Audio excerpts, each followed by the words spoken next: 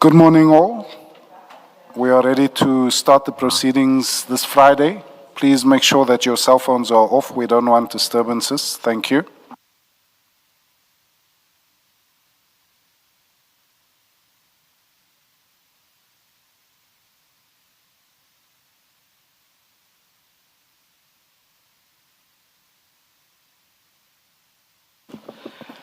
Good morning, Mr. Chaskalson. Morning, Chair. Morning, Commissioners. Good morning, Deputy Chief Dlamini. Good morning, Commissioner. Thank you. Yes, Mr. Chaskalson. Chair, I've just been told that the Deputy Chief has another document that he wants to put before the Commission. And he has, in response to the Commissioner's request at his last appearance, produced a series of documents. And I think it might make sense to start with the new documents that the Deputy Chief has produced. And Deputy Chief, I haven't seen the latest document that you want to put up, so can we deal with it at the end of the list? But maybe you can take the Commission through the documents that you've produced in response to their request, and they're in file 5. I hope you have a file 5 there. Yes. Thanks.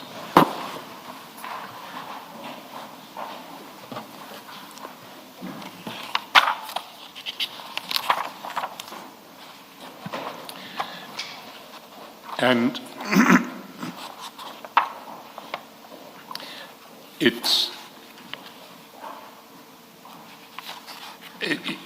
if I can provide some context, I think from pages 1 to 34, what you're dealing with there is invoices in relation to ad hoc security services and some correspondence in that regard. And can I just confirm with you that at page 1, we have an invoice tracking sheet for the company Triotic in relation to the additional ad hoc services that they performed up to 6 March 2025. The date 6 March 2025 is at the bottom right-hand corner of that document. And then the invoices themselves appear from pages 3 to 7, together with a cover sheet that summarizes them on page 2. Would that be correct? That's correct, SC. And then we have a similar situation in relation to the company Mukhalakadi. Again, an invoice tracking sheet on page 8 for invoices for ad hoc security services that were still outstanding on the 6th of March 2025. A summary sheet on page 9, and then the invoices themselves from 10 to 14. That's correct, SC. Then we get to Gubis, and on page 15, we have again that invoice tracking sheet as of 6 March 2025.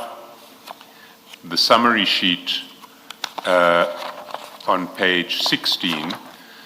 But when we get to page 16, I should just point out that what the summary sheet doesn't include is the Gubis invoice Royval 001, which was the one from the previous financial year.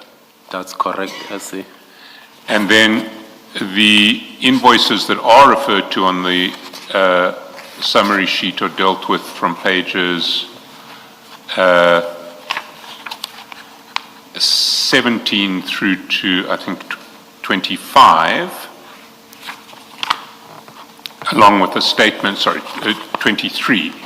I've got it wrong. 22, there is a consolidated statement at page 23.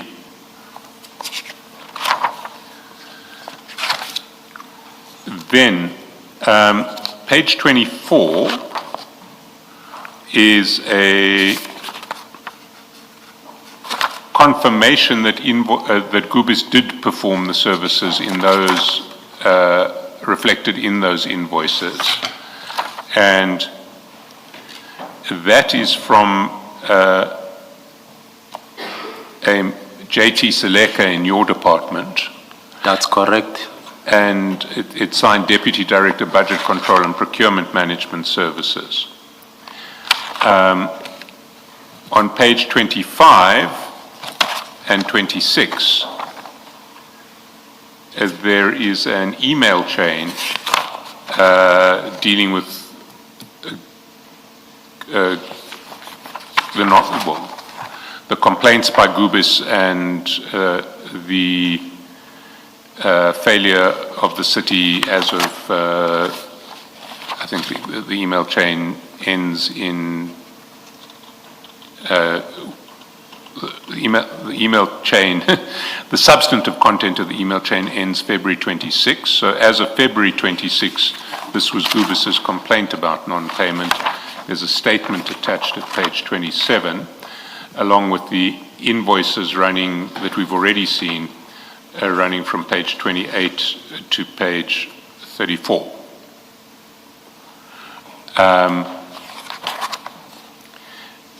Then, on page 35, you have a screenshot taken off the city's webpage, which identifies the is it the pending tenders that are being advertised? Yes, it's as is I attached the website where tender bid register is, and the screenshot. So it's the bid register. It's the website where you can find the bid register for any tender. Yes. I see. And on the following page, it's the same website, but the tab that would be relevant is tender bid register. So if you click on one of those tenders, you'll get this screen. Yes. If you click on tender bid register, you'll get the register. Yes. Then from page 37 to page 64, you attach a copy of a bid committee submission in another completely independent tender that the subject matter of the tender is not relevant to our proceedings. As I understand it, it's not relevant. Just wanted to demonstrate what is the bid committee document, the BEC report, how is it? What a BEC report looks like, and as I understand it, your reason for doing so was to contrast this document, which is a confidential document, with the bid register, which is not. Correct, I see. That's explained in your email to the Commission at page 65. You have that?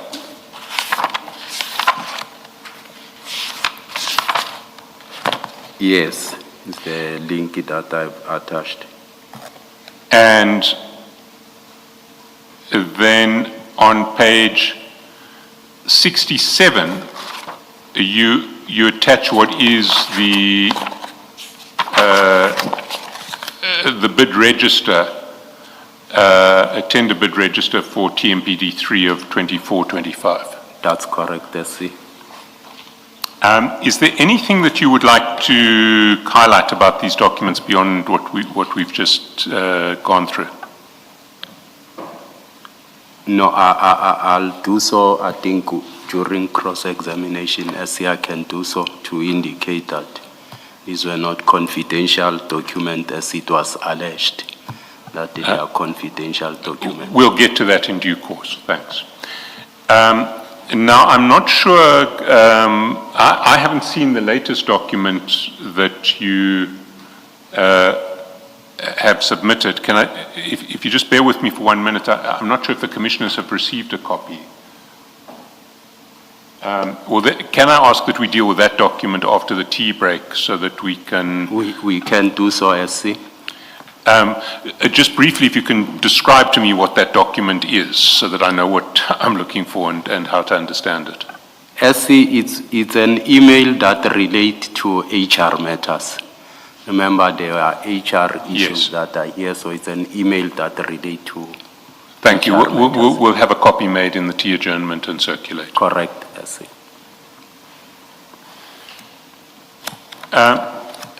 Then, if we can then start to the questioning proper, and I just needed to clarify a few issues arising out of your statement, which is in file 1. Yes. And file 1 essentially has two paginated series of documents. The first set of pagination relates to the two statements that you've given, and then it goes back to 1 for the annexures. So if I'm going to refer you to an annexure, I'll say annexure page 1, but it will still be file 1. And what I wanted to clarify first of all is what your job entails in the Tshwane Municipal Police Department. It's an issue that you deal with on page 9 of file 1 in your statement, and then you refer also to an organogram at page 155 of the annexure bundle, also in file 1. So can I take you to I'll just read what you say in page 45, and then maybe if you can explain it in more detail with reference to the organogram. 45, you say, my subordinate sections in the support and administration division include Administration Bureau, Police Logistics Support, Internal Affairs, Management Administration Support, and Ceremonial and Employee Wellness. And then you refer to an annexure listed under paragraph 45 above, which is an organogram, and that appears from page 155 of the annexure bundle. So can we go to that organogram? And probably it's best to start at page 156, where there is a high-level description of the 4 departments that fall under you, the 4 sub-departments, directorates that fall under you.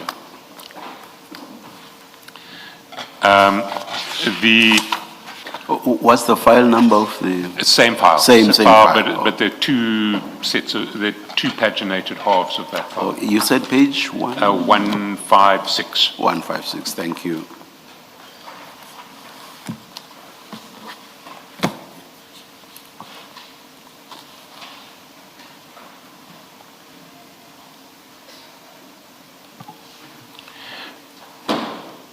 And there we see those 4 directorates: Management and Administrative Support, Police Logistics Support, Administration Bureau, and Internal Affairs. And very briefly, can you just describe to me what each of these directorates is responsible for? I'm not looking for much detail, but just broadly. Thanks, SC. I think I've done it previously when I was reading my statement to the commissioners on pertinent matters that affect this commission, but I'll do it again briefly for you. When we come to management and admin support, that's MAS, and that's where it deals, with issues of finance, issues of HR, issues of, OHS, issues, of performance management and so forth. In brief, that's where they deal with.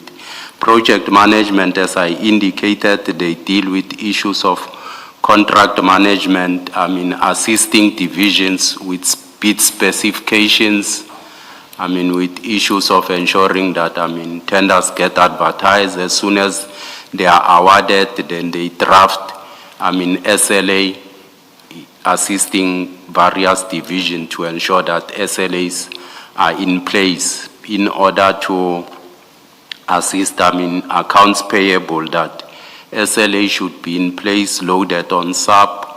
Contracts are in place, loaded in SAP, so that when payments get done, they can be sure that there's a contract for such a payment and so forth. And also, at the beginning of the financial year, you could have picked it up that,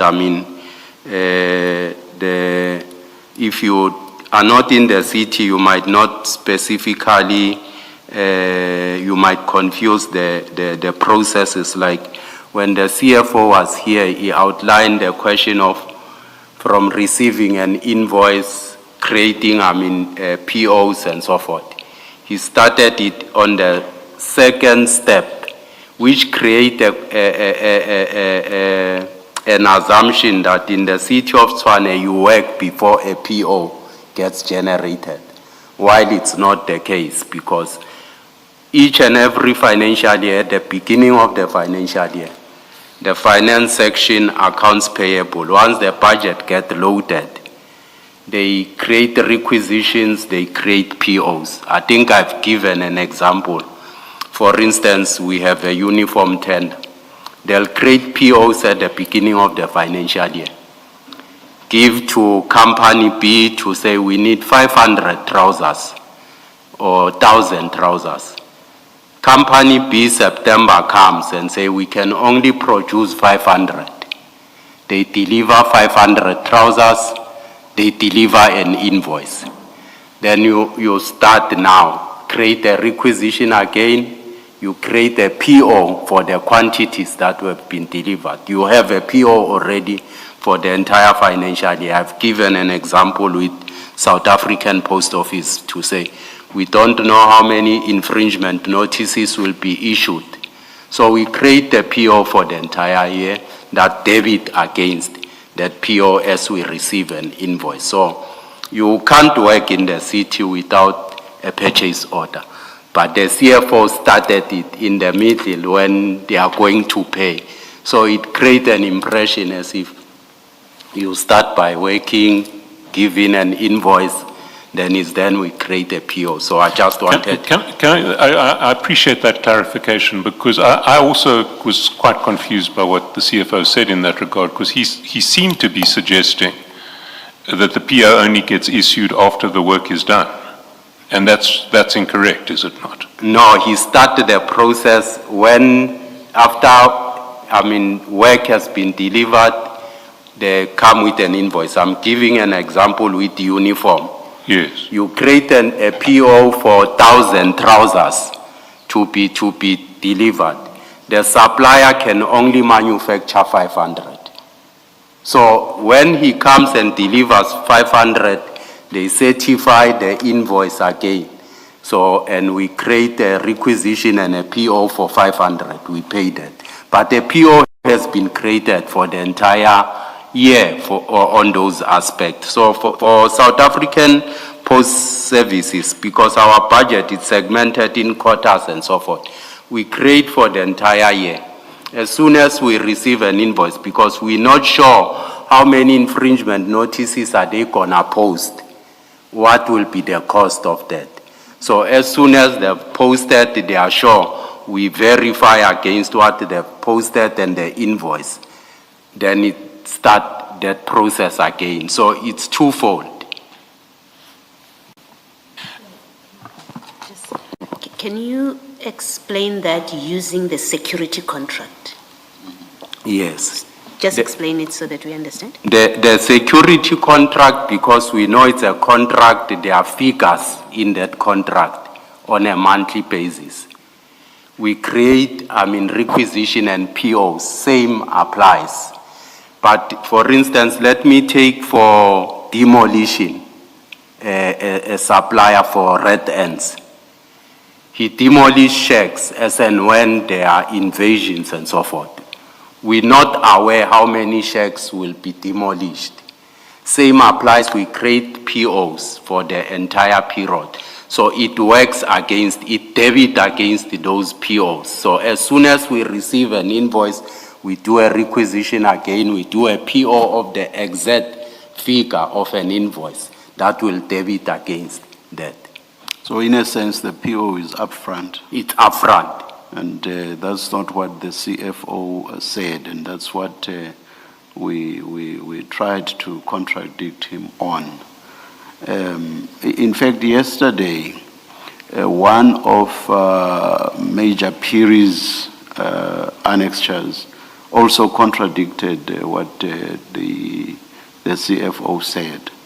I think it was the very last bullet of that annexure. Unfortunately, I don't remember which one it was. Do you perhaps remember, Mr. Musigidi?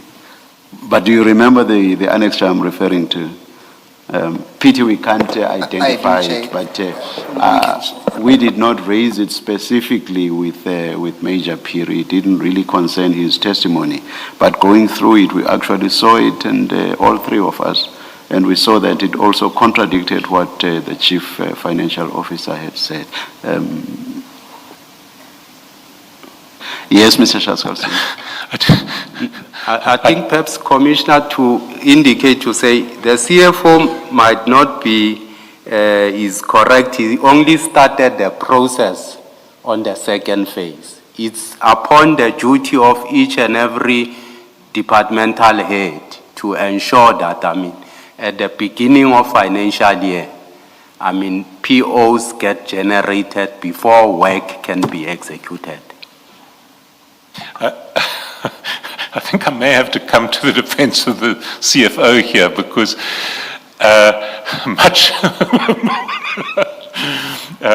it's not something I usually do. But I heard your explanation slightly differently, because you were describing in relation to the post office example, or even the ad hoc security example. There is a purchase order issued at the start of the financial year, Yes, based on what your budget for the whole... Yes. Sorry, at least it's not me. My apologies, Commissioner. I thought I switched these phones off.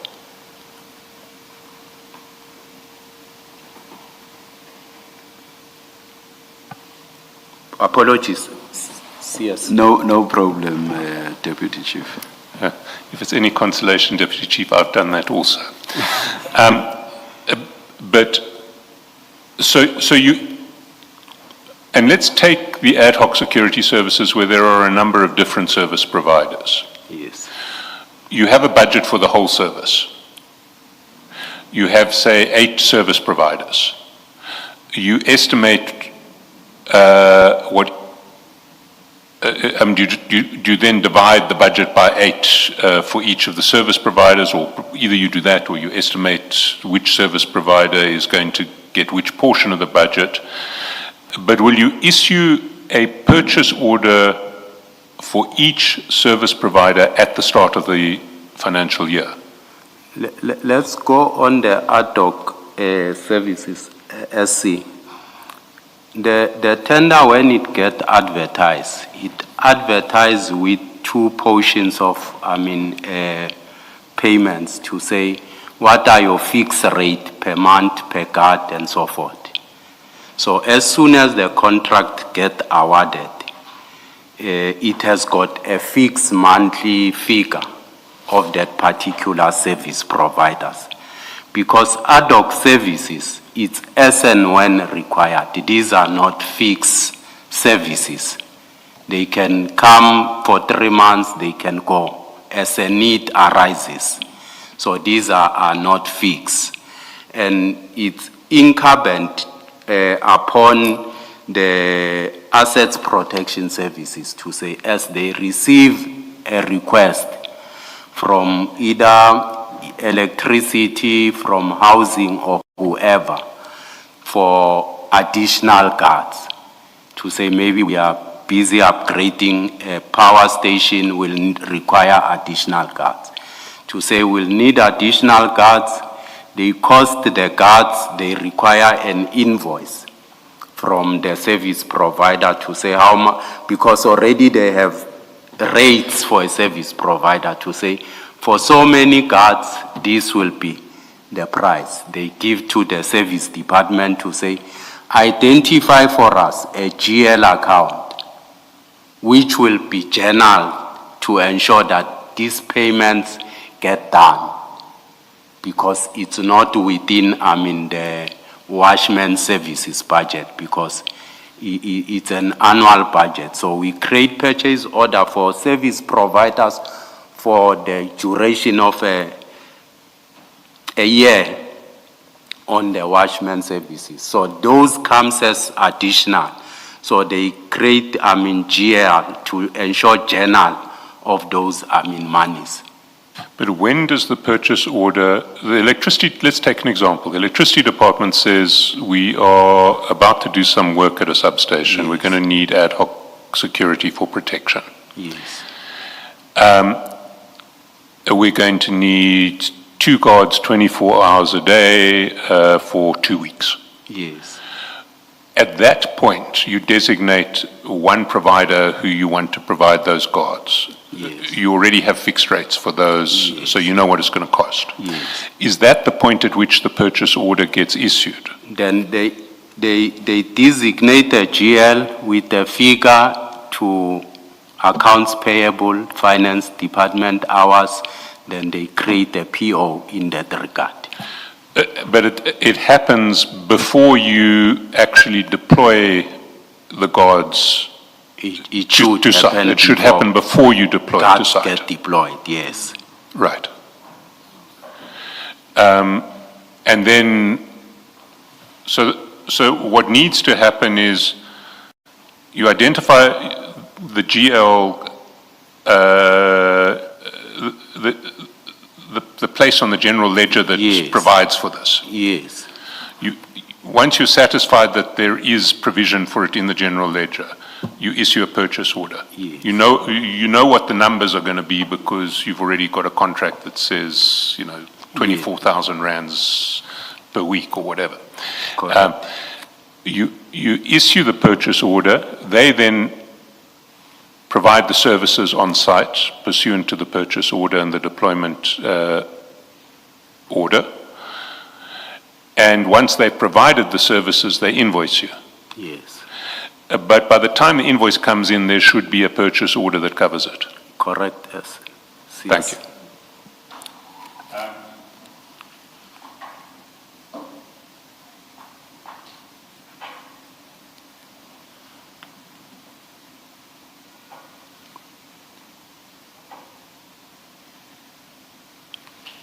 Sorry, that was a bit of a diversion, but it was something that we did need to clarify.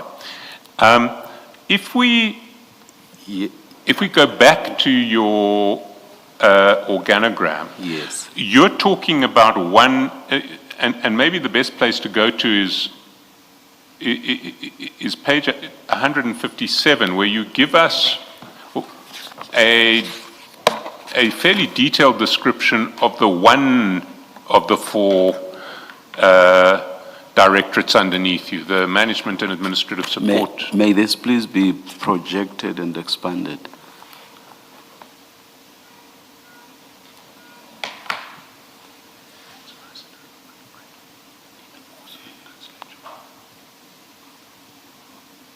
One, 157 or 156 for a few seconds.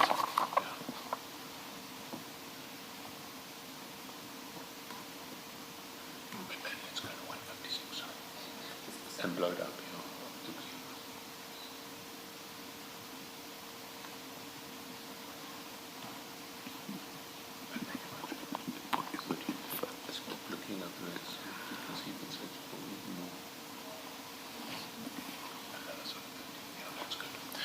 So if we go to 156, we see you have 4 different directorates underneath you.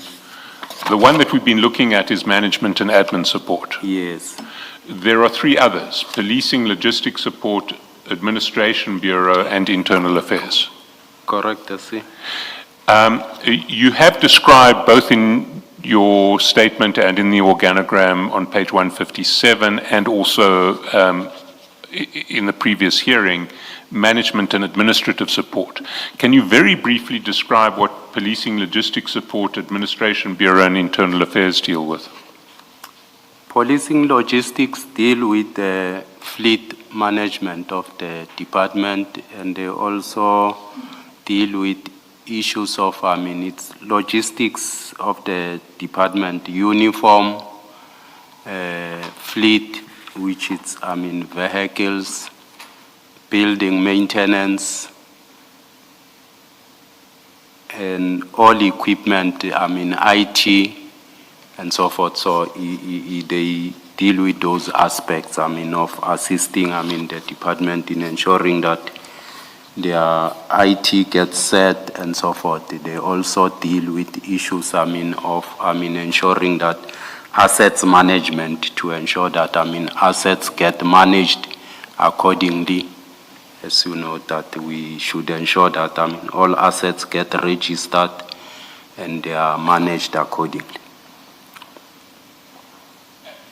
And Administration Bureau? Administration Bureau deals, with issue of, infringement, capturing of infringement notices. As the divisions go out to issue notices, it's upon this division to ensure that, they capture notices, they are posted on e-notice, they liaise, with, RTMC in ensuring that, all the infringement are posted. They liaise with SAPO in terms of receiving invoices and payment of such. Sorry, SAPO? South African Post Office, sorry. Sorry. Yeah, South African Post Office. So they deal with that also. They deal with issues of, ensuring that they follow up in issuing executions of warrants of arrest and so forth. So that's the section basically that deals with that. And Internal Affairs? Internal Affairs deals with issues of, investigation of, departmental loss. If members are involved in accident, they need to investigate if the member was at fault or what. Damage and loss control, they deal with issues of, issues liaise with legals on litigations, and also issues of conduct within the department.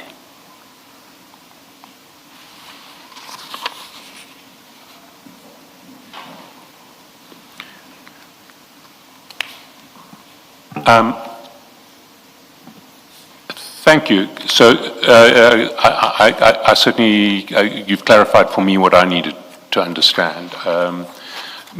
Moving forward, unless the commissioners have any other questions in relation to job description, I'm going to move to another area of your statement. At page 3,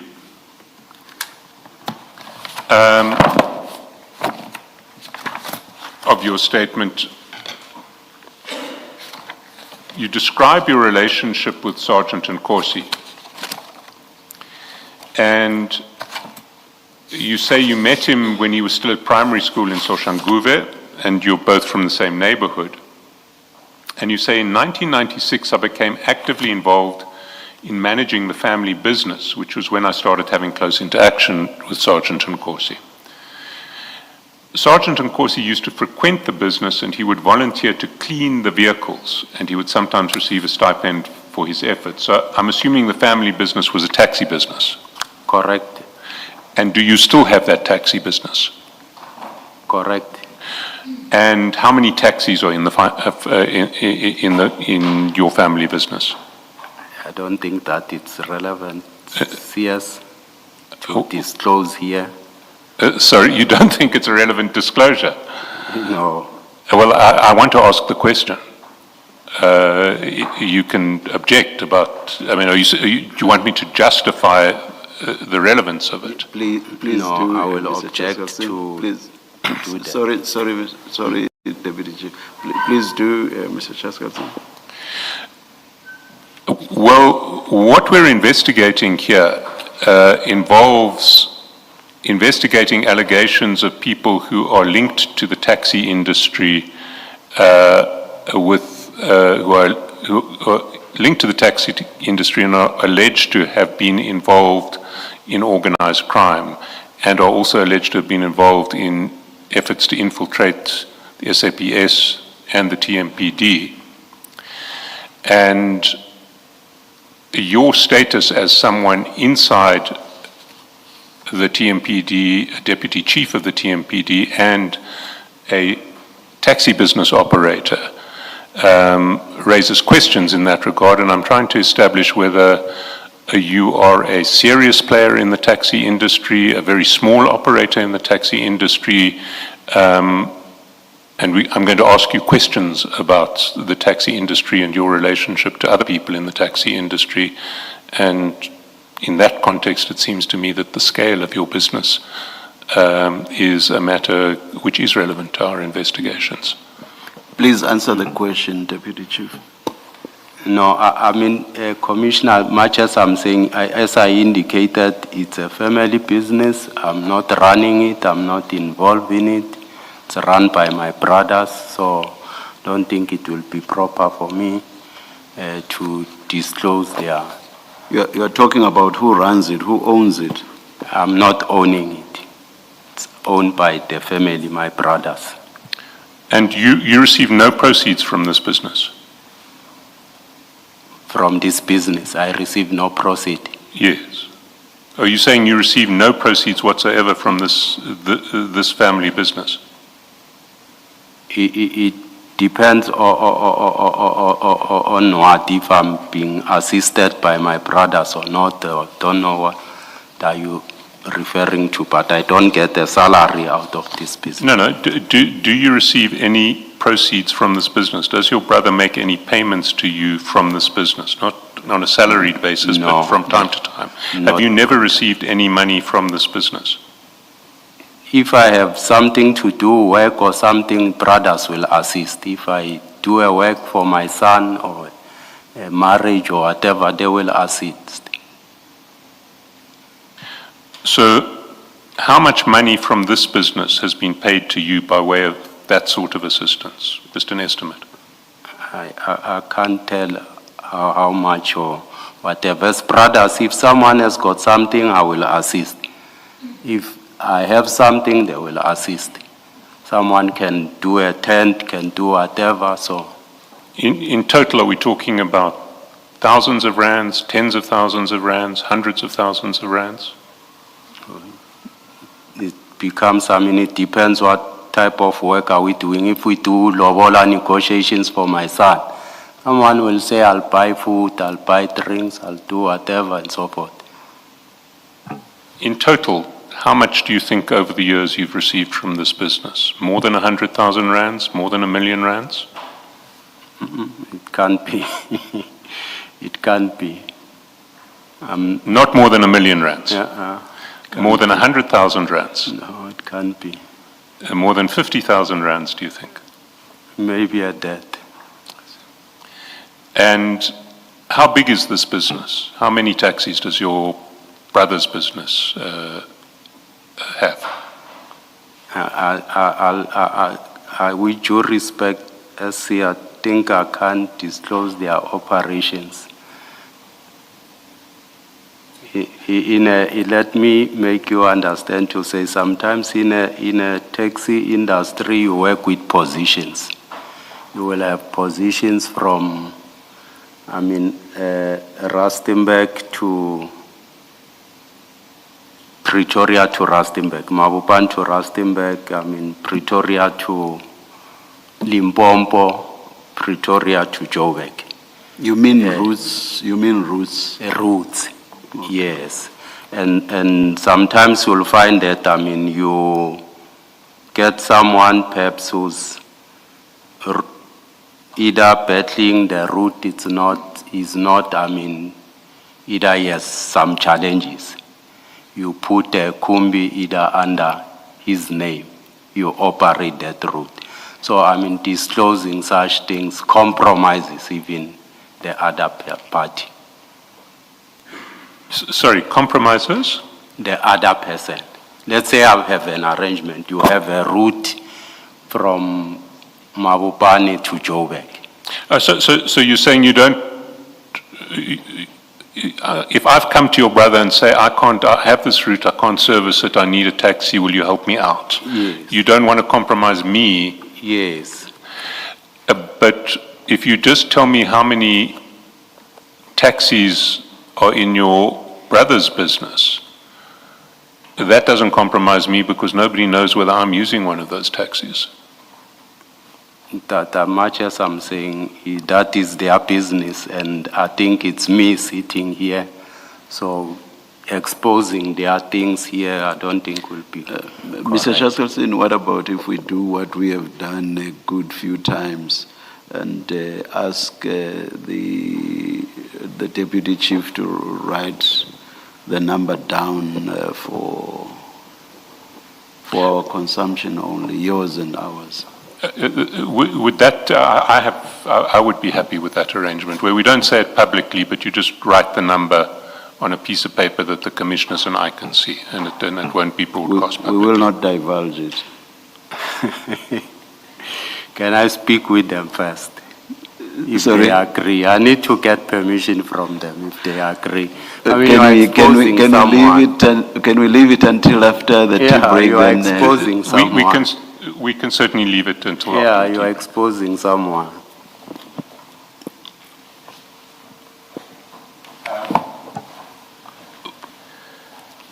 Is this family business affiliated to any particular taxi association? When it started, I think my brother started it in 1986 or so. They worked with, 1956. 86. 1986 Yes. is a long way back. I'm afraid the history may take us a bit of time. I think the question is about now. Yes, I'm saying I know that they formed Salta together. What's he with now? Is he affiliated? If so, with which? Salta changed, so I might not be sure now because it was South African Long Distance Taxiers Association. So I think it changed. It included long, local, and so forth. So it's Salbo, then it included buses and so forth. So I'm not following it, commissioners. I think that's yes.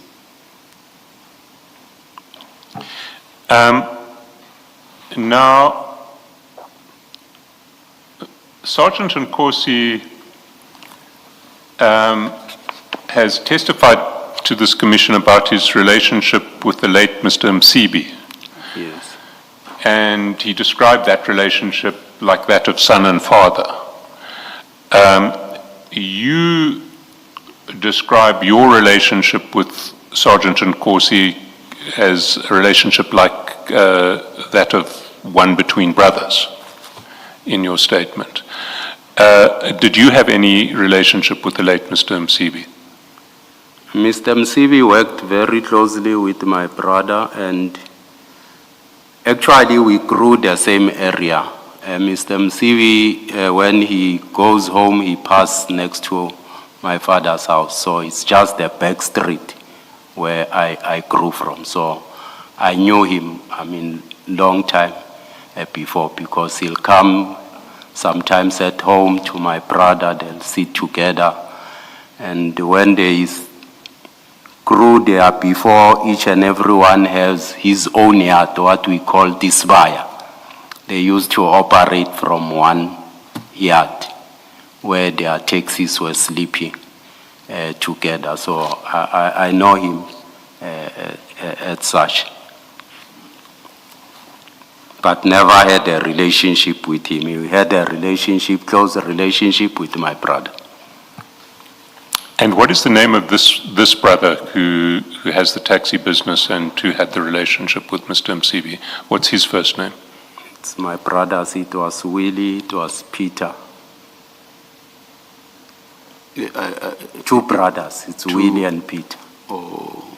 Does that mean the family business is run by two brothers? It was run by two. The other two is remaining. Yes. And did Peter pass away? They passed away, both of them, Willie and Peter, but there's other two that are remaining running. Sorry, I just lost you there. The two brothers have passed away, the elder brothers. So I left with two other brothers who are running it now.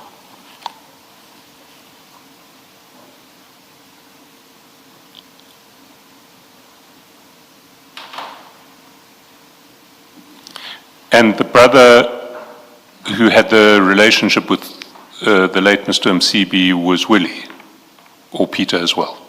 Both. Both.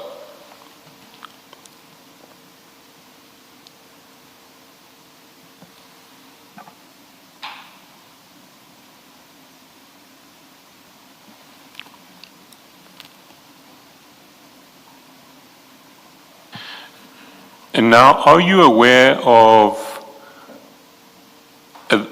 the man who Sergeant Nkosi described as the right-hand man of the late Mr. Msibi, Mr. Mampani? I've never met Mampane because the person that my brothers worked with was the father to Mampane. So I don't know the Mampane person. I've never met him. I don't know him. But his father worked with your brother?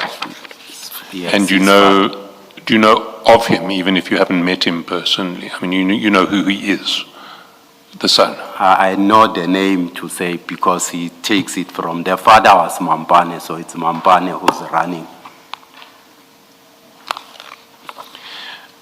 And are you aware that the father who worked with your brother introduced Mr. Joe Sibanyoni to the taxi industry? Are you aware of that? Yes, I'm aware of that. Mr. Sibanyoni was in the taxi industry, but he was operating from Mpumalanga. So they only when they were forming these routes from Pretoria to Joburg and so forth, that's when he joined them. He was in the taxi industry, he was operating from the Mpumalanga side. But he became part of the Pretoria taxi industry through Yes, Mr. Mampani's father. true.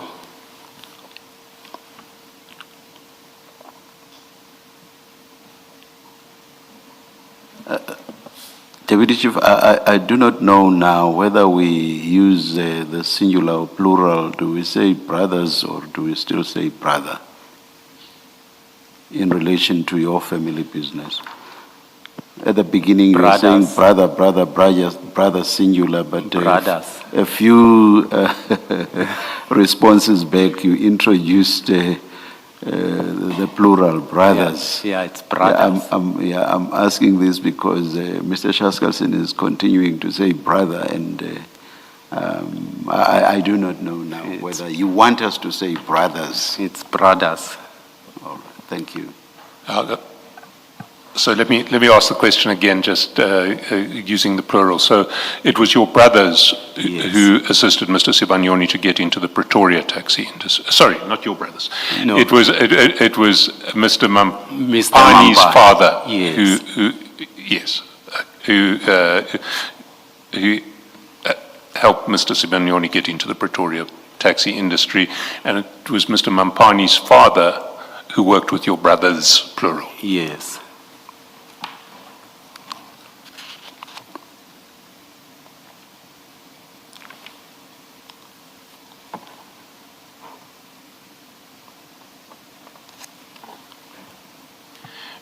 Now,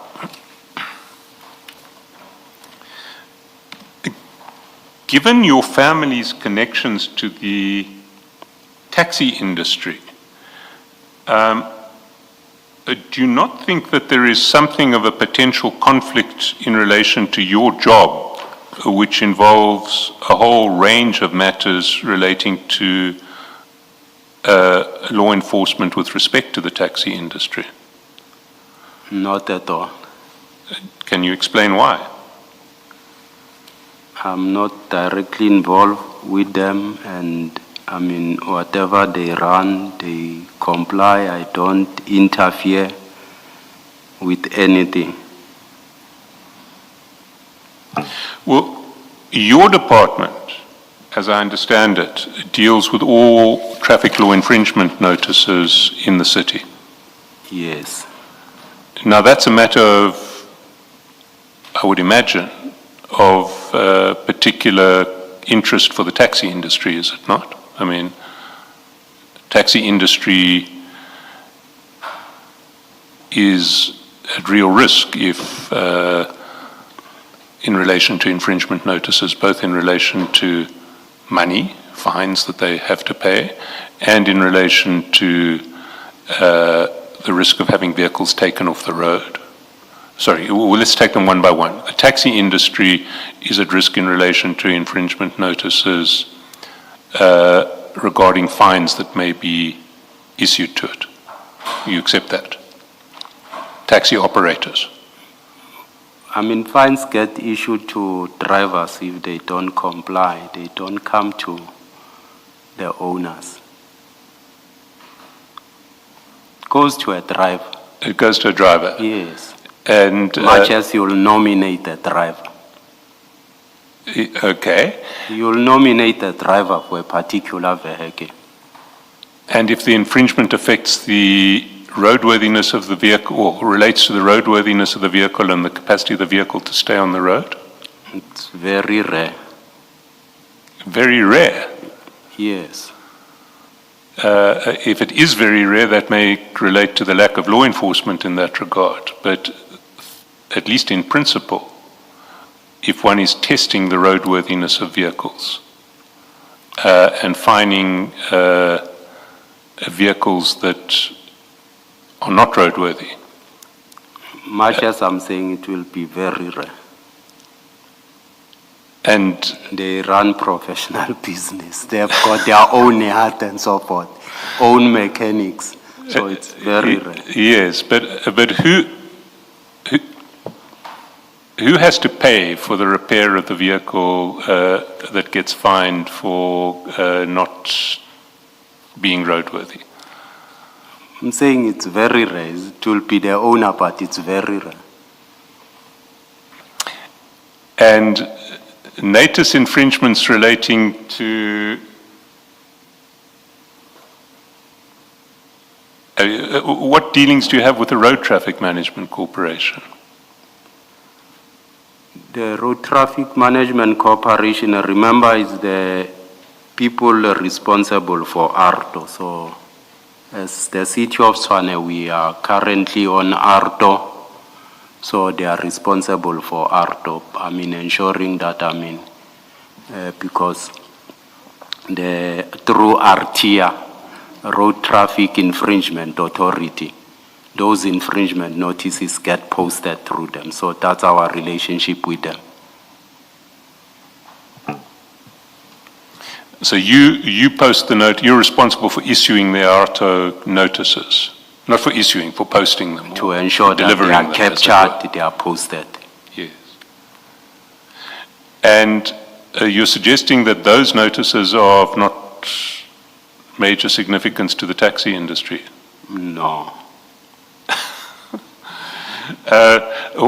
How can you suggest that ARTO notices are not of major interest to the taxi industry? If a taxi business finds that it's being issued with a series of ARTO notices, and its drivers are being issued with a series of ARTO notices, why would that not be a concern to it?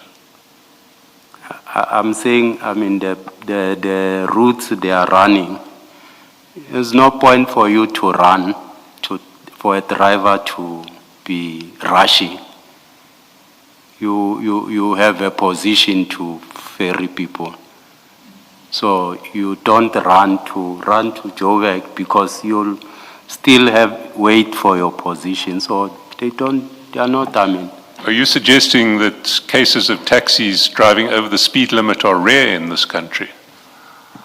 It depends. Which route are those people working on? It depends on a route. Circumstances differs.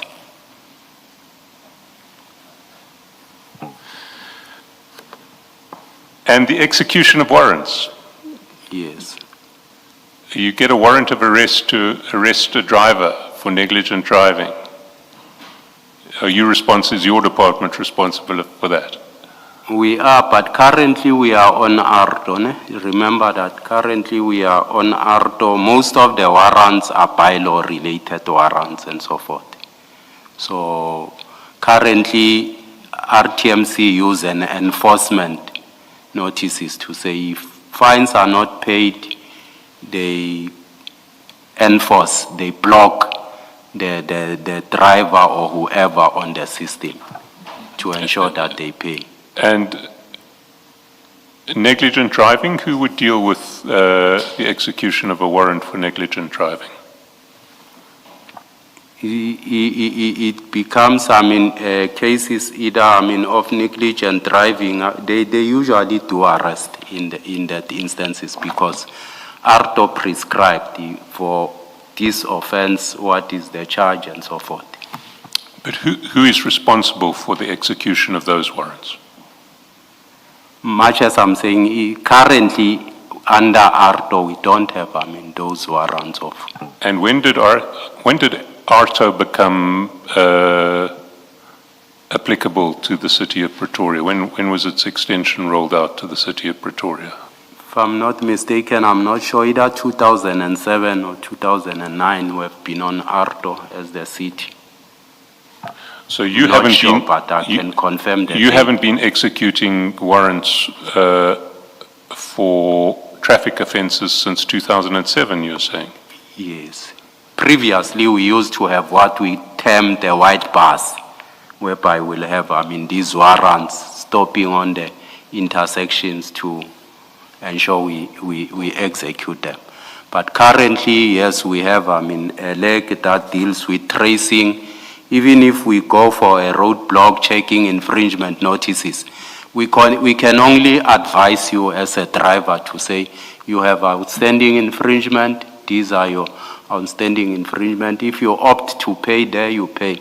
If you can't, you will just encourage you, but we can't arrest you for So that. you're telling me that the next time anyone is stopped at a roadblock in Pretoria by your department in relation to outstanding fines, they should know that they have the choice whether to pay them voluntarily to you or just to say, I elect not to pay, goodbye.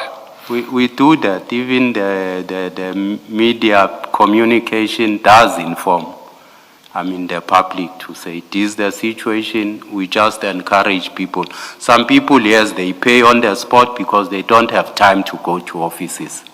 They don't want their licenses to be blocked, so they'll opt to pay to settle them. And you don't threaten to arrest people? No, we don't. And no one needs fear arrest from your department in relation to traffic offences? No, we don't do that.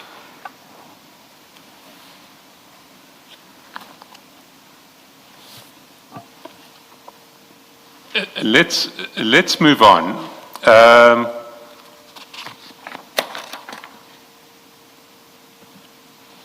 You say in your statement you've never interacted with Mr. Sibanyoni or Mr. Madlanga. That's correct. Do you know? It's clear you know who Mr. Sibanyoni is. We've discussed that already. Yes. And we've discussed aspects. Do either of your brothers running the business interact with Mr. Sibanyoni? They do, but very rare. Remember, Mr. Sibanyoni is the big boss for, is it Santago now? Yeah, I think it's Santago now.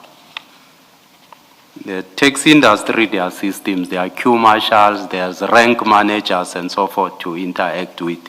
There's also an office if you have challenges to interact with. So it's a formal arrangement. Maybe we'll come back to this after we understand the scale of your and size of your brother's business. Mr. Mtrina, do you know who he is? Sergeant Nkosi told the Commission that he was a nephew of Mr. Sibanyoni. Were you aware of that? I don't know him. You don't know him? I'm not suggesting that you know him personally, but I'm asking, do you know who he is? Do you know that he is the nephew of Mr. Sibanyoni? I don't know who he is. And now, your late brother Peter Was he the father of Kamogelo Glatswayo? No, You're certain about that? yes. Do you know Kamogelo Glatswayo? Kamogelo Tlhatjwayo. Yes. I think I might, do I know him? Yes, I know him. How do you know him? As Sergeant Goss indicated, he's a friend to Peggy. And when have you met him? I don't meet with him. Don't know when did I see him. So, have you ever met with him?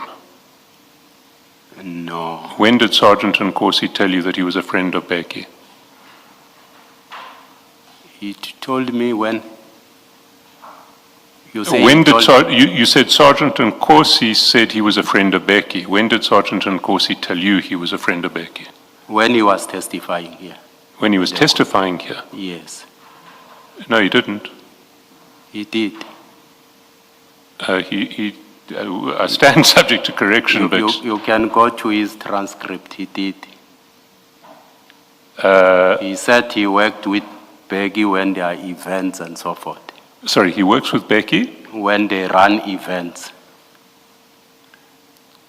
Sorry, that Mr. Glatswayo runs events works with Becky when Mr. Yes. Glatswayo and Becky run events. Yes. The question, if I understood, Mr. Chaskasin will correct me. The question was, when did Sergeant Nkosi tell you? And your response is when Sergeant Nkosi was testifying. So is what you are saying that Sergeant Nkosi did not tell you, but you heard when he was testifying? Yes. All right. I'll check the transcript again. I don't recall raising this with Sergeant Nkosi at all. It's possible that, even though I didn't raise it, he mentioned it, but I will come back to that after the tea break. Sergeant Nkosi has Mr. Glatswayo's name saved in his WhatsApps as Kamogelo Dlamini. I don't know who's. He's not. You're adamant that he's not a relative, and in particular that he's not the son of your late brother Peter. No.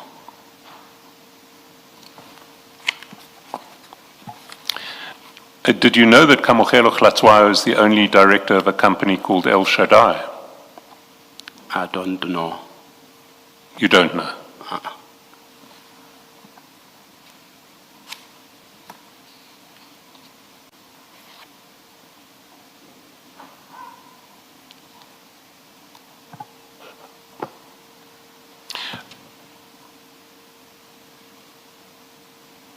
When you say you don't know that Kamogelo Glatswayo is the son of your late brother Peter, are you denying that he is the son of your late brother Peter, or are you saying you just don't know? I don't know. He has never introduced me to him.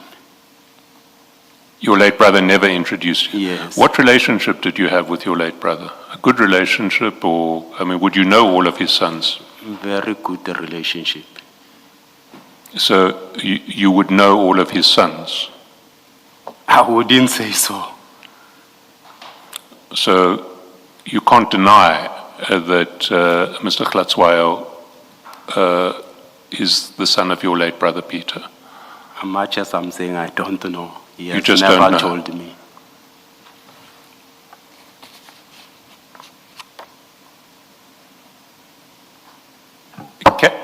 Can we now move to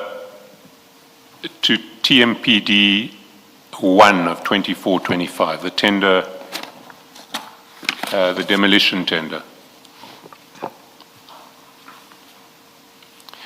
And can I ask you to go to page 431 of, it will be file 4. We'll be dealing with file 3 and file 4 now.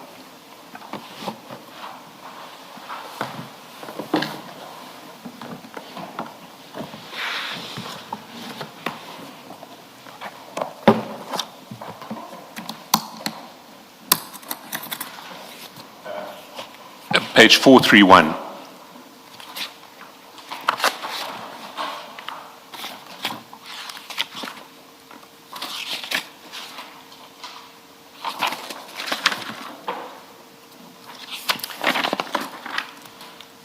And the chats that I'll take you to in file 4 are 431.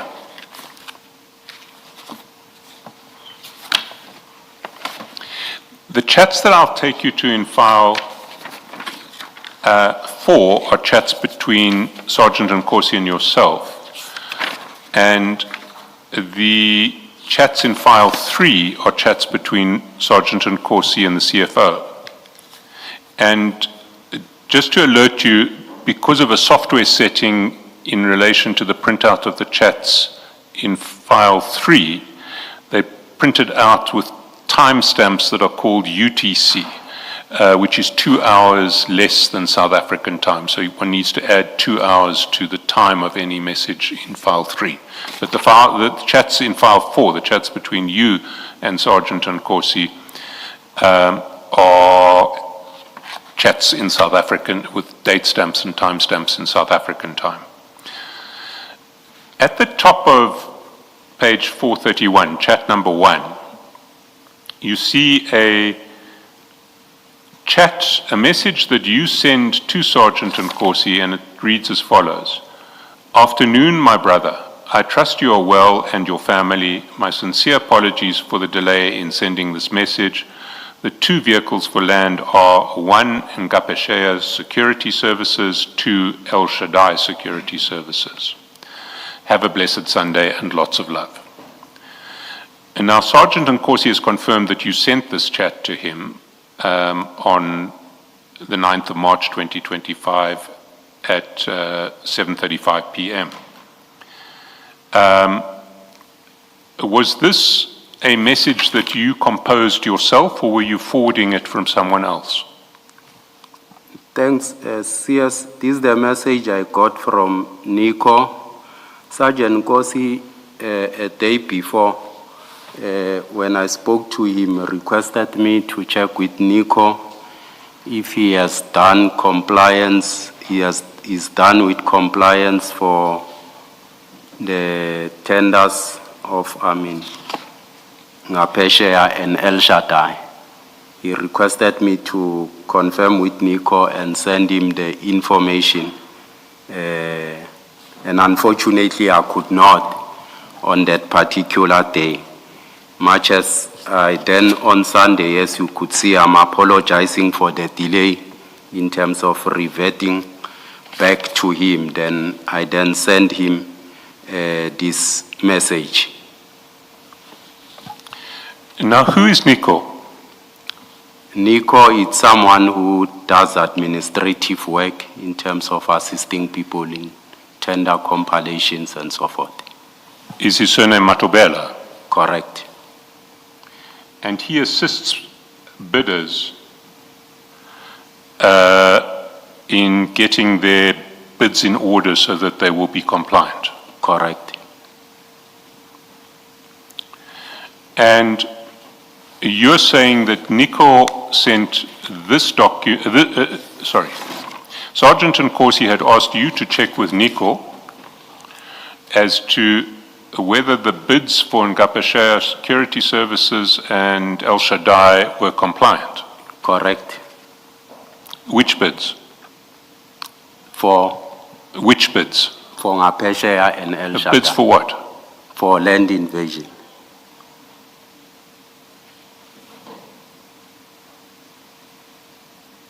And Nico reported to you that they were compliant? Nico sent a message to me, then I shared that message, edited it. Usually you will see my writing, everyone will tell you when I write, because most people send messages without greeting. I'll then share the message, I'll edit, and then greet and add whatever that I want to add and forward. Yes, Sorry, but when you say land invasion in Tshwane? Correct. Okay. And Nico said they were compliant. That's what Nico indicated.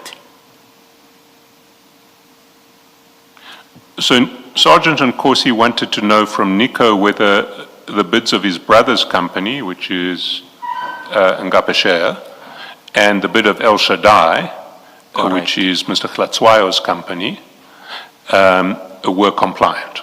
That's correct. And Nico confirmed that they were. Yes, And this was sent on the 9th of March, 2025. correct.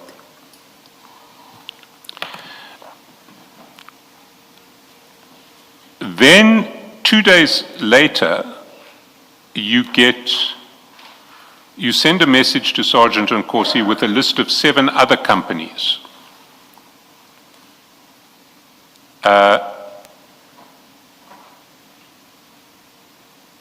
Sorry, before we get to that list. So, going back to that first list, not the first list, the first message, that the 2 companies were compliant. From your perspective, you had now told Sergeant Nkosi what he needed to know. Correct. And there would be no need for Sergeant Nkosi to communicate this information to anyone else other than possibly El Shaddai and Ngapeshare. That's correct. He certainly didn't need to tell anybody else inside the city. No. Let's get to the second message. Chat number 3, it's 2 days later, it's the 11th of March. And there's a list of 7 companies that you send to Sergeant Nkosi at 3:06 p.m. and then a few minutes later you send him a message to explain. And you say, "Afternoon, Captain, I trust you are well and your family. The above is from the Red Berets. Please check with Mfowethu if it's the same with his from CIC Juju to verify the authenticity." Now,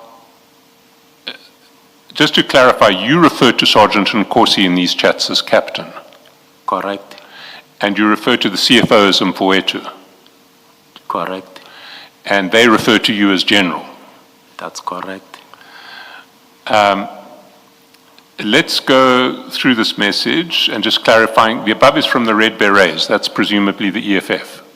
It's not from the EFF. 2 guys, as I indicated previously, Muzi and Sipo, came to me claiming to be having these companies from the EFF, of which I wanted to ascertain how true is it, because these are people I know years back while we were still in the student movement. So only to find that it's not true, there's nothing like this. I understand that, but when you refer to Red Berets, you're referring to the EFF, even though in this particular case you later established that Muzi and Sipo did not represent the EFF. That's correct.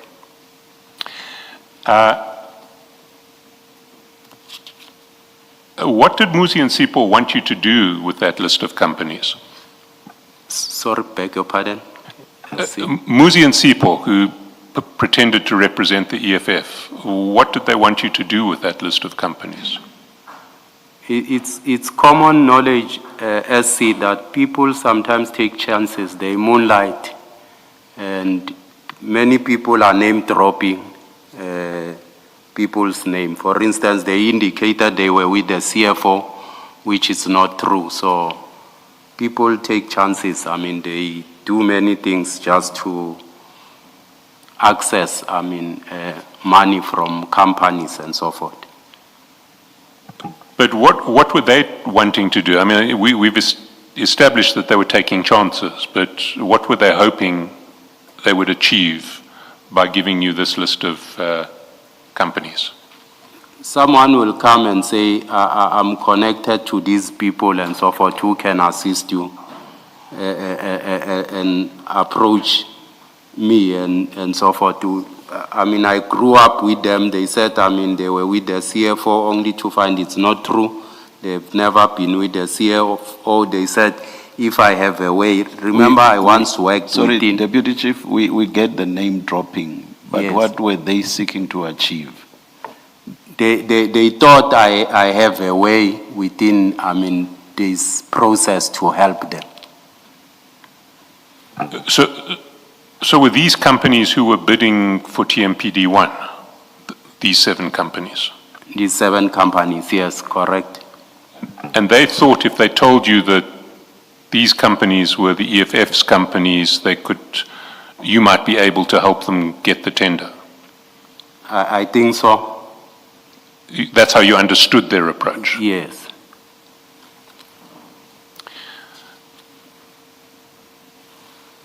You said in your message to Sergeant Nkosi, please check with Mfowethu, please check with the CFO, if it's the same with his from CIC Juju.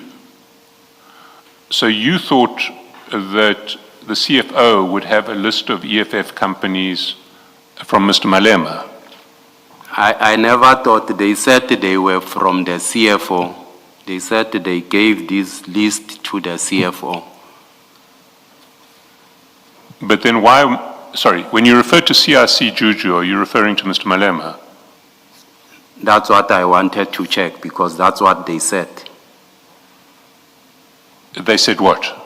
They said that they are working with Mr. Malema, these people, only to find it was not true. They were lying. But what you say is check with Mfowethu, check with the CFO if it's the same with his from CIC Juju, which is a reference to Mr. Malema. So you are saying check with the CFO if it's the same with a list that the CFO got from Mr. Malema. Is that not what you're saying? No, that's not correct. What are you saying then? I'm saying they said they give the same to the CFO, so I'm saying he must verify if this is the same. But that's not what you say in the message. What you say in the message is please check with Mfowethu if it's the same with his from CIC Juju. Much as I'm saying, that's not what the message said. The message was saying check if this is the same. That's what they said. They gave the CFO the same list. But then why mention from CIC Juju in the message? Why draw Mr. Malema into this at all? That's what they said. They gave the CFO the same. Yes, but did they say they went to... They are saying they are from CIC Juju, so much as I say check. Sorry, they're saying... They said they are from the CIC. The Sipo and Muzi claim to be, bidding for the CIC Juju. Yes, Sipo and Muzi were chances. They were saying they were bidding for the EFF. Yes. They weren't.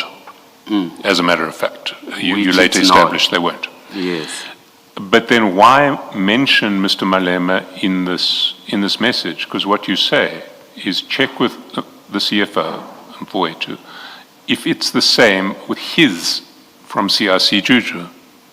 Much as I'm saying, they said they are from the CIC Juju, much as I mentioned it here. That's not what you are saying in the email. You may have meant that, but that's not what the chat says. Sorry, not the email. Yes, much as I'm saying, writing a message might not mean what you actually want to translate, but that's what I meant. And you don't mention Muzi and Sipo at all in this chat? Yes, I did not mention them here. So why do you mention Mr. Malema? Why do you not say check if the list he has is the same one from Muzi and Sipo? They claim to be coming from the CIC. But that's not what you are saying here. You're not saying they are claiming. I wanted to be clear so that when he verifies, he says, remember that we are not only speaking on messages only. I also called to say this is the situation. Explain in detail. A message will not capture everything, Commissioner. Deputy Commissioner, what the message does capture is that you know the CFO to have a list from the CIC. That's what your message conveys. Yes. You know him to have a list from the CIC. That's From Sipo and Muzi. No, that's not what your message says. That's not what is captured in your message. Your message captures that you know that the CFO has a list from the CIC, and you are asking Sergeant Nkosi that the CIC should look at that list which he has from the CIC and compare it with the list that you say came to you from Muzi and Sipo. That's what you're doing. There are two different lists. Commissioner Muzi and Sipo. Oh, sorry, the CFO should, okay, let me start. I don't want to be misunderstood. Let me start. Your message conveys that in so many words, it's not a question of interpretation. Your words in this message conveys that you know that the CFO has a list that he got, and it's a list of the CIC, in brackets Juju. You know that the CFO has that list. And what you are doing with your message is saying to Sergeant Nkosi, the CFO should compare that list, which you know he has from the CIC, compare it with this list that you say was given to you by Muzi and Sipo. That's what your message is conveying. No, Commissioner. Sipo and Muzi came to me and said we have a list from the CIC that we have given to the CFO. I'm saying verify if this is the same. Yeah, but your message doesn't say the CFO must confirm that the list he got from Sipo and Muzi, he should compare them that it is the same as the one that they gave you, the same people gave to you. That's not what you're conveying. You are clearly conveying that the CFO is sitting with a list that he got from the CIC. That's what your message says. That's what I learned from Sipo and Muzi, Commissioner. Right. Thank you. A few answers back, you said you don't communicate through WhatsApp chats only. You also talk. Who are you referring to? Who would you talk to? I called Sergeant Nkosi to explain, to say I was with these two individuals that I grew with. Okay, all right. I just wanted to know who you were referring to. Yes, Mr. Shaskalson. Why did you want to know if Muzi and Sipo were telling the truth when they said those companies came from the EFF? They are name dropping the CFO, they are name dropping the EFF. And I don't know them as members of the EFF. Why is it relevant whether those companies came from the EFF or not? People name drop, they tarnish people's name. I mean, you know that. I mean, since this appear, people have been, reporting false things about the Mr. Malema having companies and so forth, while they are not from him.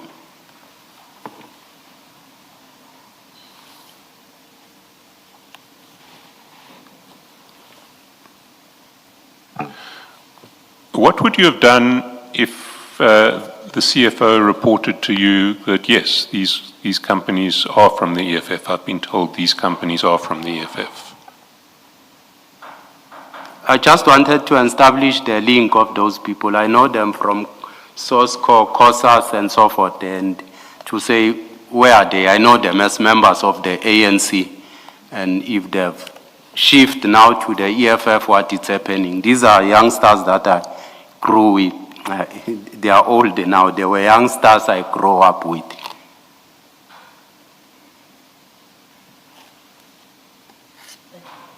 Deputy Commissioner, you say these people wanted you to help them or assist them with the tender.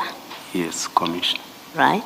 You say that. So you know that's why they gave you this list. They want to get a certain advantage through your assistance to do with the tender. So when you send this same list to the CFO, even on your version, even if one accepted your version, that you were not you didn't know that he has a list you were not conveying that he has a list from the CIC. On your version, you sent this list to what end? You know the purpose of the list. It's to get assistance and advantage in the tender process.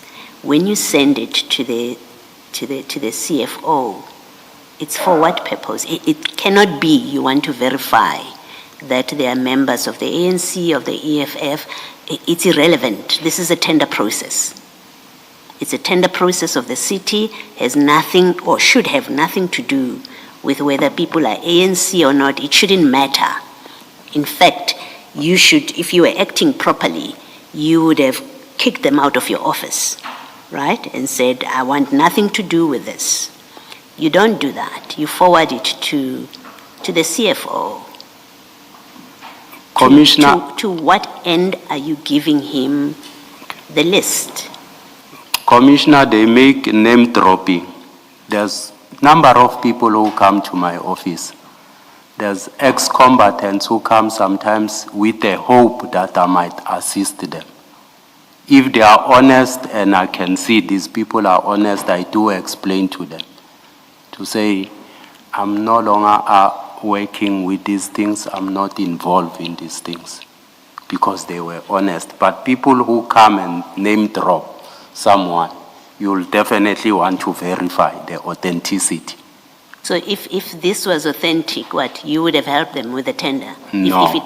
Then exactly my question, what is the point of you sharing this list with the CFO? Name dropping cannot be your explanation for it. We are talking about a tender process. They don't come to you to say we know so and so. They're not. That's not the purpose. They didn't come to you to say we know the CIC. They came to you on your version for help with the tender process, and that help is to help them get this tender. That's why, and that's what you understand.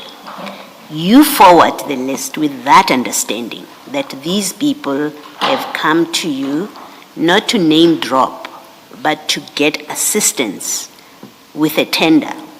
You forward it. And the question is, why do you forward it when you know that it's being given to you for an improper purpose?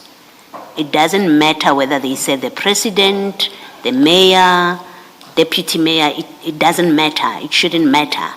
What matters is they come to you to say, assist us to get this tender, and you know that's improper.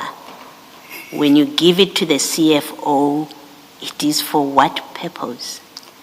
If they come to me, Commissioner, and say assist us and not use people's name, I'll explain to them. But they are using people's name. If they could have came and be frank and honest, then I could have done that. But they are using people's name.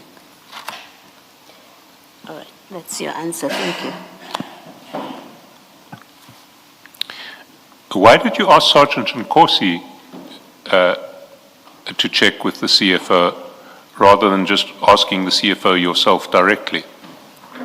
I know that Sergeant Nkosi has a relationship with the CFO. I don't have the CFO's numbers. I don't have, a relationship with the CFO.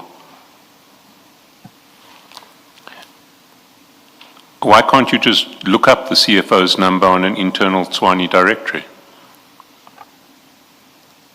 Because I knew that Sergeant Nkosi, I know him and he has a relationship with the CFO. It was going to work better for me, for him to verify for me. But on the face of it, this is a matter concerning the business of Tswane, is it not? It's correct.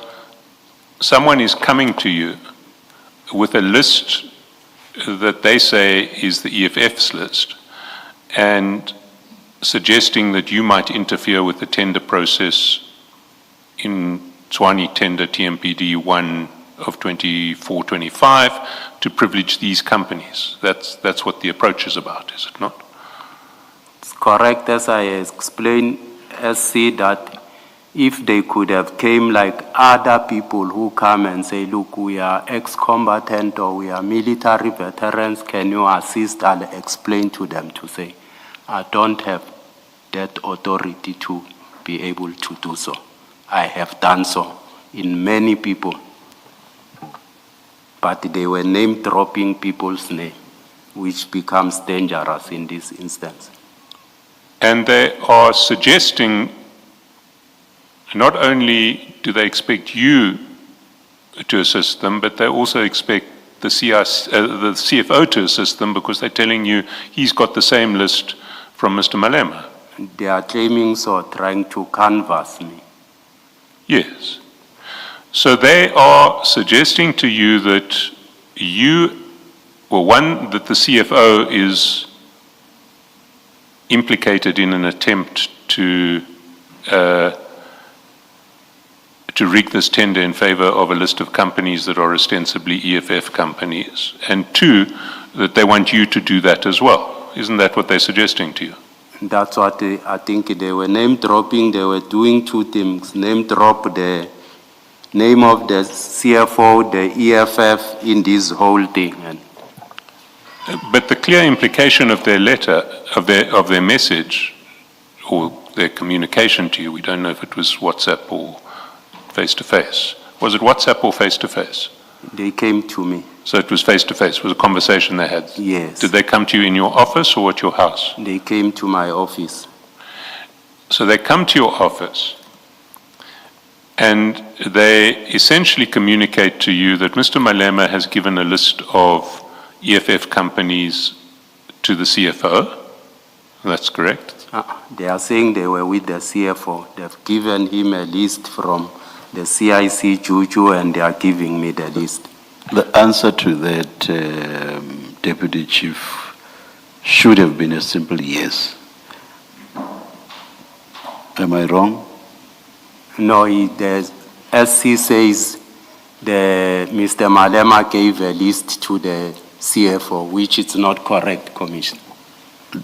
Mr. Shasel, did you say it was Mr. Malema who gave the list? That the CFO has a list from Mr. Malema is what I said. Apologies, Deputy Chief, apologies. So they didn't convey to you that Mr. Malema had given a list to the CFO? No. No, they didn't. They just said that they had given a list to the CFO. Correct, I see. Why then, in your message, did you refer to a list that Mfowethu had from CIC Juju? Much as I'm saying it's a message, but that's what they said. My typing maybe might have appeared to be sounding otherwise. Well, it's not your typing, it's your message. You say, check with Mfowethu if it's the same with his from CIC Juju. So your message presupposes that there is a list from Mr. Malema that has been given to the CFO. From them. The list came with them. Yes, but you're now telling us that what they told you is that there was a list that they gave to the CFO and that they didn't mention Mr. Malema. No. But you were then the first person to mention Mr. Malema. To say they are doing that on behalf of the EFF. Yes, but according to you, they didn't say that the list, that they told the CFO that the list came from Mr. Malema. They didn't tell you that? No.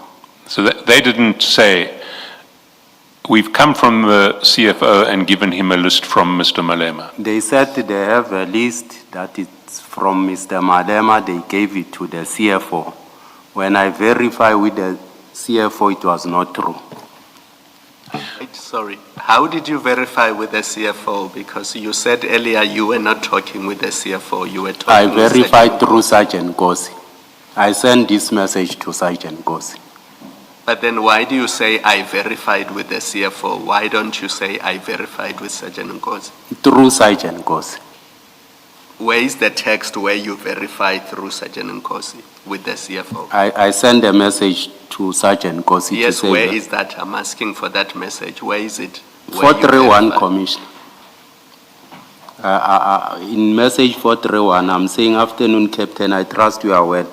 I'm saying the above is from the Red Beret. Please check with him forward to if it's the same with his and so forth to verify the authenticity. Yes, where is that verification? Where do they come back to you and say there is no list from the EFF or there is no list from the CIC? Sergeant Nkosi called me and informed Or me. it was a phone call? Yes. Deputy Chief, is there no contact list of the Tswane employees? There is, Commissioner.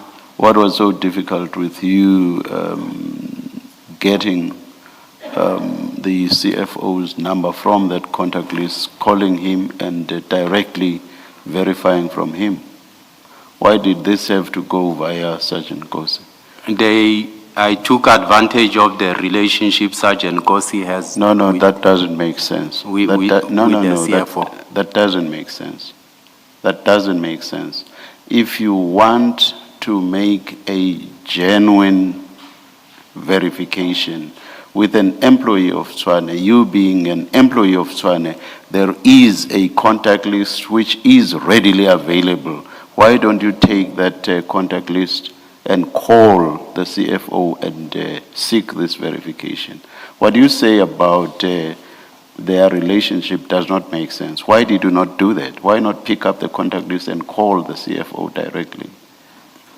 Commissioner, if you are close to someone, I've never had a meeting with the CFO. We meet only when it's formal meetings. I've never had a chat with the CFO. This is not about closeness. This is about Tswane business.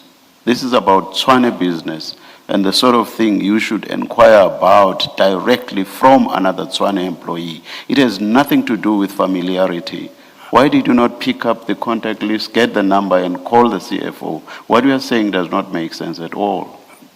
Commissioner, I think we should agree that we might not approach matters on the same way. On the what? Or on the same way. It might be ideal that I could have looked for the CFO's contact numbers and called let's him. assume that you were not aware of any relationship between the CFO and Sergeant Nkosi. What would you have done then? I could have left it. Not inquire at all. Yes, I could have left it. Did you see Because a I need, did not trust them. Did you see a need to inquire from the CFO? I did not trust them. Did you see the need to inquire from the CFO? Yes, Commissioner. But you say you would have dropped the subject altogether without verifying, just because there was no Sergeant Nkosi. Is that what you are saying? I'm saying because I knew their relationship, I... No. make use of I'm it. talking about dropping, because I understood you have 2 questions back to say you just have dropped the whole thing. So I'm saying just because of the absence of a Sergeant Nkosi, you would have dropped the subject, even though you considered it something serious enough for you to have had to inquire from the CFO. So you would have dropped it because there would be no Sergeant Nkosi. If I could have met him in a meeting sometime, yes, I might have asked him. No, that's not my question. My question is, would you have dropped it just because there was no Sergeant Nkosi?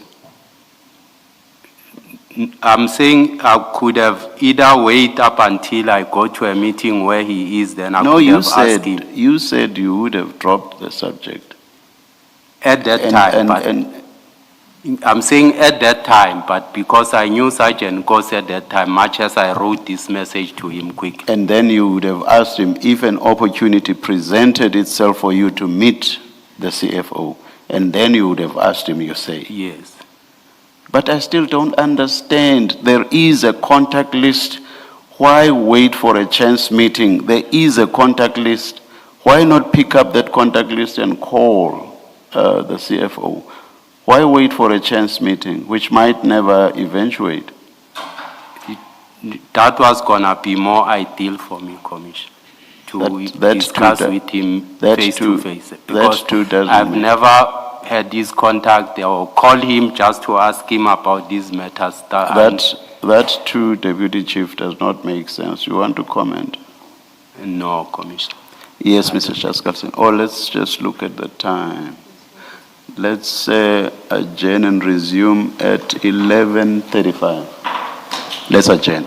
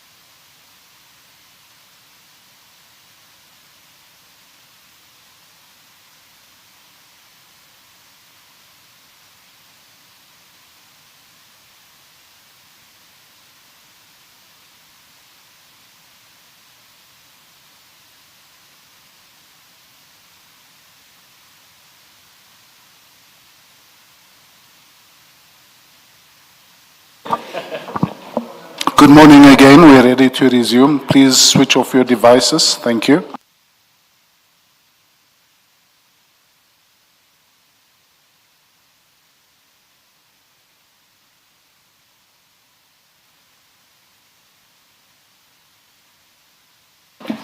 Yes, Mr. Chaselton. Chair, before we start, there were two issues that we had to address from the morning session. The one was a further document that Deputy Chief Dlamini had obtained for the Commission. And I understand that copies of that document are about to be handed up to you.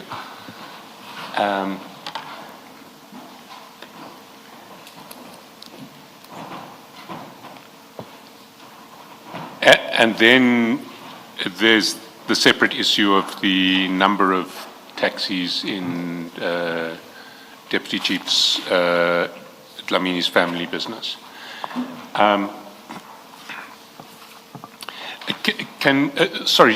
Deputy Chief, do you have the document, the latest document? Can you just explain to the Commission what it is and what you want the Commission to make of it? Thanks. I think, SC, I thought maybe we'll read it when we come to issues of recruitment because it relates to recruitment, my involvement around If that's the convenient way of doing it, I'm happy with that. Then it was suggested that this morning by the chair that you could just write down the number of taxis in your brother's family business, but you wanted to speak to someone before you did that. Yes. Can you report on that conversation? I was advised by my family that I should not expose them, put them to exposure. There won't be any exposure because it won't be made public. It will just be it will just be shown to myself and the commissioners.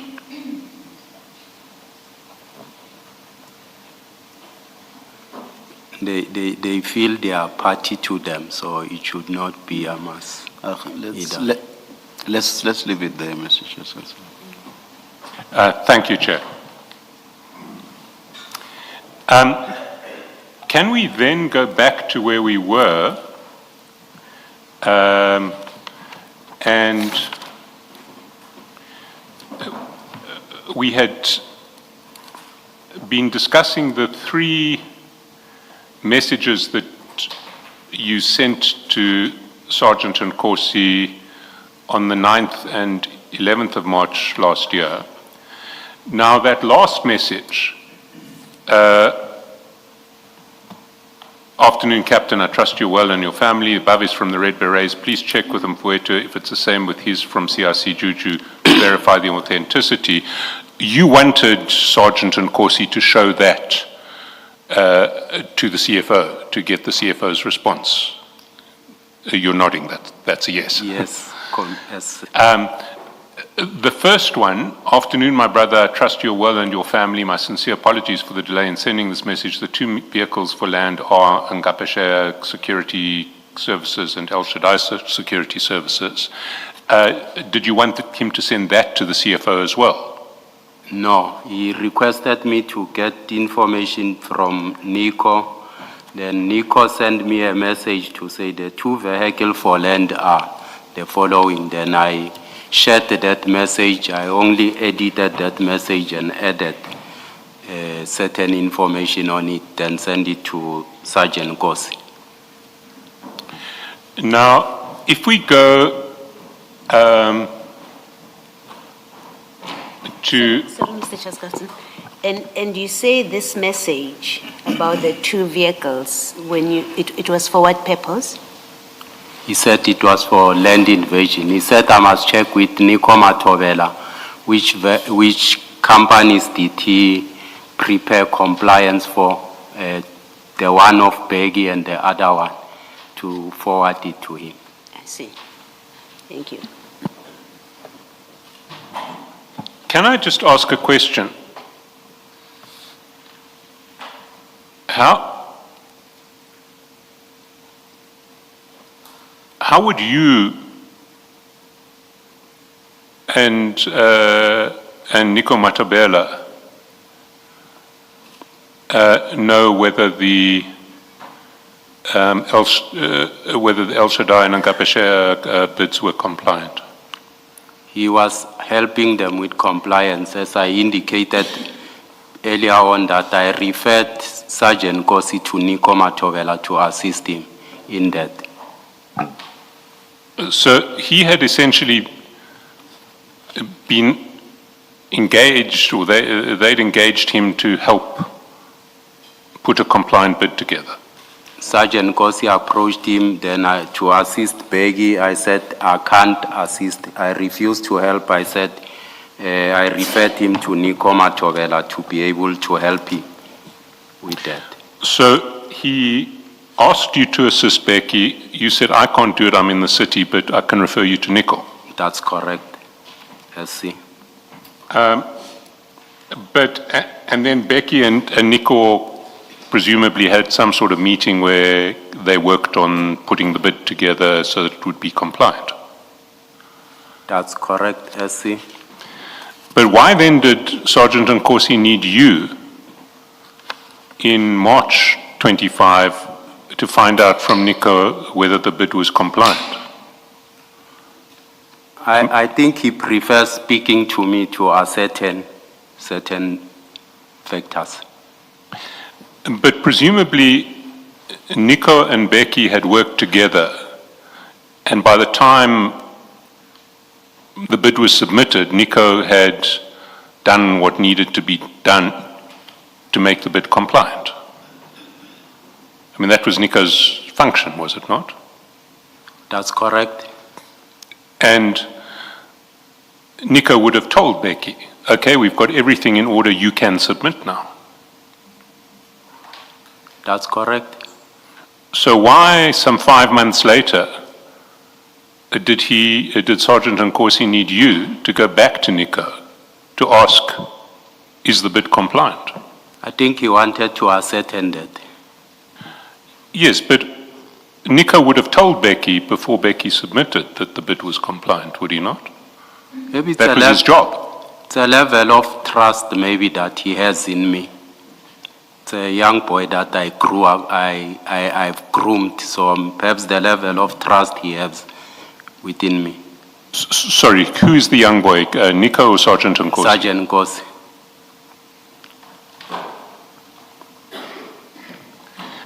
But I still don't understand, because you put Becky in touch with Nico through Sergeant Nkosi. Correct. You say this is a man who knows how to help with the administrative requirements of tenders. He will help you, I can't. That's correct. CS. Then Nico SC. Then Nico and Becky together work on the Ngapeshe bid so that they can submit a bid that is compliant. You're nodding again, yes. Now, That's correct. SC. presumably, before that bid goes in, Nico has said to Becky, we've now ticked all the boxes, our bid is compliant, we can now submit it, it's now a question of price and BE. That was Nico's job, was it not? That's correct. And Nico would have told Becky, we've done what we can, this bid is compliant, we can submit it. It's correct, SC. And that would have happened before the bid was submitted. That's correct, SC. And the closing date for bids was, I think, 2 October of the previous year. Correct.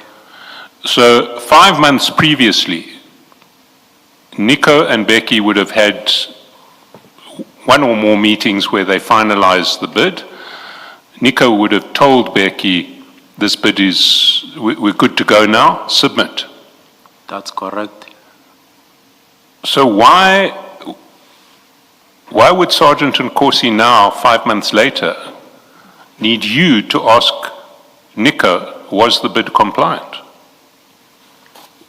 He asked me to say, much as I indicated, he requested me a previous day. Unfortunately, I could not verify to say, apart from Peggy, which bit did he also assist in terms of compliance? He wanted, me to send him those names. Oh, so the request from Sergeant and Corsi was not confirmed that the bids are compliant, but did Becky help anybody else?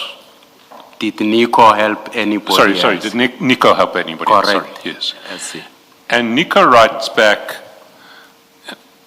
saying, yes, Nico informs you that he helped Ngapashe and El Shaddai. To say the 2 vehicles for land are the following. So the wording, the 2 vehicles for land are Ngapashe and El Shaddai, was Nico's wording. Was Nico's word.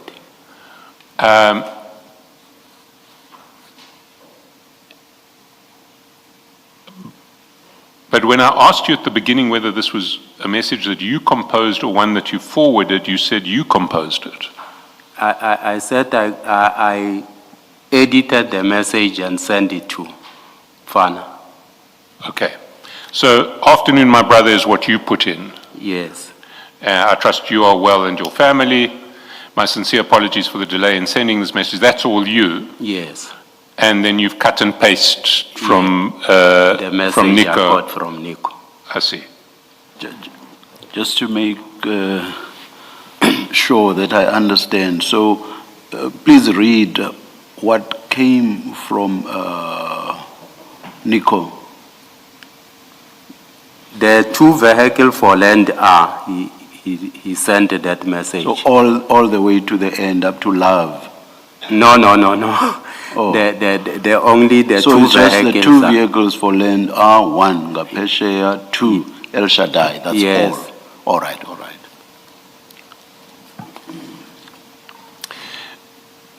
If we go to page 148, that would be a file 3, not file 4. File 3. 3. The same. That's the chat of the CFO and Sergeant and Corsi.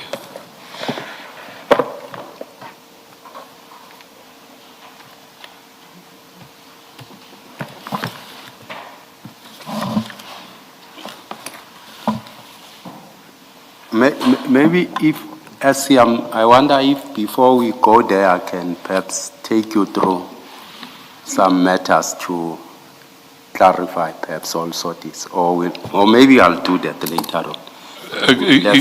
Sorry, maybe explain to me what it is you want to go to, because if we might get there anyway, but if not, then by all means do it. Maybe I'll go when we are done with. Okay. Yes. So, do you have page 148? File 3. Yes.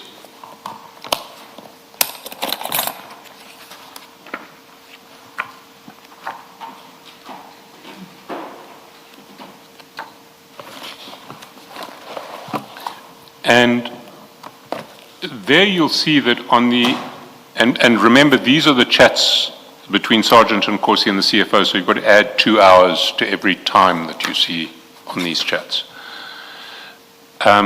You'll see that on the 11th of March,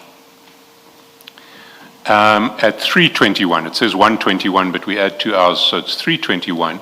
Sergeant and Corsi forwards to the CFO all 3 of the messages we've been discussing, the messages that you sent him. The first one saying, afternoon, my brother, I trust you're well and your family. My sincere apologies for the delay in sending this message. The 2 vehicles for land are Ngapashe Security Services and El Shaddai. Have a blessed Sunday and lots of love. That's the first, and then immediately underneath the list of the 7 companies, and then below, afternoon, Captain, I trust you're well and your family. The above's from the Red Berets. Please check with Mfowethu if it's the same with his from CIC to verify the authenticity. And you'll see that if you go on to page 149, a few minutes after sending there is a call at 3:24 that Sergeant Nkosi makes or tries to make. Then he sends a message in Mfowethu. Then there's another call at 3:25, and then at 3:26 the CFO calls back. And then there are some calls later on in the day. Now, from your evidence, I understand that you expected Sergeant Nkosi to forward the second and the third messages to the CFO because you wanted the CFO's response to the suggestion that those companies were EFF companies. Is that correct? Yes. But you didn't expect him to forward the first one? I only asked him to do the one to verify for me the second one. Yes. Yes. So you don't know why Sergeant Nkosi forwarded the first one? No, I wouldn't know.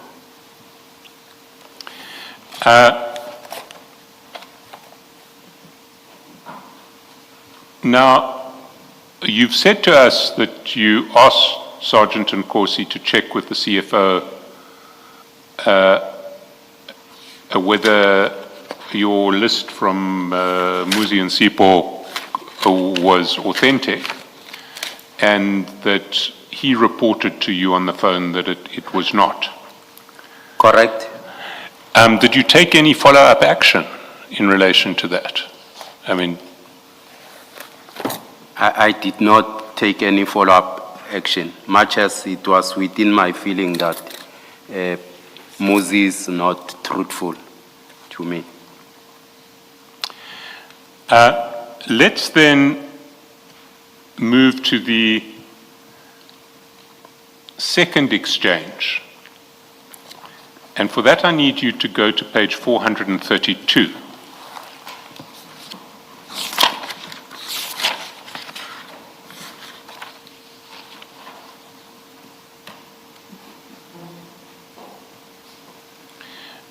And there in chat number 6, you'll see at 26 minutes past 8 in the morning, Sergeant Nkosi sent you a WhatsApp saying, "Morning, General, the list of preferred people for demolition." Before we get to that message, I want to take you to page 152. Just remember that's 8:26. On the 18th of March. 152. 152. Same file. Oh, sorry, I apologize. It's file 3. It's file 3.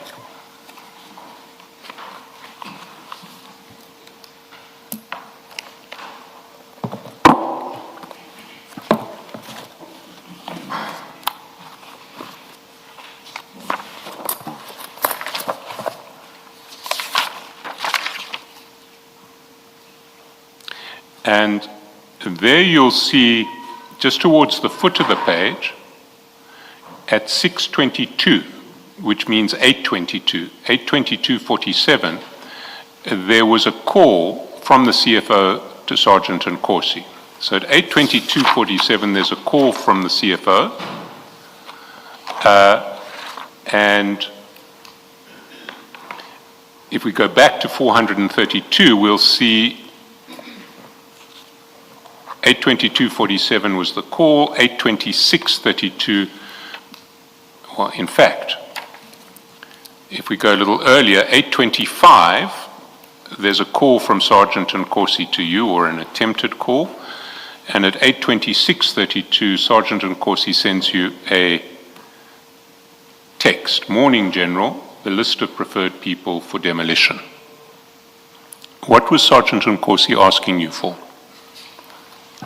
I think the task is clear, SC, that is looking for companies for a land invasion tender. What does he mean, preferred people? He said he need people that, he preferred people for demolition, but he was looking for me to check with Nico which people did he assist. But why would the people assisted by Nico be preferred people? I can't tell SC on that one, but that's what he was asking for.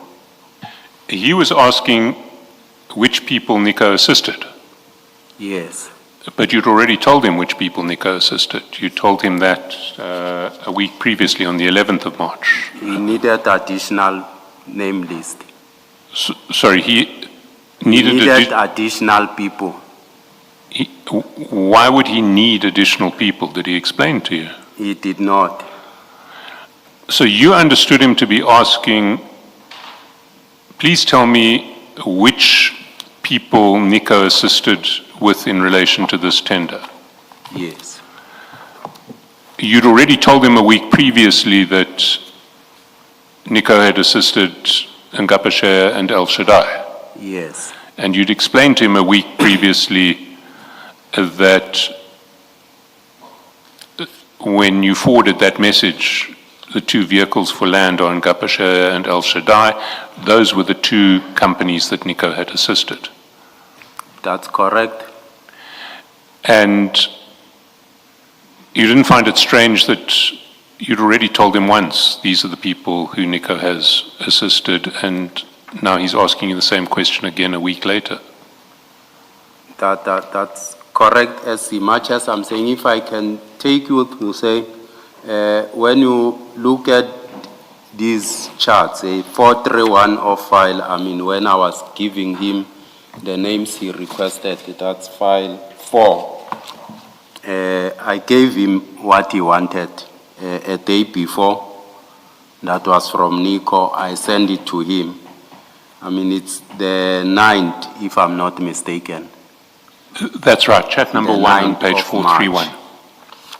And he comes again after 9 or 10 days. He sent me this message on 432, on page 432. Say, morning general, the list of preferred people for demolition. He sent me now this mail. It's 10 or 9 days after. Yes, 9 days later. 9 days later. And you're saying it was the same question that he'd asked you on the 9th. Yes. Why did he think the answer might change in the intervening 9 days? Was Nico continuing to assist people? I'm saying I never responded on that message. You can see that I never responded up until, I mean, when you go to the messages we are in now, on, I think it might be on the 25th.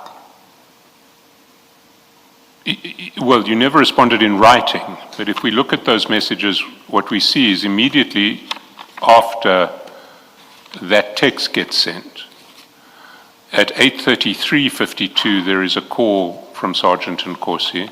Yes. At 8:34 there is another call from Sergeant Nkosi over the page on 433. Yes. At 8:37 you call Sergeant Nkosi. Yes. He tried to call me, send a message, he tried to call me twice, he never found me. I called him back. Yes, so you called him back at 8:37. Yes. And he explained to me what is it that he wants. And what did you tell him?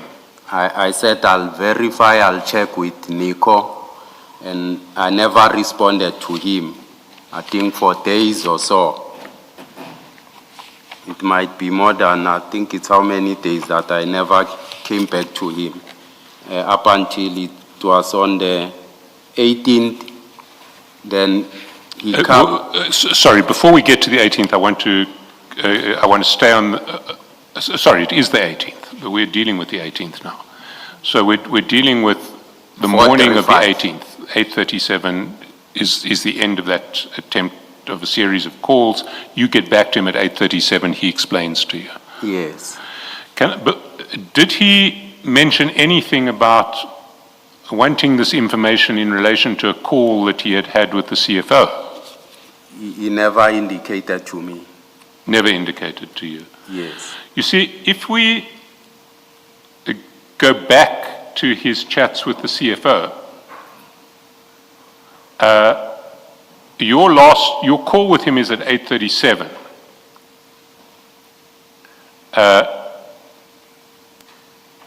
So the sequence is,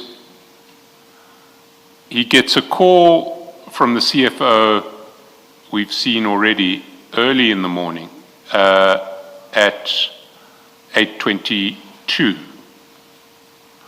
At 8:25 he calls you. At 8:26 he sends you this message, Morning General, the list of preferred people for demolition. Then he tries to get you, you come back to him at 8:37.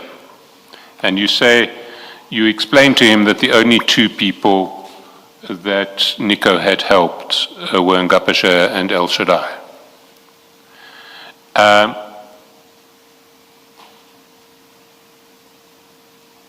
Did you point out to him that you'd already told him this 9 days previously? I said he requested initially, much as I'm saying, then he said he needed additional people that, he had worked on, he have assisted. It's the 18th here of March, as you can see. Much as I was trying to indicate to say, I might not be, privy to Sergeant Kosi's discussions with the CFO. He came initially, I gave him, he wrote again on the 18th, and up until he explained to me. And I never went back to him. I think perhaps I was caught up or busy with other things. Up until he comes again back to me on the 25th to say, I requested you to check for me. Could you kindly do so? I need that, urgently so. Well, we'll get to the 25 quite soon, but before we do,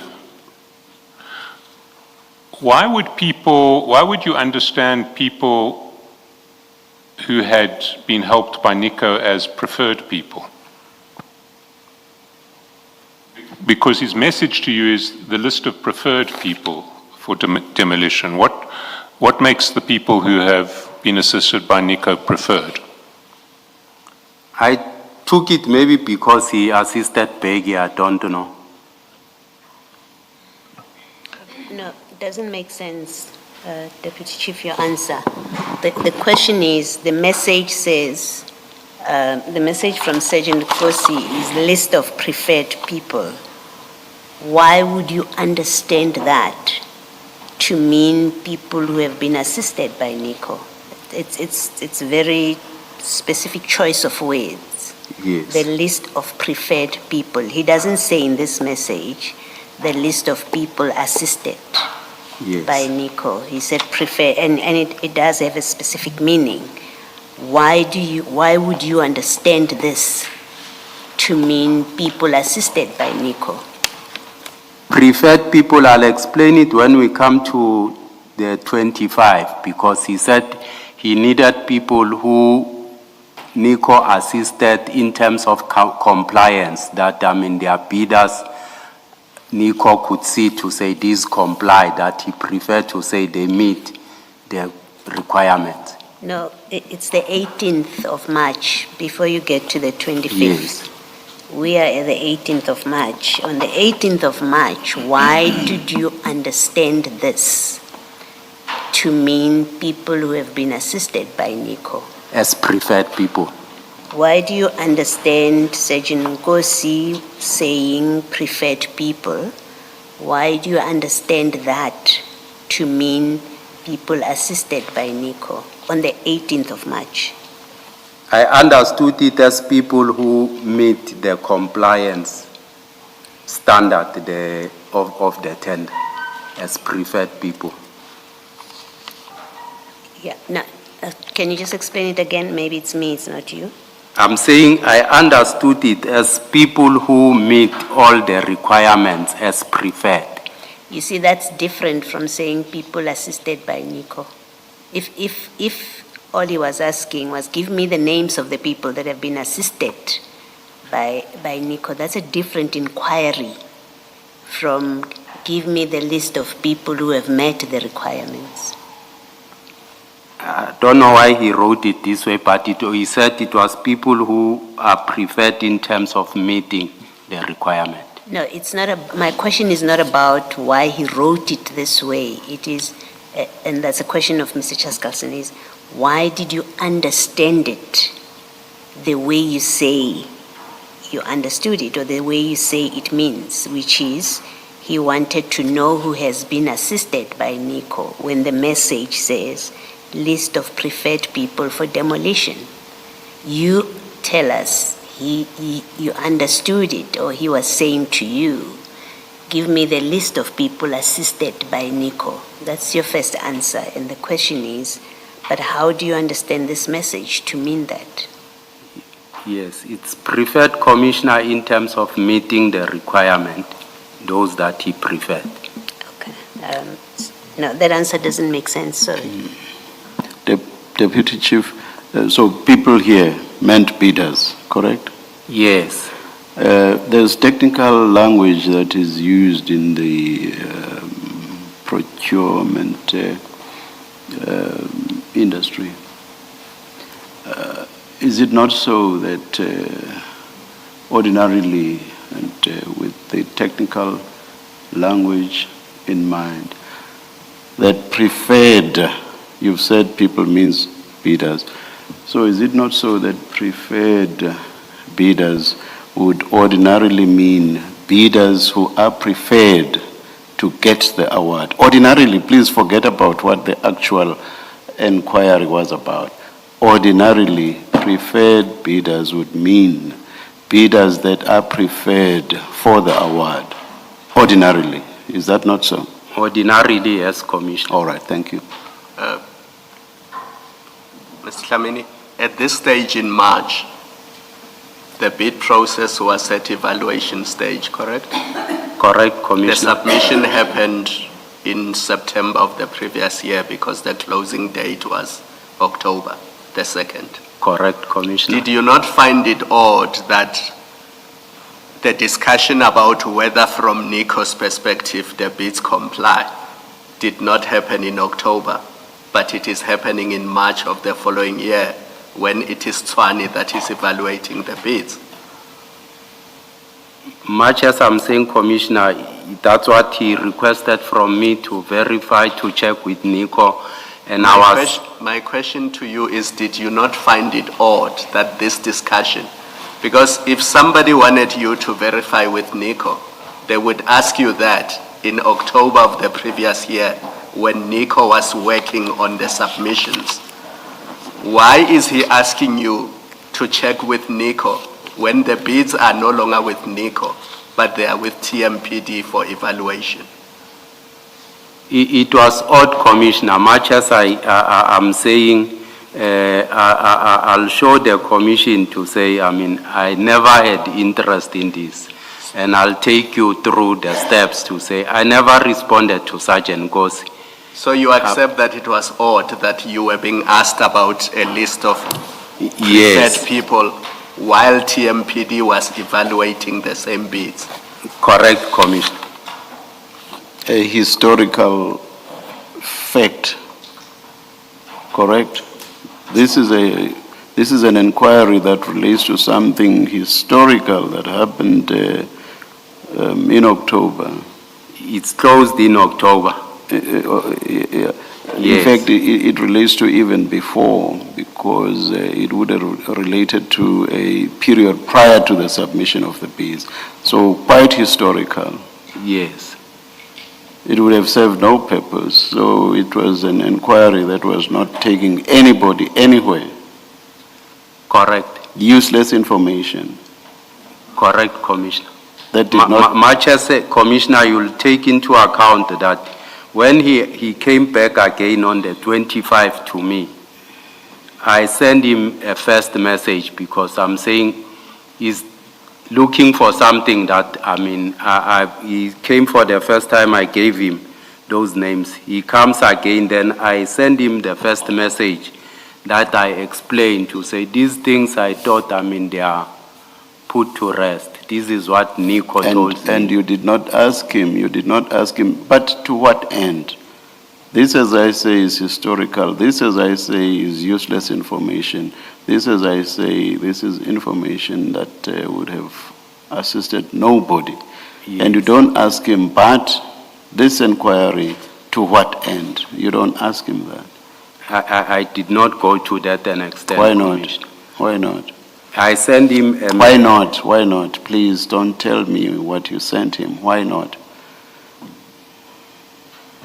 I felt I don't have any business to do, Commissioner, with this. I don't have any interest. Yes, Mr. Shaskalson. So all you did is you told him, again, Nico only helped Ngapashaya and El Shaddai. Initially, he demanded, those two. He came back again to say he needs additional names, SC. Much as I'm saying, if I can take you, through the sequence of No, events. wait. Before you go forward, you say he demanded those two names. Who demanded those two names? Captain Sergeant Ngozi. Sergeant Ngozi. So he demanded what in relation to those two names? To say I must confirm if Nico can give him the two names for land invasion. And I forwarded those names to him. So are we talking about the 11th of March or the 9th of March or the 18th We're of talking March? about the 9th of March. So he demanded the two names for land invasion. How did you understand that demand? Much as I'm saying, he said I must check with Nico to give him two names that he have assisted in terms of the land invasion. So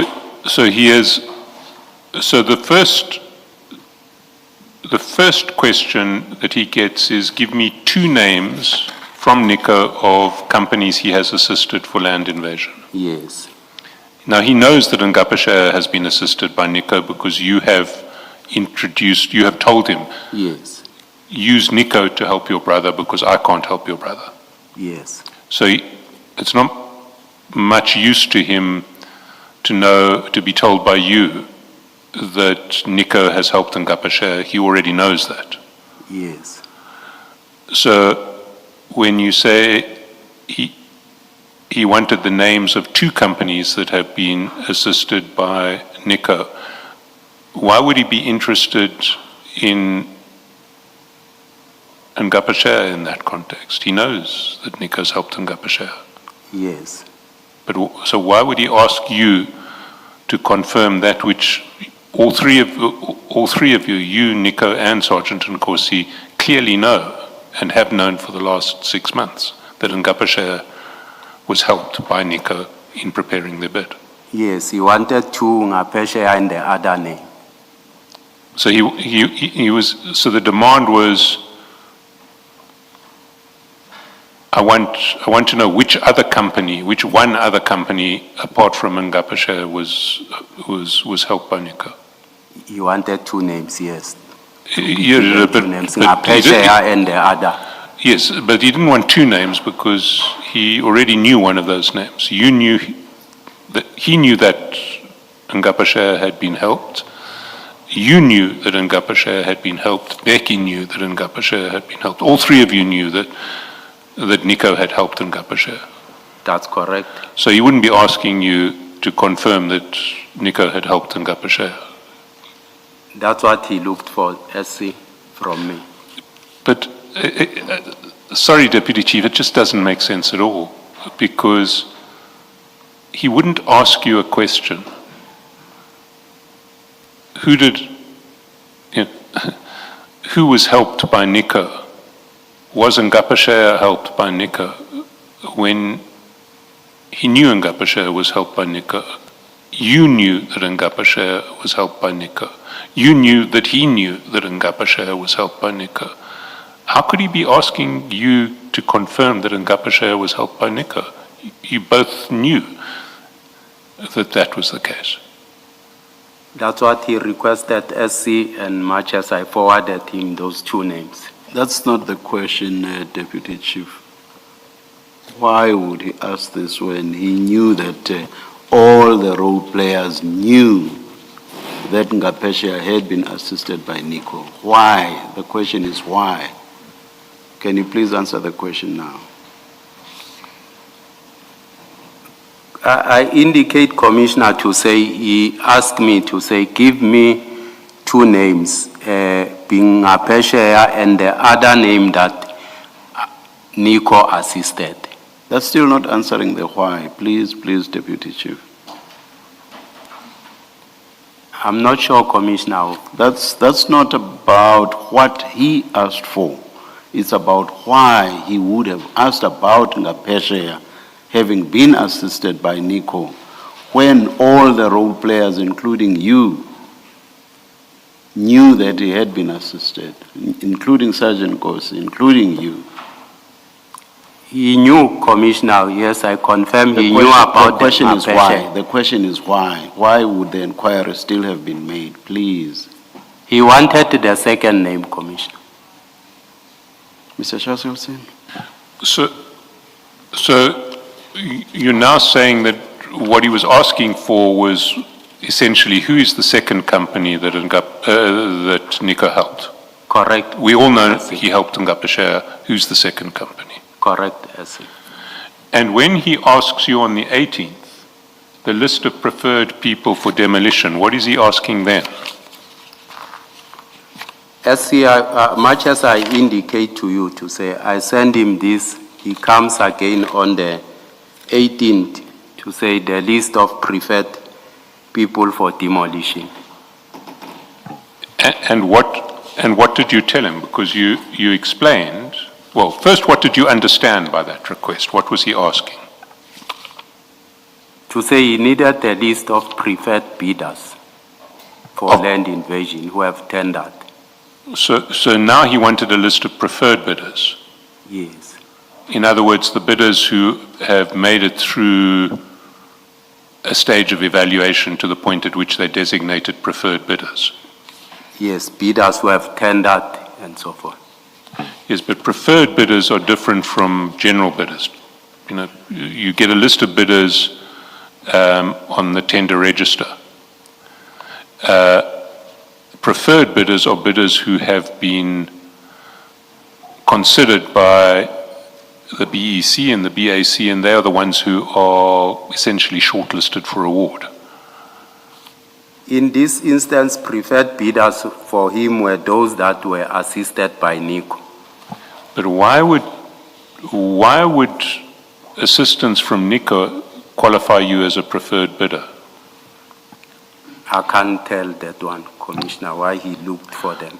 And how did you know that that when he said the list of preferred bidders or the list of preferred people, you understood that what he meant was people helped by Nico? Correct. Well, how did you understand, or how did you know that was what he meant? I understood it as preferred people who assisted by Nico in terms of compliance of their tender document.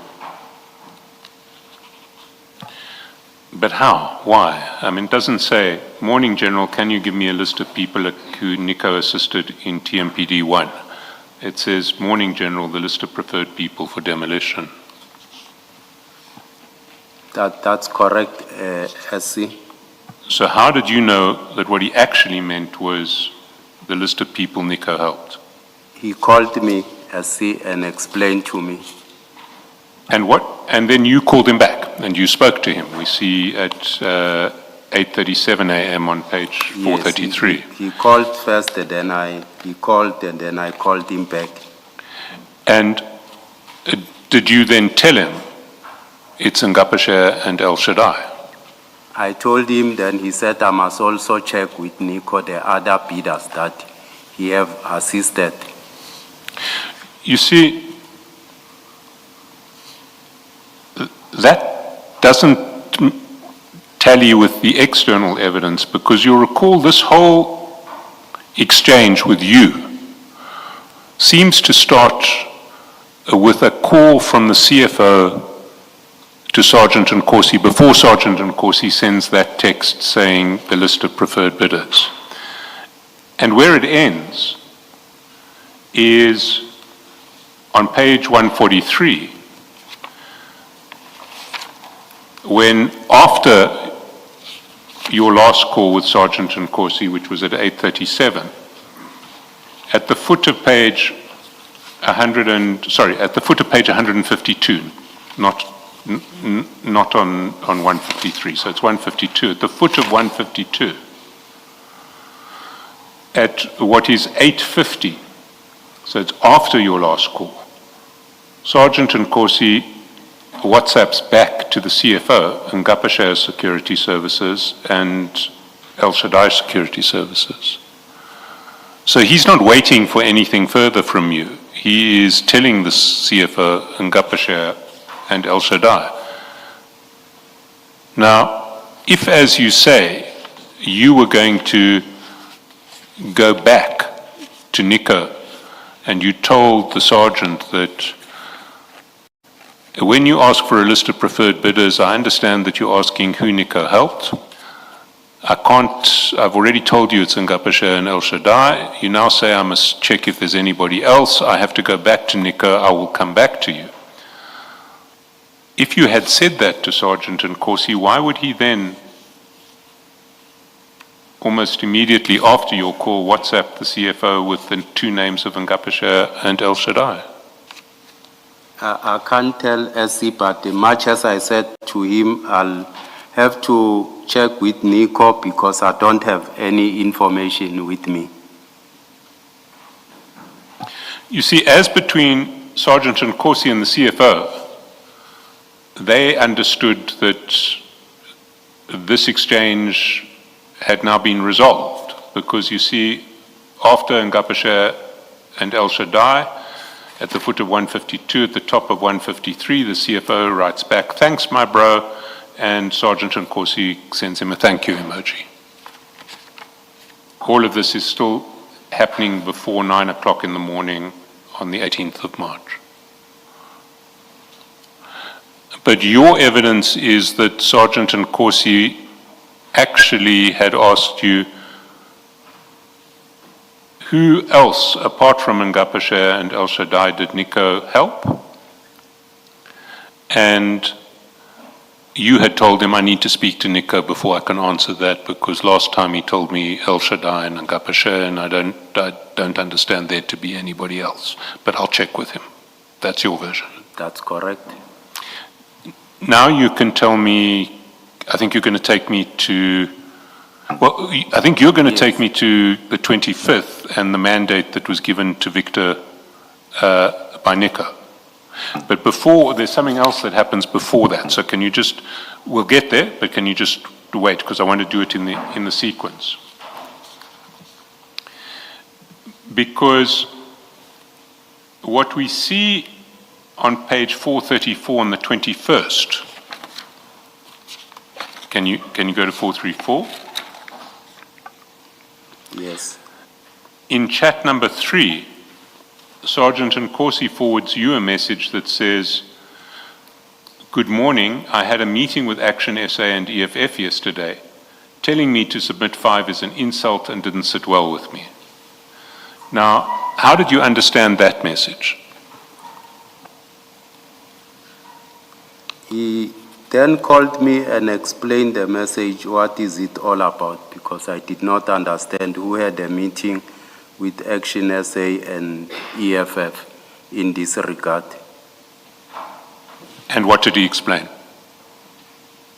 He told me that is a message that was sent to him from the CFO. I mean, I think he got it from the deputy mayor or something like that. So who apparently had the meeting with Action SA and EFF?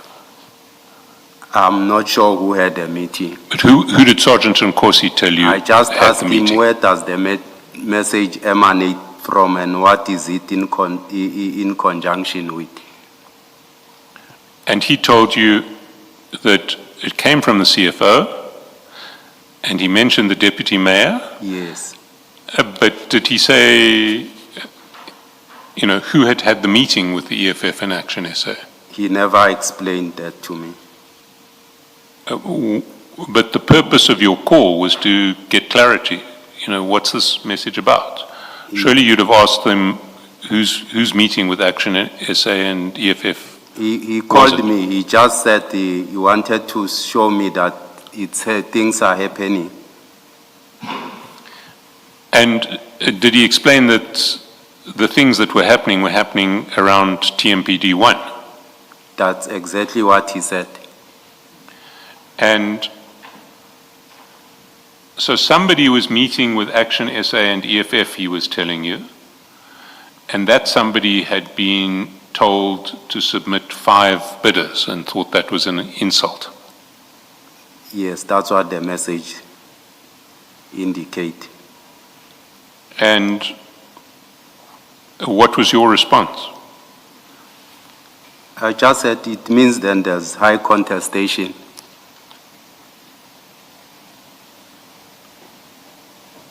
Sorry? I said it seems there's high contestation. High conversation. High contestation, perhaps in the political sphere or something. Have you encountered, political sphere interference in tenders before in your time at Tswane? I haven't, I took a decision long ago not to engage with politicians for personal reasons. I don't talk to politicians. But have you been aware of political sphere interference in tenders previously, even if you haven't been involved in it? No, never. So this was the first time in your experience that you'd encountered what seemed to be an attempt at political interference in the award of a tender? The message that he showed me, I said there's high contestation. The thing is that I avoid politicians for personal reasons, as I indicated. I have a history in politics, so I avoid them. The high contestation that you referred to, you mean for the tender? To do with the tender? Yes. Okay. And that's contestation by political parties who want to influence the award of the tender? I took it like that.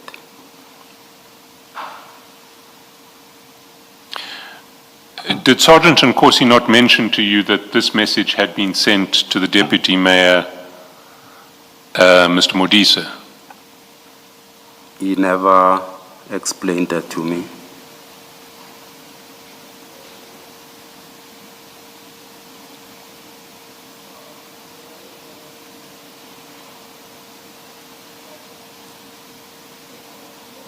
And your response was what? Just you don't want to be involved in this? Yes. Stay far from politics.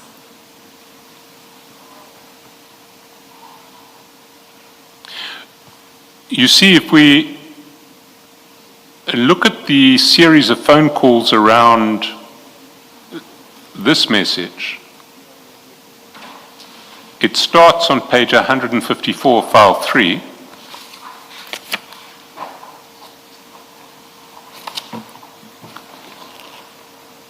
File 3.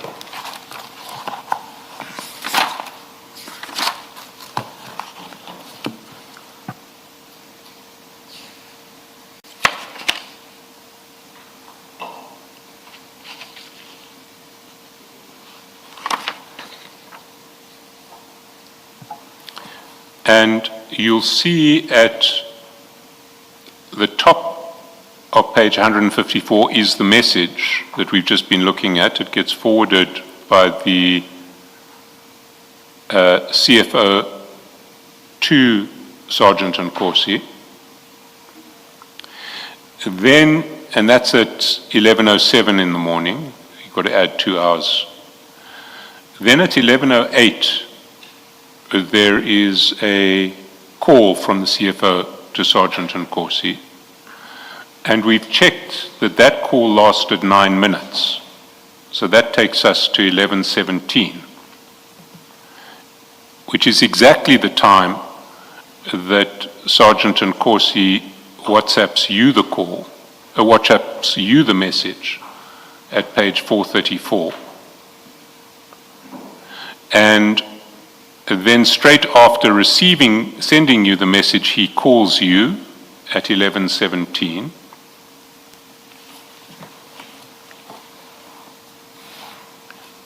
Then if we go back to page 154, we see that he sent you the call at 11:17.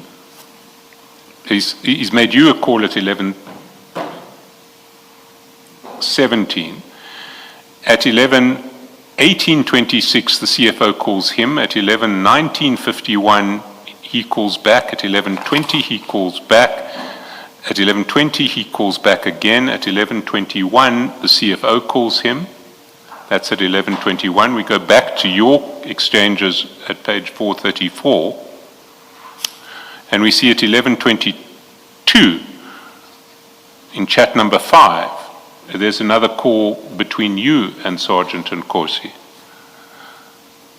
So what we see is around this particular chat, a series of calls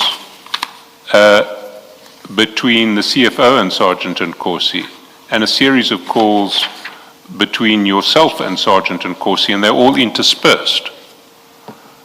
But you're saying you just made clear to Sergeant Nkosi that you wanted nothing to do with political interference. That's correct, SC. And in those later calls, what was going on? I indicated that we speak frequently. I might not recall what is it that he might have been calling me for. I mean, sometimes he'll call me with regard to issues regarding either my son or whatever the case it might be. So we speak frequently. It might be either a coincidence, but when I speak to him, it's on many aspects that we speak about.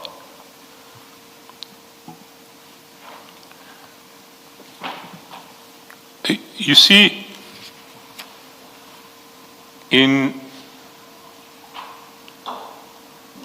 let's go to the third exchange, which is, I think, the one you wanted to take me to, which is the 25th of March, page 439.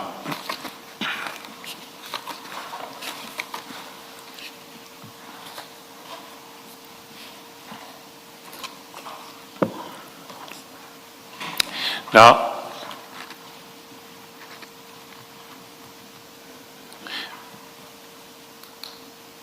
maybe before we get to 439, we should get to 436.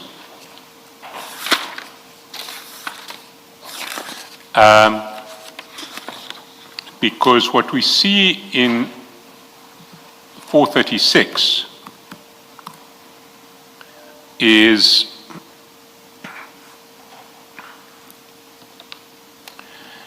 that on the 20,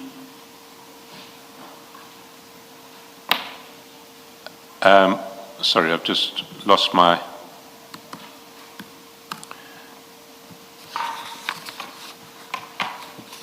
if you look at chat number 2 on file 4 at 111,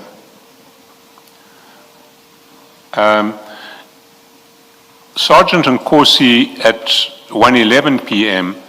sends you a screenshot of a conversation that he's been having with the CFO. And you'll find that screenshot at page 509. So if you go to 509. 509.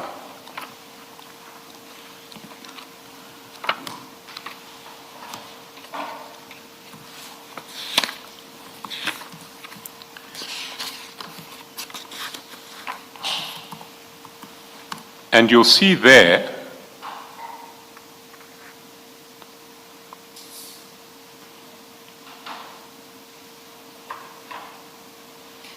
no, I apologize.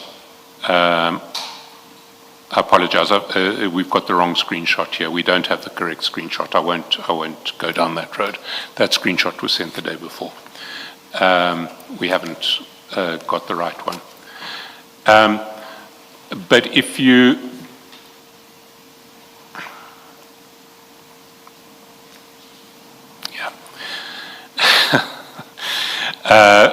we don't have the right document available, but what I want to ask you is that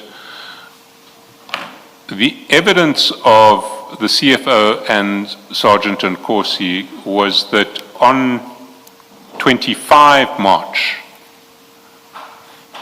the CFO had asked for a meeting with you and the CFO and Sergeant and Corsi were due to meet. CFO says it was due to discuss, it was about discussing issues relating to the invoicing of Gubis. Do you recall having a face-to-face meeting with the CFO and Sergeant and Corsi in relation to the invoicing of Gubis? I never turned up for the meeting because I was going for a training run, so I could not honor the meeting. So you recall the meeting request, as it were, but you couldn't honor it? That's correct. Then let's go down to page 439.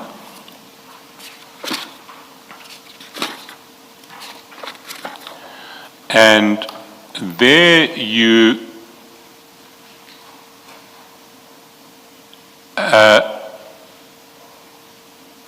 send Sergeant and Corsi a meeting in chat number, a message in chat number 5 that says, Captain, I mandate to Victor Piwe Yona. So what was that message about? As much as I'm saying, let me then explain this to say if you go from, the matters where they've started as you have been indicating, when I gave Sergeant Corsi requested those 2 names when I gave him on the 9th, you'll realize that, I gave him the names as it was said, these are my bidders or my companies. He comes again, on the 18th with that message, Morning General, the list of preferred people for demolition. And we spoke on the phone, he explained to me, and I said I'll check with Nico. I never went back to him, I think after 9 days or so in that regard. He speaks again to say, I'm still waiting, we spoke on the, and you haven't given me any feedback in that regard. That was the 18th when he sent me that preferred list for bidders. On the 25th of March, it comes again, this matter, then I check with Nico. Nico sent me the list of bidders and say, this is what was given to Victor. Then I send it to Sergeant Corsi and say, but this is what Nico told me to say, this was given to Victor, the company, so I'm not sure why are you looking for other bidders and so forth. So Nico said that this was a list of companies that he gave to Victor. That's what he said. When did he give this list to Victor? Did he explain? No, I never asked him that. And who is Victor? Victor, I knew Victor as the person who works at supply chain. Is it Victor Khopa? I think so. And was he chairing the BEC on this bid? I'm not sure about it. Well, we have had evidence elsewhere that Victor Gopa was the chair of the BEC on this bid. Okay. So this was a list that Nico said he gave to Victor, who we know to be the chair of the BEC. That's correct. And it was in relation to TMPD 1. Correct. And when did Victor tell you that this was the list he'd given to Victor? I was not told by Victor, I'm told by So Nico. sorry, but Nico, when did Nico tell you that this is the list he'd given On to the Victor? 25th when he sent me this list. And if we go back to your message to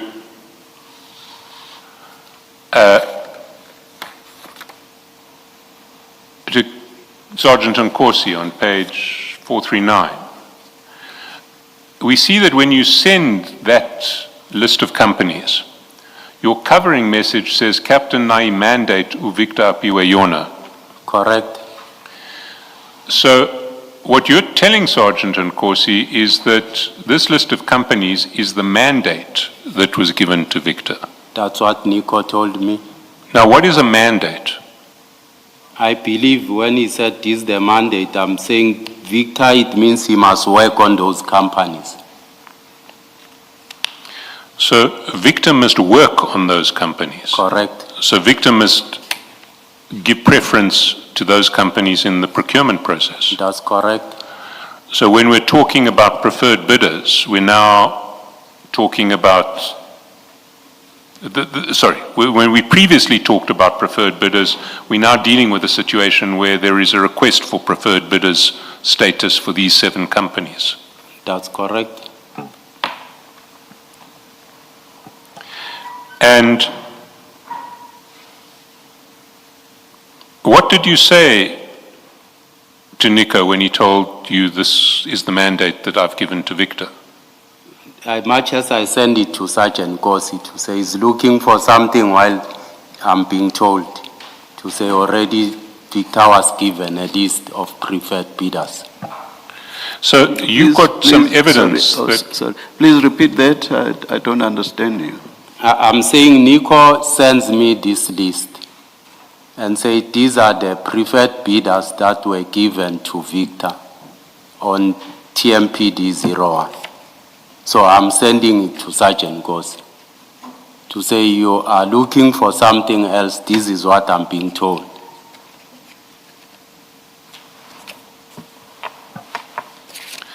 So Sergeant Nkosi asks you for a list of other companies that Nico has assisted.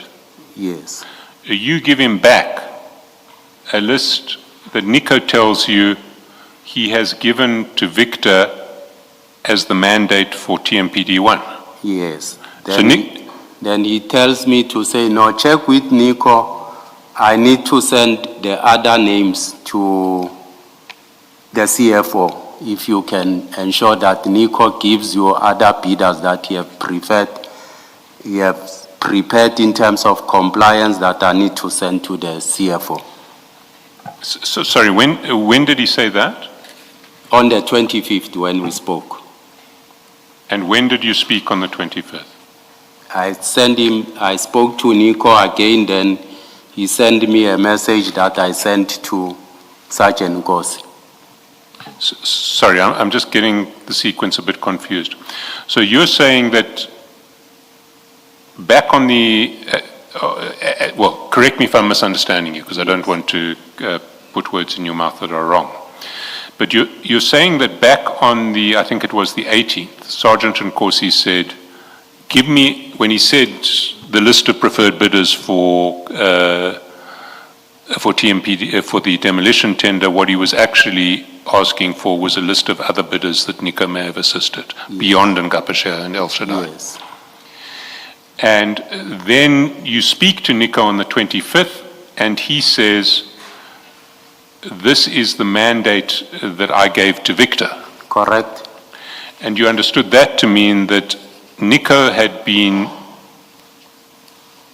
communicating with Victor and had told Victor that these 7 companies and we see them on page 525, are the companies that should get the tender. That's correct. And so you go back to Sergeant and Corsi Correct. and you say to him, you asked me for the other companies that Nico had been assisting. This is the mandate that Nico gave to Victor of companies who should be given preferred bidder status. That's correct. So you knew that Nico was now talking to the chair of the BEC or to Victor, who you knew to be involved in procurement, and was giving Victor a list of companies who he wanted to be appointed in this case. I don't know that. I did not know that. And I'm not sure if that's correct or it's false or it's true, but that's what he told me. Well, Nico had said that he had talked to Victor and he had given Victor a list of 7 companies that should be given preferred bidder status. That's what he said to me. And what did you do with that information? I gave it to Sergeant Gossi to say, but you are still looking, but this is what was given already. Now, Victor is a member of your department, is he not? No. Victor Hoppe is not a member of the TMPD. No. He's not a member of the TMPD. Is he from Central Procurement? I understood him to say earlier that he is in supply chain management. Sorry. Yes, just a matter of detail, Mr. Shaskalson. If you've touched on this already, please forgive me, but where did Nico get this list from? Do you know? I don't know. Or you may continue, Mr. Shaskalson. But at any rate, you'd now been told that Nico, who's someone who you deal with, I dealt with when I'm dealing with issues of, I indicated that I worked with him 97 when I left the army to manage the taxi business and so forth. I worked with him in terms of, ensuring that the permits for vehicles and all those other things. well, let me take a step back. Nico, who is the person who you refer bidders to when they want to put in place compliant bids. Nico is the man you refer them to if they ask you to help them assemble compliant bids. You say, I can't do it, but I know someone who can. Nico is that man. I don't refer bidders to Nico. I only referred Sergeant Gossi to say let him help Peggy. I don't refer bidders. Okay, Nico is the person you refer Sergeant and Corsi to. Correct. Yes. Yes. Nico is now telling you that he has gone to the chair of the BEC and given him a mandate to appoint 7 companies for this bid. That's what he said, then he sent me the list. Yes. I gave it to Sergeant Gossi. But Nico is essentially admitting to an attempt to corrupt this procurement process, is he not? I don't know whether this was true or not. People might claim sometimes. No, but Nico was saying he gave that list to Victor. That's what he said. Now, so he has been party to an attempt on his own version to corrupt the procurement process. I can't confirm that. Well, why can't you confirm that? He says, I've gave this list to Victor as the mandate for TMPD1. I've seen a lot of people who lure people to say they have either connections within the city, they can help them and so forth, just to benefit, of which it's not true. Yes, but even if it's not true, he is claiming to have been party to an attempt to corrupt the procurement process here. A claim might not be a reality. People will let people and say, I know this judge, let's go to him, I've spoken to him, we can either arrange your bail and so forth, sit here, I've arranged, while it's not true, the same thing that other people do, especially with supply chain processes. There's a lot of bogus people who claim sometimes to be having connections, speaking to people while it's not true, so I can't confirm that. Deputy Chief, assuming that it was true, that is the list or the mandate had indeed been given, would that have amounted to an attempt to corrupt the tender process, assuming it was true? Assuming it was true, yes, it amounts to that, Commissioner. Deputy Chief, you must have assumed it is true. Why else would you have forwarded it to Sergeant Nkosi? Because you cannot forward something that you know to be false to Sergeant Nkosi. So you must have believed that it is true, because you said earlier, he gave you a list of preferred bidders. And then you said, but I already have this from Victor, so what you are asking me is already there. So which means you must have believed that you are being told the truth, because you used this very list to respond to what he had asked you earlier. Commissioner, I asked me to check with Nico. Nico gave me that. Exactly. And say, this is what I've given Exactly. to Victor.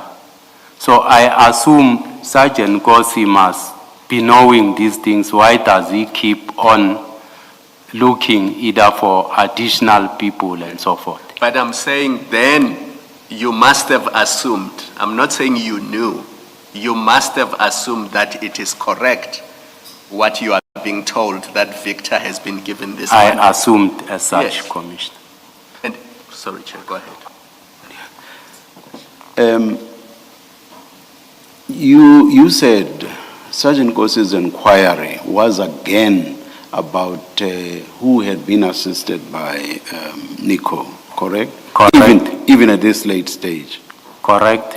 Now you are given a list in relation to a mandate of preferred bidders now, that is, people who should be preferred for the award of the tender, correct? Correct, Commissioner. And then you give that to Sergeant Nkosi, correct? Correct. And do you give it to Sergeant Nkosi on the understanding that it was a response to his inquiry? Correct, to say it will put the matter to rest. How could that be? How could that be a response to Sergeant Nkosi? Because now this is about preferred bidders. Sergeant Nkosi had made an inquiry about other people who had been assisted by Nico. But you are not giving him that. What you are giving him is a list of preferred bidders. How could that be a response to Sergeant Nkosi's latest inquiry? The two just do not correspond. I thought it will put his request to rest that because Nico has done that, he might not continue. How could it put the inquiry to rest? Because it's not answering the question. The question is, who else was assisted by Nico? And what you get is not a response to that, but rather a mandate in relation to preferred bidders. So it cannot put the inquiry to rest because it's not answering that inquiry. So why did you give him something that did not relate to the inquiry, and yet you purported to be doing exactly that? The two do not correspond, as I say. Commissioner, there are names there, and I take once he sees those names, then he'll be satisfied. Satisfied by something that does not, on your own understanding, answer his inquiry. How could he be satisfied? He'll take the same name list that, Nico provide me to say I've given this to But Victor. that list is not about assistance, it's about preferred bidders. So how could he be satisfied? Commissioner, I took it that he'll be satisfied with that list. Even though it wasn't answering the inquiry? Much as he made the follow-up again with me.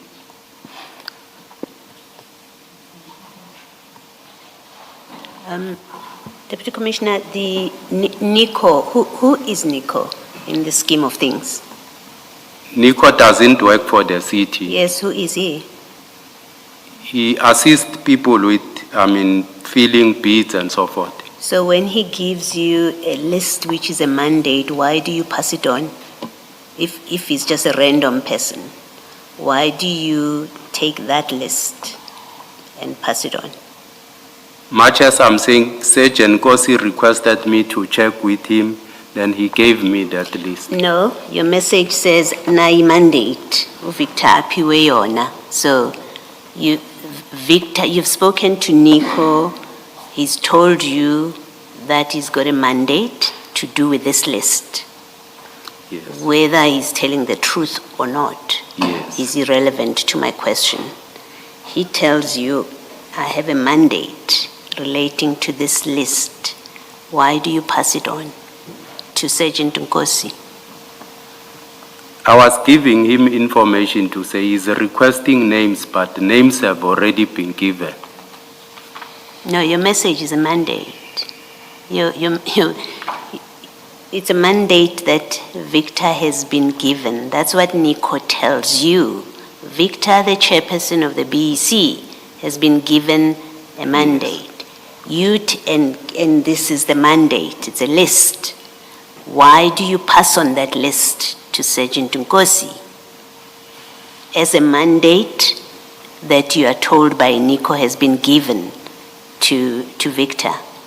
It's because Commissioner, he said he wanted me to get a list from Nico to give it to Did Sergeant Nkosi say to you, get me the mandate, the list of the mandate that Nico has been given, or that Nico has given to Victor? Is that what Nkosi asked from you? Because your answer makes sense only if Sergeant Nkosi asked you to find out what mandate has Victor been given.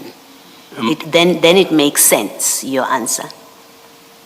I gave him, Commissioner, much as I forwarded the name list, and also I indicated to say, Nico indicated to say he gave this to Victor as a mandate. My question is, did Sergeant Nkosi say to you, find out from Nico what mandate has Victor been given? Did Sergeant Nkosi ask you that kind of question? No, Commissioner.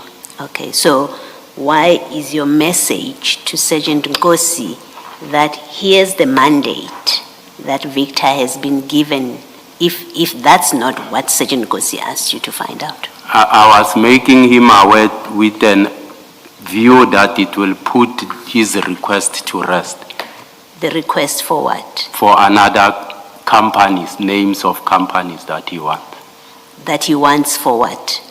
He said he wants to send to the CFO. So he said to you he wants a list of companies that he wants to send to the CFO? Yes. And then you say then to him, here's the list Yes. that comes from Nico. Okay, thank you.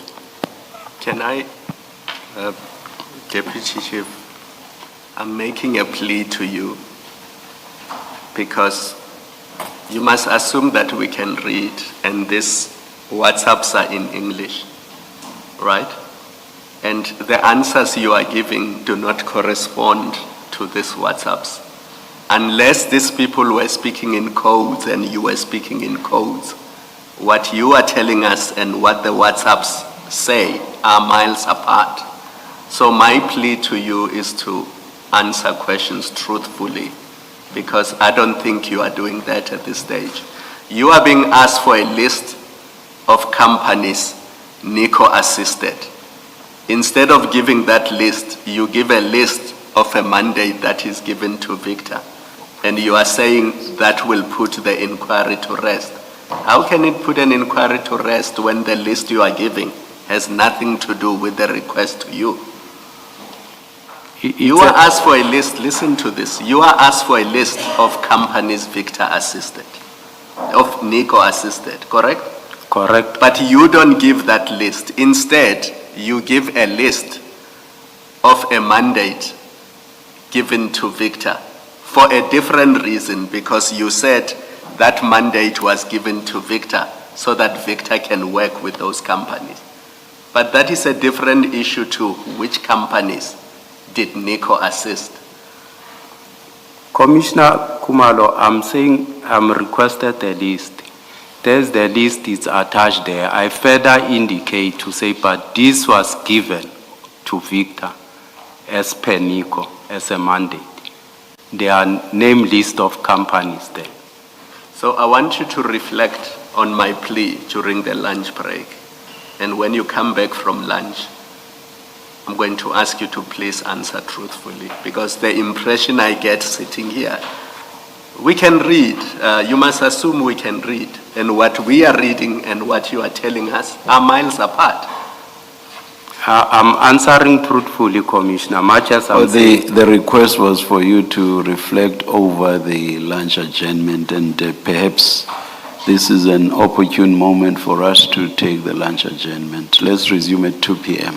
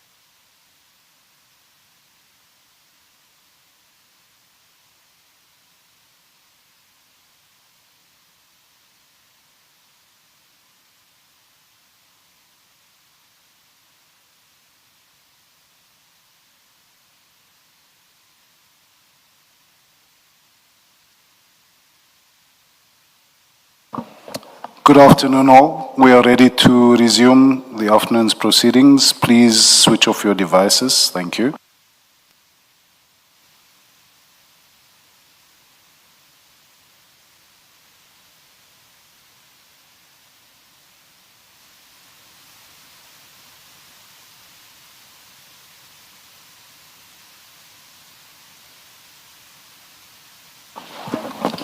Yes, Mr. Shazwatsi. Deputy Chief, we were talking about the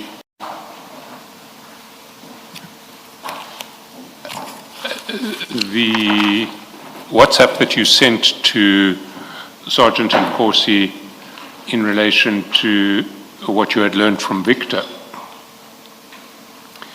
And you had said that you believed,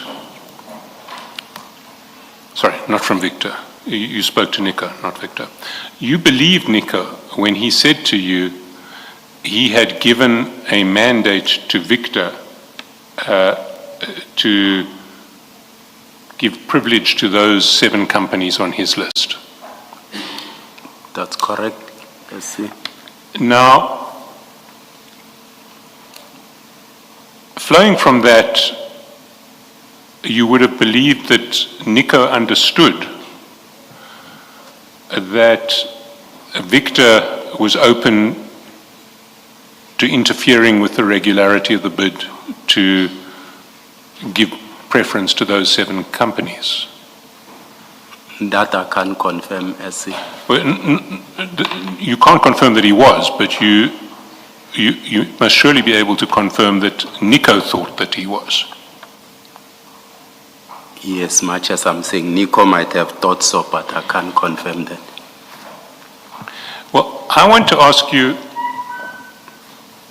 did you investigate this further? Did you conduct any investigation into whether Victor had been compromised in any way in relation to this bid? No, I did not do so. Is that not something that falls under your responsibilities as head of internal affairs? No, I think tender irregularities are being dealt at by group audit and risk. Now, there's a difference between tender irregularities and tender malfeasance, somebody who deliberately rigs a tender. Does that not fall under your jurisdiction? No, it doesn't fall under my jurisdiction.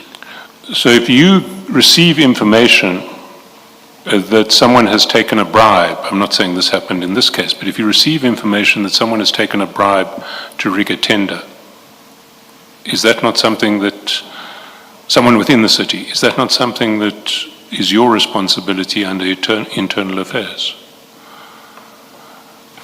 SC, I believe that there's quite a number of incidents where people allege things that are not there. We'll get to that shortly, but my first question is, if you receive information that someone has taken a bribe to rig a tender, is that your responsibility to action as head of internal affairs? If that's reported, SC. If that's recorded? If that's reported, Reported. it has got a complainant in that regard. So if a complainant comes to you and says, this tender official has taken a bribe on this bid, it's your responsibility to investigate. He has to reduce it in writing, Commissioner, SC. But in this case, someone from outside the city, Nico, had come to you claiming to have given a mandate to the head of the BEC to rig a tender in favor of 7 companies. You had one potential perpetrator admitting that he had done this. You'll accept that? That's what he claimed, which might not be truthful. But surely, if you have a perpetrator claiming to have rigged a tender to you, the head of the Internal Affairs Department, that's something that needs to be investigated, because what he's saying is that the head of the BEC is open to manipulating this tender dishonestly. As I indicated, that's what he might claim, only to find that he doesn't even know Victor and so forth. Yes, but you can only work out whether he does or doesn't know Victor after you've done some investigation, can you not? I think, there are a number of incidents sometimes that do happen. People will name drop either my name. I know that in most instances people name drop on such matters. Even, on HR matters, people will name drop. No, but you believed him. That's why you passed on this message, which you knew will end up with a CFO, so you believed him. You didn't treat him as just name dropping. You took it seriously enough that you forwarded the messages, and well knowing that they will end up with a CFO who's also the chairperson of the BAC. I might have at that particular time taken his statement, but much as I'm saying, I forwarded it to Sergeant Gosi with an understanding that he's demanding, additional names from me, but this is what I had. You forwarded, even if we accept on your version that this was your response to Sergeant Nkosi, who had demanded more information or names, and you forwarded it for the reasons you say, that's not the conversation. The conversation is, you have this list, which is a mandate. Nico tells you, mandate to Victor. You pass it on. So at that point, you are not thinking his name dropping. You pass it on, and you pass it on well knowing that it will end up with the chairperson of the BAC.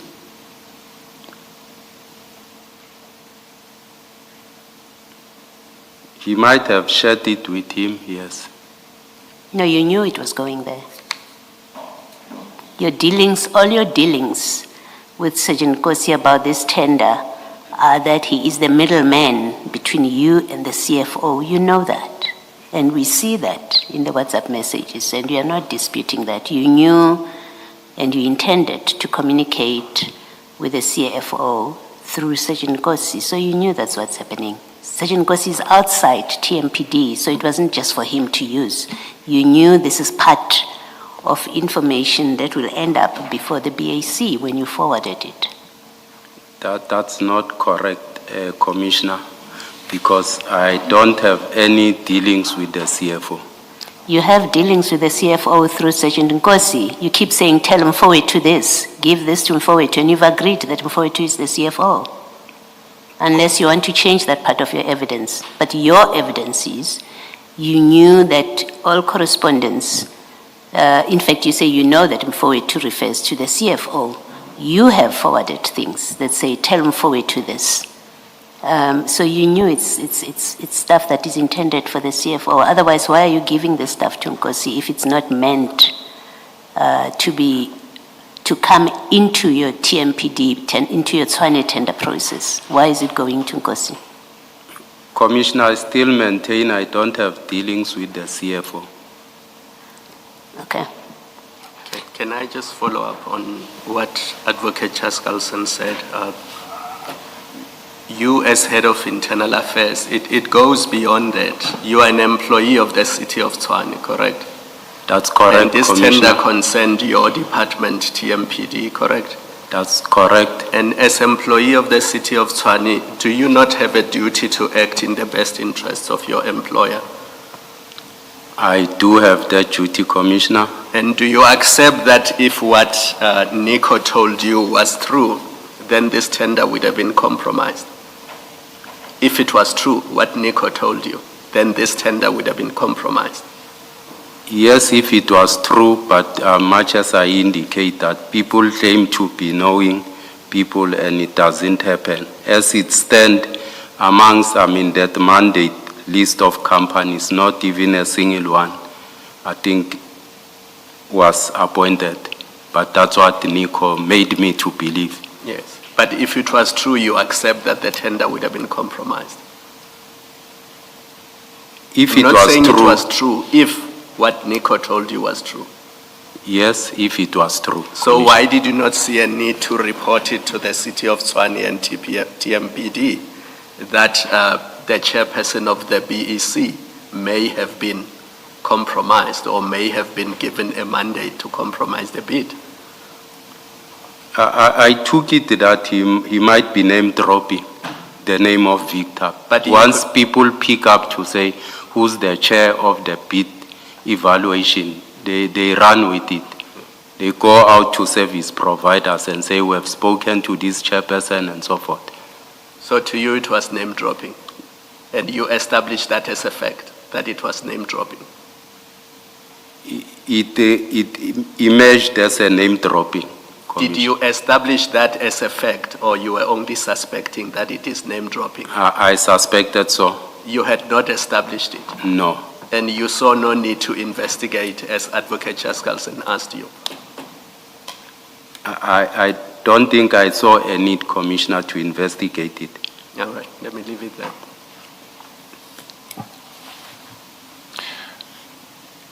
Can I ask you this? If a third party from outside the city came as a complainant and lodged a complaint that Nico, who represented a competing bidder, had said that he had given a mandate to the chair of the BEC to manipulate the bid in favor of 7 companies, would you investigate that? Correct, SC. So if a third party comes and makes the complaint, you will investigate it.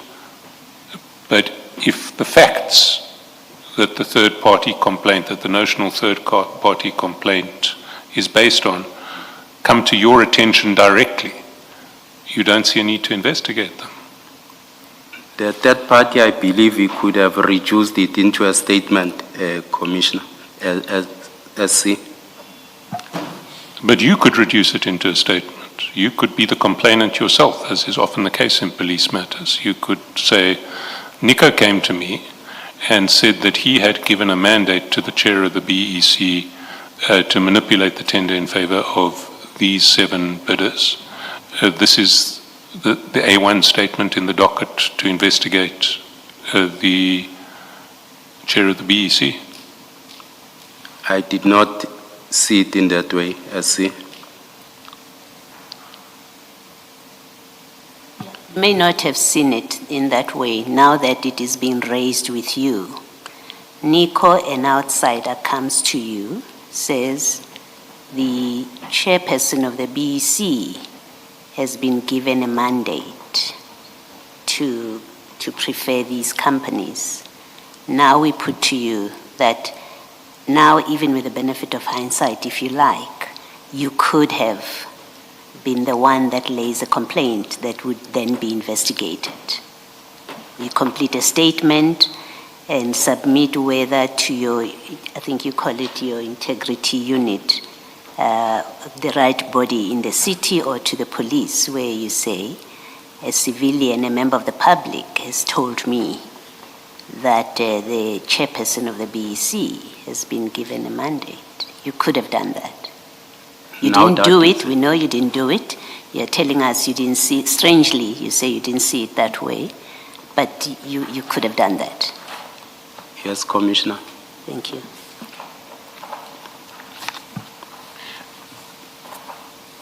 So that text that you sent to Sergeant Nkosi was at 8:02 p.m. An hour later, you sent him a different message. That's at the top of page 440. Chat number 1. 9:03 p.m. Captain, find below our vehicles for land to be given Kumpwetu in order of priority. And then what follows is the name of, in fact, 6 companies, because number 4, there are 2 number 4s, so it should be 456 as opposed to 445. There's 6 companies, and the first 2 are El Shaddai and Ngape Share.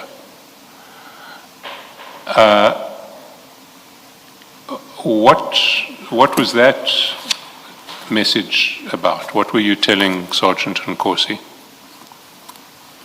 As indicated, SC, that Sergeant Nkosi insisted that I need to get Nico to give him additional 5 companies to B7, that he wants to give it to the CFO to ensure that, he's able to check for him if they comply accordingly, and I must indicate that Nico must put it in order of priority in terms of the requirements that, the first that meets, the requirements in terms of how he evaluated in terms of that priority himself when he prepared them.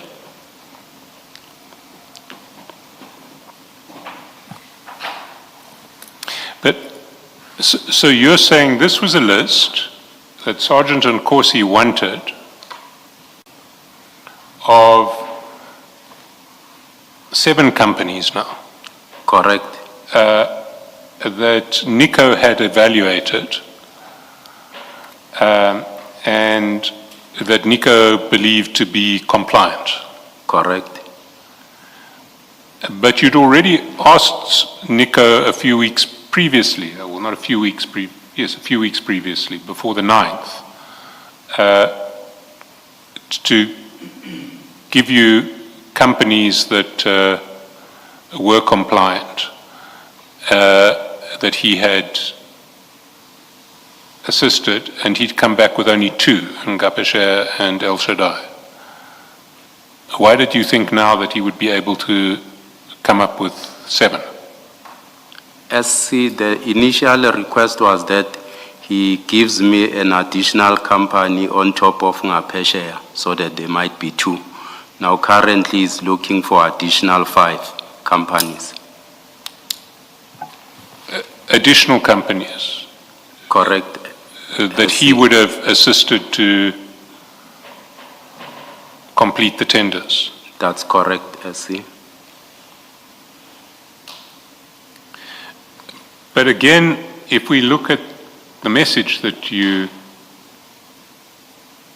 send, it just doesn't square with that explanation. It says, Captain, find below our vehicles for land to be given ku Mfowethu in order of priority. Why would it be necessary to give any of this to the CFO? What's it got to do with the CFO? Sergeant Nkosi requested me that he wants to give them to the CFO to check for him these companies. To check what in relation to the companies? He indicated that he wants to check with the CFO if they comply, they meet all the requirements. But the CFO has no business doing that, does he? Because the CFO is not a member of the BEC. And that's the job of the BEC, not the job of the CFO. And that's what Sergeant Nkosi told me. Sorry, what did Sergeant Nkosi tell you? He told me that he wants to give them to the CFO. But for what purpose? As I indicate to say, he needed them in order of priority, as Nico preferred them in terms of compliance, so that the CFO can check and verify if they do comply. But how can the CFO check? Well, let me put the question differently. You know that the CFO sits on the bid adjudication committee. Correct. Now, if he sits on the bid adjudication committee, he can't sit on the bid evaluation committee. That's correct. Compliance is an issue in the first instance for the bid evaluation committee. That's correct, SC. And members who are, and Tswani employees who are not members of the BEC are not allowed to see anything that serves before the BEC. That's correct. So how could the CFO check for compliance of companies in a bid that was serving before the BEC? SC, I think you should know that the relationship that Sergeant Gossi have with the CFO, I'm not, having the same relationship myself and the CFO. So what are they discussing, or what is he talking with the CFO? I might not be aware of in most instances. No, but in this case you were aware because he told you that the CFO would check for compliance on these 7 companies, you say? Much as I'm indicating, that's what Sergeant Gossi made me to believe, that he's in contact with the CFO on this matter. Now, if you believed that, you believed at the time that Sergeant Nkosi and the CFO were together doing something that was not lawful. They were arranging for the CFO to take a look at documents that were serving before the BEC when the CFO ought not to have had access to those documents. He made me to believe that, SC, but even if you can check my chat with Sergeant Gossi, I gave him the information. There's nowhere where I make a follow-up to say whether what is happening, what is the progress, or how far are these things. You wouldn't discover anywhere where I make a follow-up myself, because it was not of my interest, SC. Sorry, Mr. Chaskalson. Deputy Chief, did it not occur to you that it was you now who was interfering in an ongoing tender process? Because when you say to Sergeant Nkosi, give this list to the CFO to check whether these 7 companies comply with the tender requirements. It's no longer Nico, it's no longer Sergeant Nkosi. It's you now who's interfering in an ongoing tender process, because it is you who's making the request to Sergeant Nkosi to give a list to the CFO to check whether these 7 companies are compliant. It's you now who's interfering in the tender process. It's no longer other people, this is you. Not true, Commissioner, because I indicated that Sergeant Gossi called me. It's not me. If it was me, I had a vested interest, Commissioner. You'd see in this chart, either I would inquire to say how far is the process or what is happening. There's no way in the charts, since the first, 2 names I've given, I could have either made a follow-up to say either are we winning or what is happening. Nowhere in the charts where you could see me making a follow-up with the names that Sergeant Gossi requested. I did not say you have a vested interest. I said by virtue of the fact that you are saying to Sergeant Nkosi, Captain, find below our vehicles, for land to be given to the CFO in order of priority.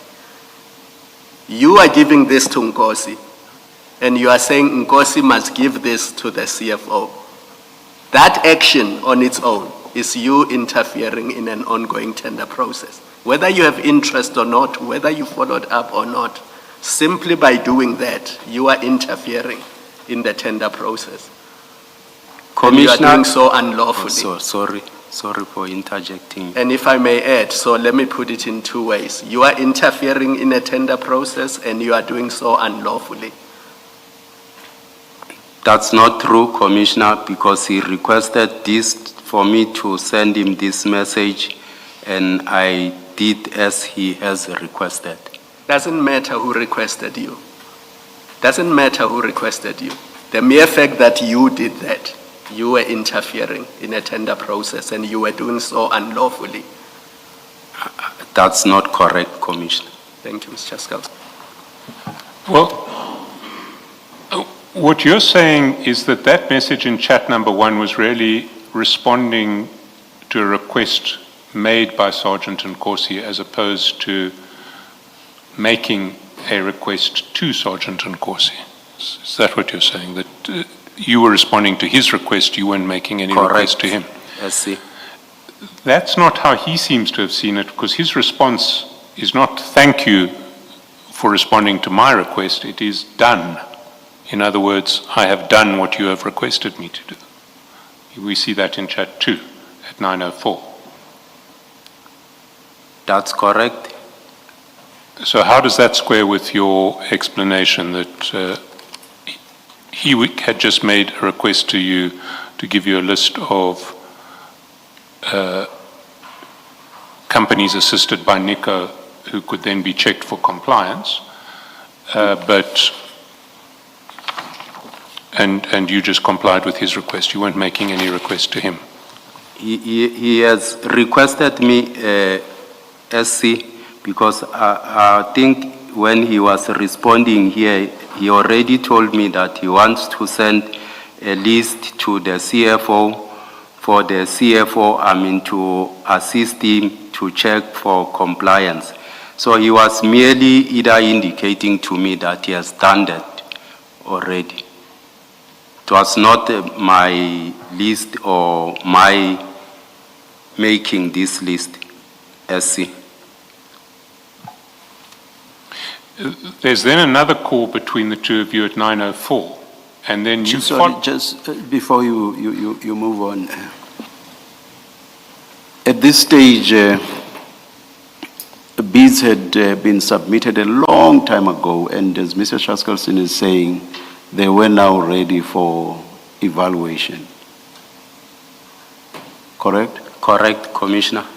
And I'm sure you would agree that it is not proper to change the content of non-compliant bids to make them compliant, correct? Correct, Commissioner. I'm asking this to understand this idea that what was sought from the CFO was for him to confirm whether or not these bids were compliant. That's what Sergeant Nkosi informed me, Commissioner. Now, if bids had long closed and you accept that at that stage you cannot change a non-compliant bid and make it compliant, what purpose would the request to the CFO have served? I'm not abreast. Assuming, for example, that the answer from the CFO was these bids are non-compliant. So what purpose would the inquiry to him or from him have made, or rather, what purpose would that have served? I'm not abreast, Commissioner, with the discussions between Sergeant Nkosi and the CFO. No, I'm not asking about them, I'm asking you now. I'm asking you. Would the inquiry have served any purpose at all? That's what the Sergeant Nkosi requested. No. Please answer my question. I'm asking it a third time now. Would it have served any purpose for the CFO to pronounce on the compliance or otherwise of these bids? I'm asking you. I'm not asking about their interaction. I don't think it might have served any purpose, Commissioner. Thank you. I will tell you that it would not have served any purpose. You've basically agreed in the last answer. Deputy Commissioner, what interest did you have in any one of these companies? I did not have any interest, Commissioner, in any one of these companies. Okay, that's my first question. What interest did you have in any one of them being appointed or being successful in the bid? I did not have any interest in any one of them to be appointed because I was not going to benefit or I'm not benefiting anything. Then explain why in your message you speak about our vehicles. Why do you refer to these companies as your vehicles, you being part of the people who own these vehicles or who are putting forward these vehicles? Okay. As I indicated, Commissioner, to say when I receive a message I'll usually edit it and put a name. It came, the message as find below our vehicle for land. Then I edited it, I put captain there to be given to forward to as he requested, then that's what I did on this message. So this came from where? From Nico. Oh, so Nico is the one that gave you this list Correct, Commissioner. for it to go to the CFO? No, he gave me the list, but because I knew that Sergeant Gosi requested that he wants to send it to the CFO, I edited the message Okay. according. I asked you earlier who is Nico, and what was your answer to the question? I said Nico is someone who deals, with issues of assisting people with, either tender document or administrative work on other aspects. And when he says this is our vehicles, because you say that's Nico's language, when he says our Yes. vehicles, what did you understand him to be saying? I understood it as the vehicles that they've prepared themselves. What do you mean by that? He has done. I think he doesn't either work alone with people who do this work. All right, let me make my suggestion to you, what I think this is. My suggestion to you is that you are either the person you are referring to as Nico, this is your list, and all the other communication where you keep on saying Nico, you are in fact that person that you are referring to, or alternatively, you are not honest about who is this person you refer to as Nico. So if this list comes from somebody else and it's not from you, then you are not being honest with the commission about who is the source of the list, and everything else that you have said comes from Nico. You are not being honest about that. That's the one. And I think that is the kindest I can say to you, the most generous I can suggest to you. Worse is you are in fact that person and the source of that list. And this reference to our indicates that you are part of the people that are propagating or that are promoting these companies. You can comment if you want to comment. That's not true, Commissioner. I'm not Nico. There is Nico who does this work. Thank you. Mr. Chairperson. And do you still have the phone you used when communicating with Nico? Yes, I do have my phone. And do you have these chats on it between you and Nico? I am not sure if the chats are still there, but we can What check. could possibly have happened to them for you to say you are not sure? There's a timer, 24-hour timer too. Okay. So if I understood your answers to Commissioner Baloy, you're saying that Nico came back to you with that list in chat number 1, saying, these are the companies that I prepared, that I assisted, and you should check them for compliance in this order. Is that what Nico was saying? That's correct. But how can that possibly be? Because earlier in the evening, Nico had said to you, I've given a mandate to Victor for these companies, and the companies that he lists in his mandate to Victor are the companies that we see at 525. Can you go to 525?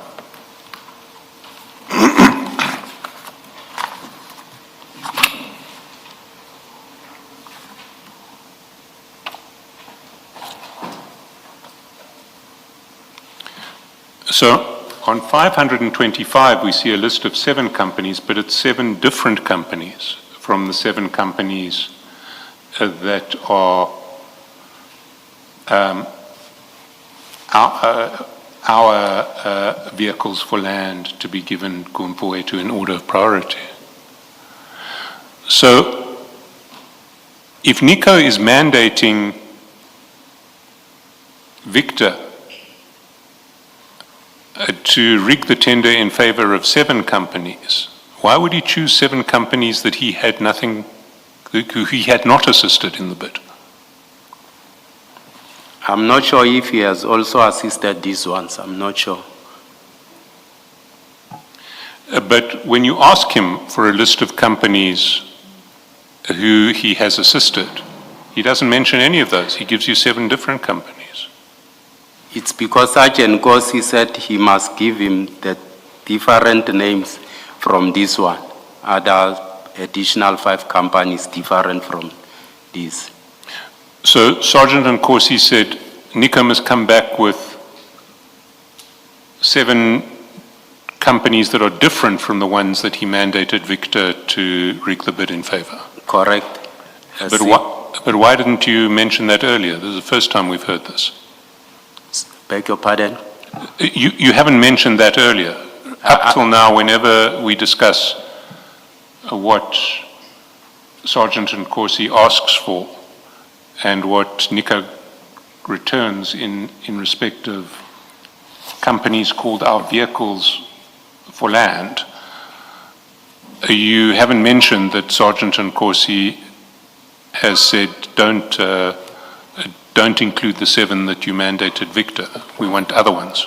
You just asked me now, SC, that question. Well, I didn't just ask you that question. I asked you how would it be that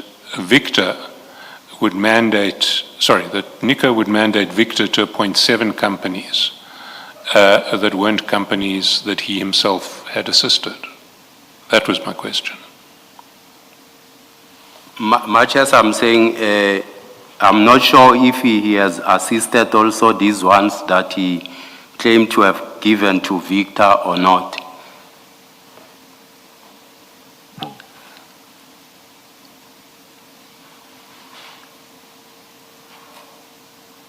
Then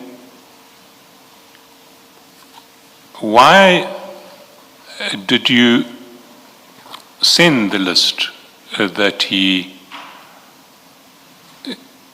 gave you of his mandate to Victor? Why did you send that to Sergeant Nkosi when Sergeant Nkosi wanted the list of companies that Victor had assisted?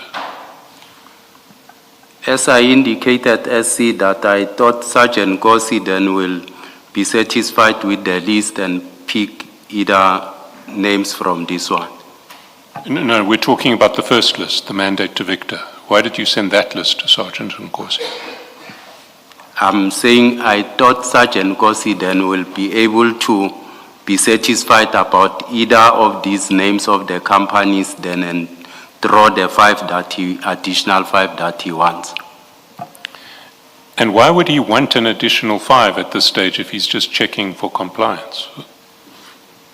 I don't know why did he want that additional 5 if he want to check compliance. You see, Deputy Chief, this version that we've heard from you and in a modified form from the CFO is just utterly implausible. The texts say one thing. They ask for vehicles in order of priority. And the version that comes back is, no, we were just checking for compliance. The text on their face suggests that you, the CFO, and Sergeant Nkosi were trying to rig this bid. And you were doing it collectively. And this version of Nico being asked by Sergeant Nkosi through you which one of these bids complies and has been assisted by him just doesn't make sense for one thing, and for another is completely incompatible with the actual wording of the texts that are exchanged. And third, presupposes that the CFO is going to start scrutinizing documents which he shouldn't have access to, bids that should be under seal, or not under seal, but under lock and key before the BEC. So, how would you respond to those 3 issues? First of all, it just doesn't make sense. What's your response to that? Why would anyone be interested in checking for compliance at this stage of proceedings when it's too late to change anything? SCS, I indicated that it's not true. I'm not close to the CFO, and that's a fact. I only started to speak to the CFO when he requested Sergeant Gosi, I think, to call me on the 4th of March. I've never spoken to the CFO outside of work before. And if you follow all the tests that I have with Sergeant Gosi, there's nowhere where I make a follow-up if either we are winning or either how is Deputy Chief, demonstrate interest. Deputy Chief, Mr. Shaskalsin is suggesting on 3 bases that you, the CFO, and Sergeant Gosi wanted to rig this tender process. Now he has gone back to deal with them, I believe, serially. Now he has gone back to the first one and is suggesting to you that, 1, this does not make sense. So the lengthy explanation that you are giving does not address that. Do you agree that this does not make sense? As one of the bases which, when you put them together, show that the 3 of you wanted to rig the bid. So 1, does this make sense? Commissioner, I'm trying to show him, to say my discussion with the CFO, if you can look at everything, was between, the 5th and the 6th of March only. And with regard to payments, the only discussion now is on the 25th of March. And you can't associate the two as if we have been throughout speaking with myself, I'm speaking with the CFO. I'm honest about it. But you are speaking through Sergeant Gosi, so you are speaking all the time. So that means nothing. You are speaking through Sergeant Gosi. And I think right at the beginning you agreed when Mr. Shaskalson started probing you. You agreed that you were basically talking to each other, but via Sergeant Gosi. So you are talking throughout. The fact that you may perhaps have spoken directly at a much, much later stage means nothing. It's not like we are speaking, Commissioner, about this process nor anything. I'm not speaking with the CFO. So the short answer is what you disagree that Yes. this does not make sense. Yes, Mr. Shaskalson? Let's look at your version, that this is all an attempt to establish which companies Nico's been helping and which of those companies are compliant. Now, my first proposition is that makes no sense. And why it makes no sense is that the bids closed on 2 October. And after 2 October, no one could lawfully change any of the bid documents. And if a bid document was compliant, it would go through the BAC. If it was not compliant, it would not go through the BAC. There's nothing that can be done 5 months later to change that outcome. So no one has any real interest in knowing that the bids are or are not compliant in March, when the bid closing date was the previous October. What's your answer to that? You are correct, as much as I'm saying, but that's the information that Sergeant Gosi gave me. So you see no logical purpose that Sergeant and Corsi, or no logical lawful purpose that Sergeant and Corsi could have in checking for compliance at this stage? You can't see any legitimate purpose. I agree with you much as I never even ask him what is happening or what's happening with these things. So this whole process, from your perspective, is one that can have no logical, legitimate purpose. For me, yes, SC. So that's why I say it makes no sense. For me too, I see no logical, legitimate purpose of this process. But let's look at the second complaint that I have in relation to this version. Apart from the fact that it can have, that if it were true, this whole exercise would have no purpose. The version that you put forward is just not consistent with the texts. Nowhere in the texts does anyone say anything about checking for compliance. Can you go back to any of those texts and show where someone says something about checking for compliance? That's what Sergeant Gossi indicated, SC. Yes, but the texts don't say that. The texts say something different. They talk about our vehicles for land to be given ku'umfuetu in order of priority. And the earlier texts similarly convey a meaning of companies to be chosen for the land tender, not companies to be checked for compliance in relation to the bid requirements for the land tenure. I indicated earlier on that I edited the meeting, just included, because that's what he told me, he wants to send it to the CFO.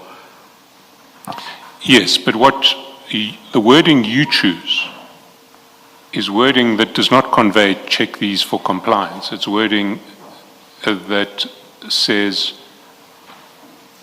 these are companies to be given ku'umfuetu.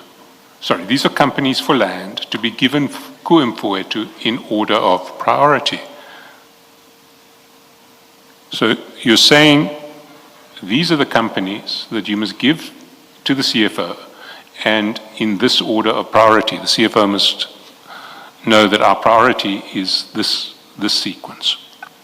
SC, when the message came to me from Nico, it said, find below our vehicle for land in order of priority. Then I edited the message, I added captain, then I also added to be given to forward to, because that's what Sergeant Gossi told me. But if this message did in fact come from Nico, why would Nico give you a list of priorities that didn't include any one of the companies that he had put on his list that he mandated Victor to give effect to and to rig the tender in favor of? How could that be? As I indicated, SC, that Sergeant Gossi requested that he give me other 5, different names. Yes, Sergeant Nkosi requested 5 other names, you say. Yes. When did Sergeant Nkosi request that? He requested it on the 25th. SC. You see, we see the first time that Sergeant Nkosi knows that Victor has mandated the 7 companies, that Nico has mandated the 7 companies that he gave to Victor is at 8:02 p.m. Yes. There's no communication between you and Sergeant Nkosi before you send him back a different list. There is. I called him. I think there's incoming calls that you could pick up and an outgoing call. So, To incoming call. Well, on WhatsApp there was no communication, either voice calls or messages. To us voice calls. Well, there's no WhatsApp voice call between 8:02 when you send Nico's mandate to Victor and 9:03 when you send our vehicles for land.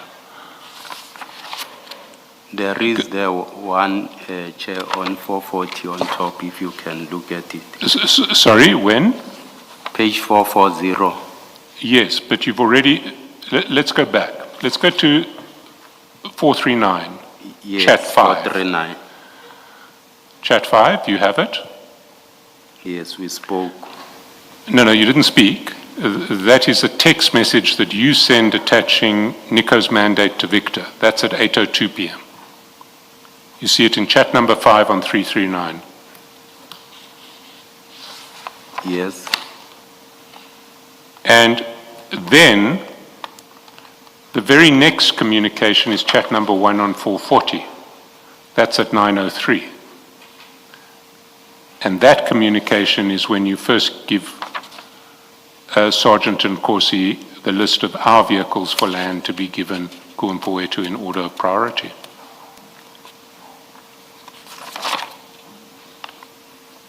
Yes. So there's no voice call or text message in between those two messages.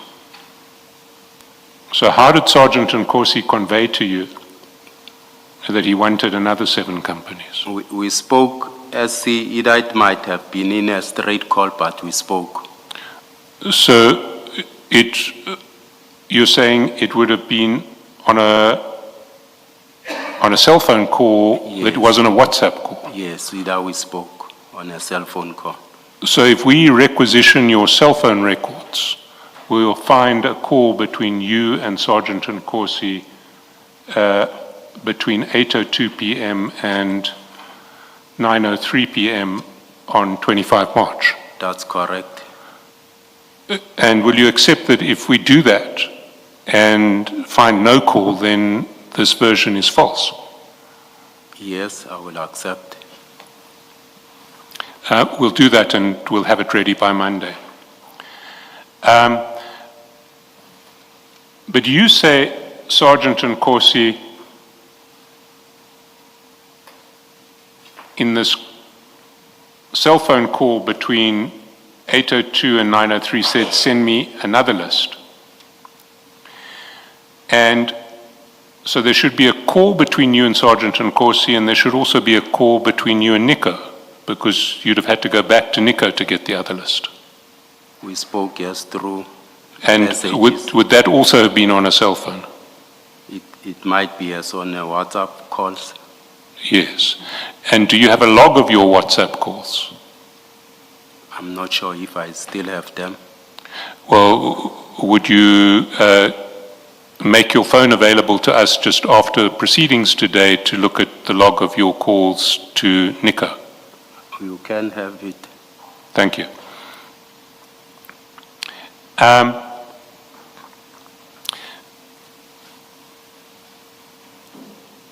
We were dealing with my second concern in relation to your version, which is that the version just doesn't match with the text. And what I want to put to you in this regard is nowhere in any of the texts, 2 propositions. First is, nowhere in any of the texts is there any suggestion that what you're looking for is questions of compliance. Do you accept that nowhere in any of the texts is there any suggestion that what you're looking for is issues of compliance? It's not me, SC, who was looking for that. It's Sergeant Nkosi. Well, nowhere in any of the texts, is there any suggestion that what Sergeant Nkosi was looking for was issues of compliance, and what you were reporting to him in relation to his requests concerned issues of compliance? From my side, he requested Nico to give him additional companies that have in priority how he prepared them in terms of compliance. No, I understand what your version is, but there is nothing in the texts that supports that version. Either this was said in voice calls that we can't see, or we certainly don't see it in the texts. You That's accept that? correct. What we do see in the texts are messages that are consistent with an attempt to rig the tender in favor of certain bidders, though. Because the texts are consistent with an interpretation that this was an exercise of rigging a tender in favor of particular bidders. They refer to our vehicles for land to be given Kuumpuetu in order of priority. Our vehicles for land, order of priority. So the texts are consistent with an attempt to rig the bid, but not consistent with an attempt to investigate issues of compliance. What's your answer to that? Confining it just to the texts. As I indicated, this was the choice of words from Mr. Matovela. I just edited on his messages and added what was I wanted to add. I see.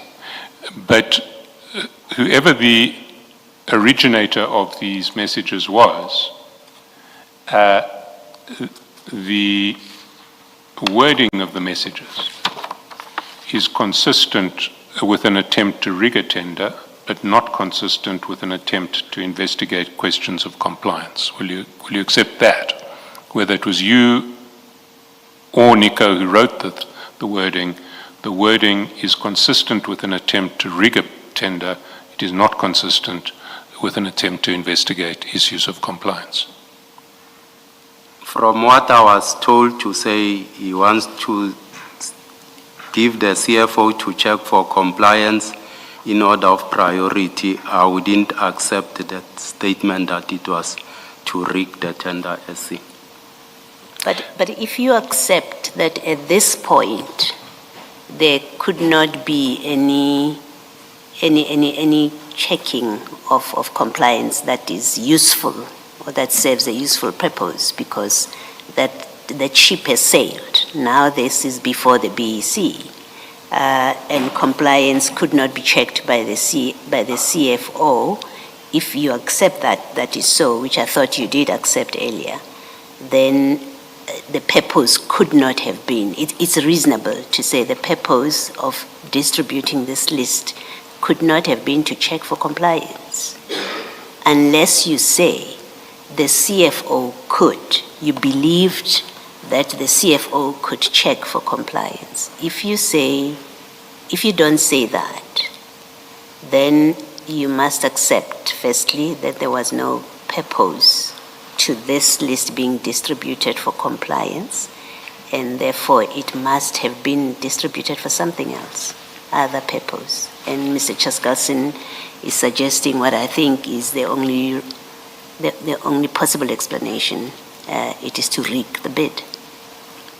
Commissioner, it might have been that possibility, but I can't confirm because it was Sergeant Scorsese request. Yeah, but you're assisting in it. When you distribute it, you know that compliance can still be checked at this point. If I expect that you know that. That at the time that Sergeant Ngosi asks for the list and you give it to him, you know that compliance cannot be checked. Then the question, it won't make a difference because it can be checked for compliance at this stage by Mfowethu. You know that.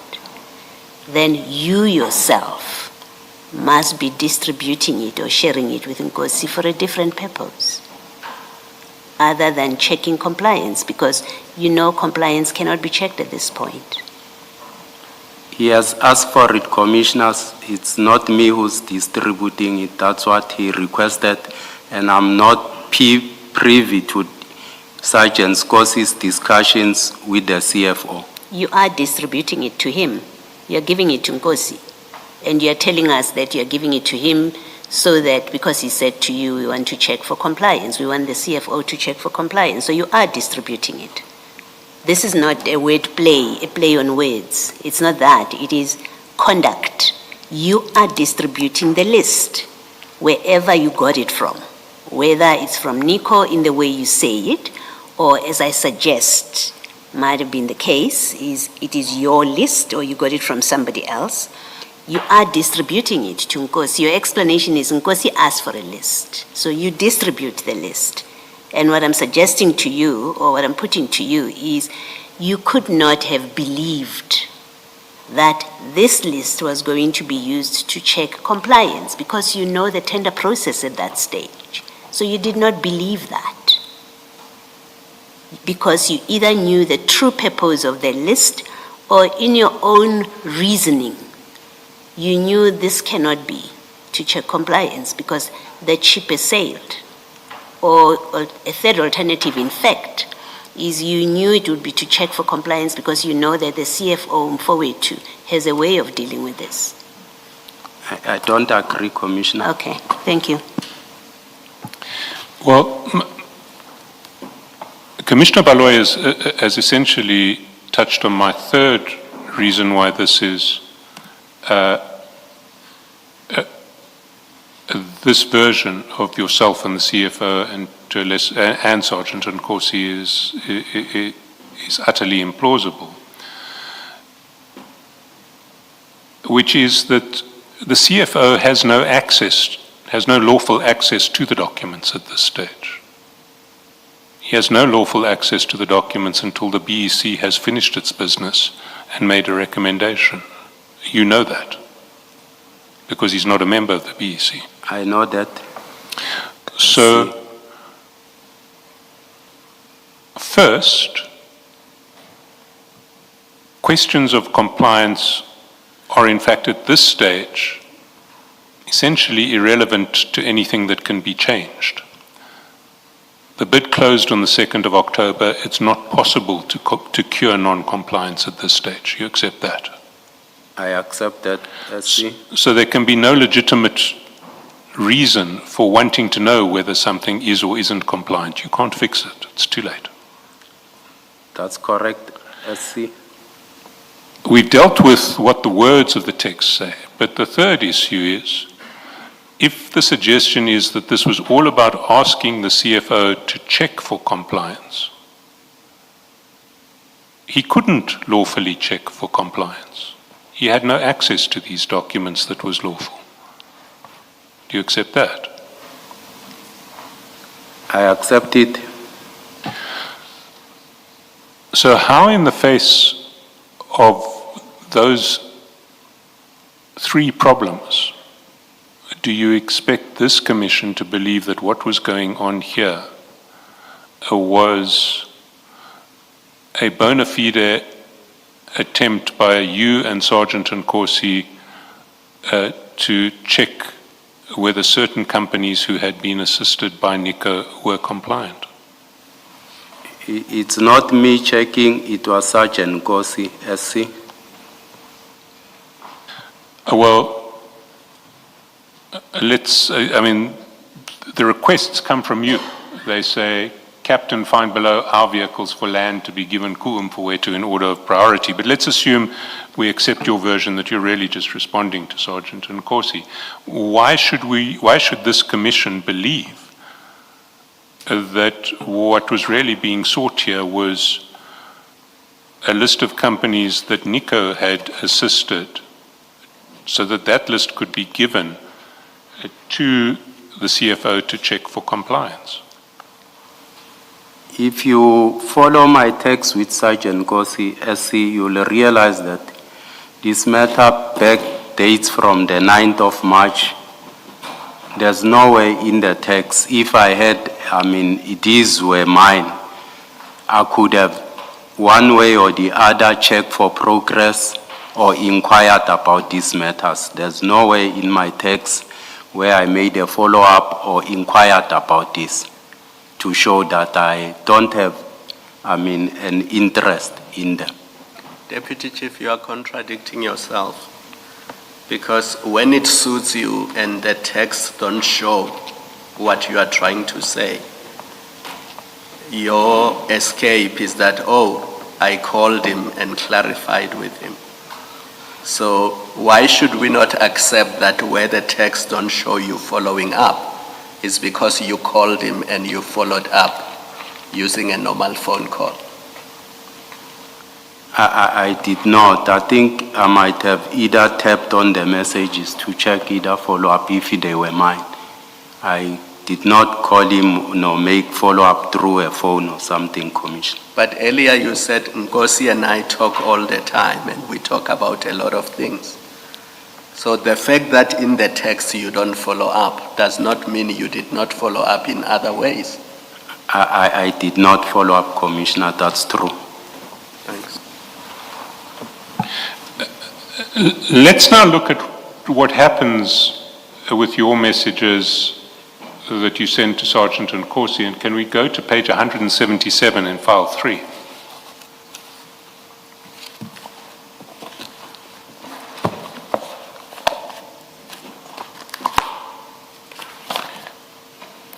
And there you'll see that when you come back to Sergeant Nkosi with your list of 7 companies, 7 vehicles for land to be given Kumfuetu in order of priority, 177, 77, file 3. file 3.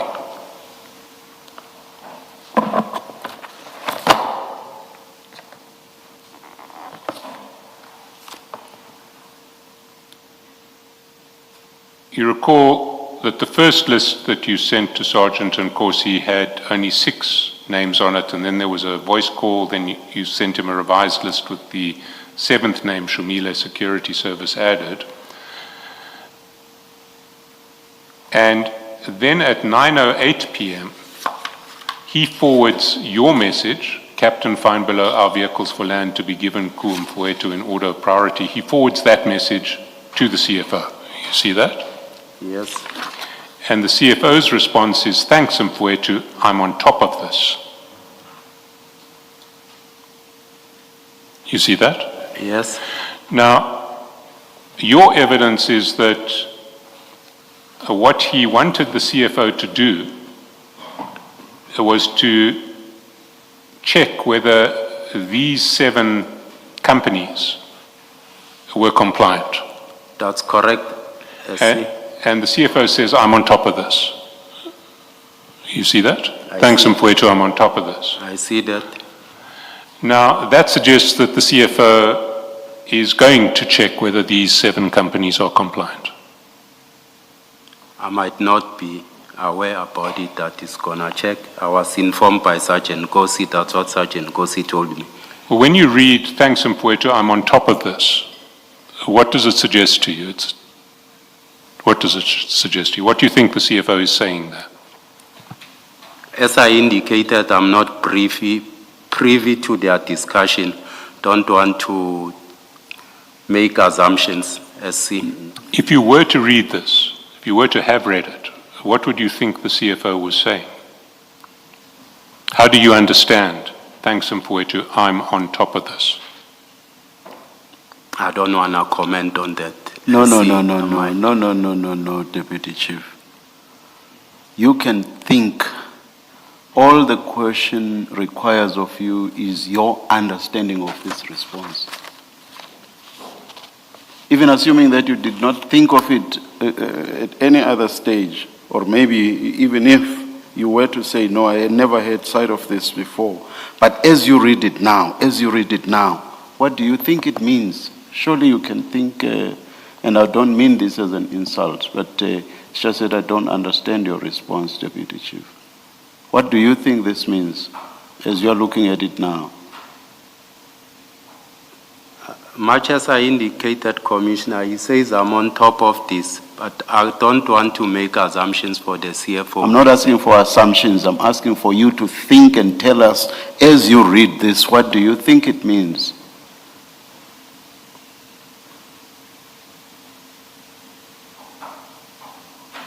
In the context of everything else that you know, that you have said, and even the purpose for which you had forwarded this to Sergeant Nkosi, in the context of all that, when you look at this now, what do you think it means in that context? In the context of what we spoke about, I'm thinking that he's assisting Sergeant Nkosi with his request. Thank you. It was not so difficult after all. Please do not be evasive, Deputy Chief. Yes, Mr. Chaselson. And that request is to check whether those bidders are compliant, as you've been saying. That's what Sergeant Goss indicated to me.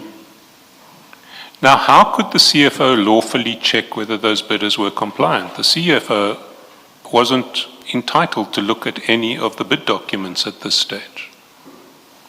You've accepted that. I accepted that he can't do that.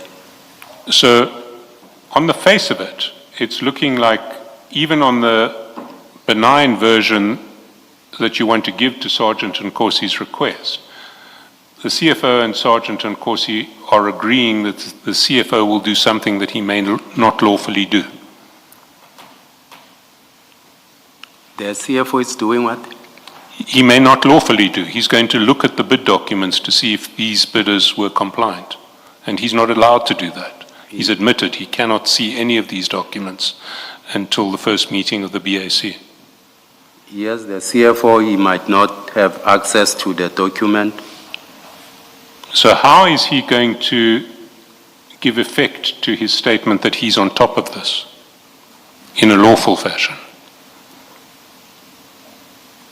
I can't answer that, SC.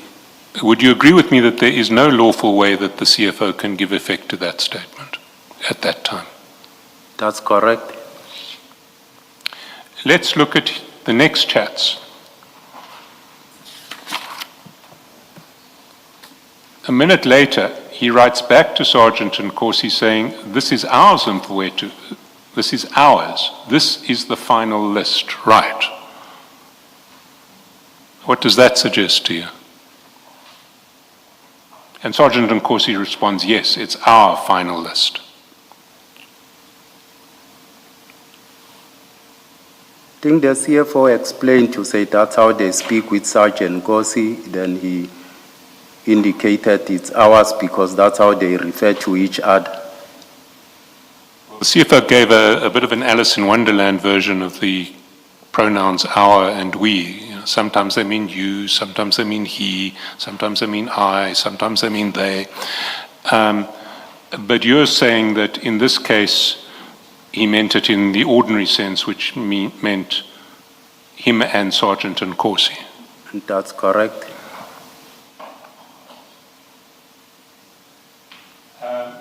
So he was saying, he was asking Sergeant Nkosi, is this the list of you and me?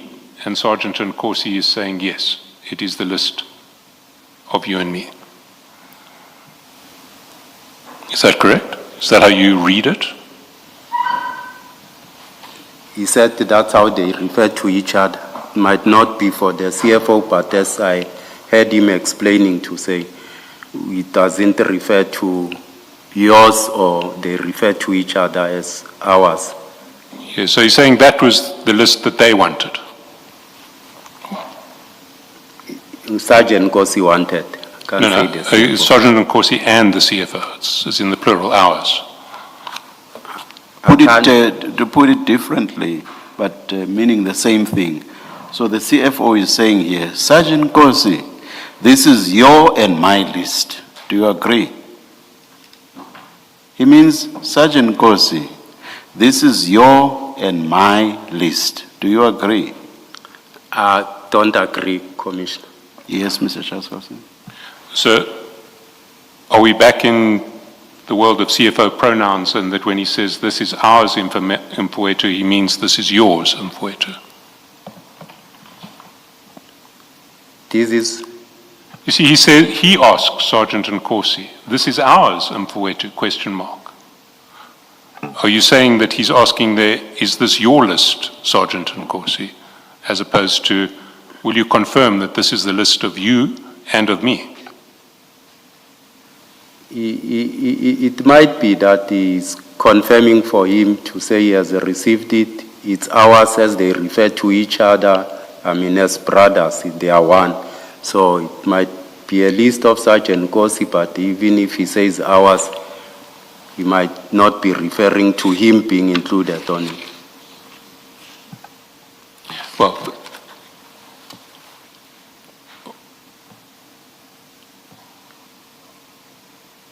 what I want to put to you is that the ordinary meaning of what the CFO said is, this is yours and this is mine, this is ours. That's how one normally understands ours. I don't agree to it because we sometimes adopt a way of communication with people, how we communicate, refer to each other, a particular set of standards when we communicate. It might not mean what I mean you are suggesting, SC. And at the time, were you aware that the CFO and Sergeant and Corsi referred to each other in ways that involved strange uses of pronouns like ours, that when they said to each other ours, they didn't mean ours? That's how they refer to each other, as I know, to say they are one. You see, if you go back to page 440, you'll see that after this exchange,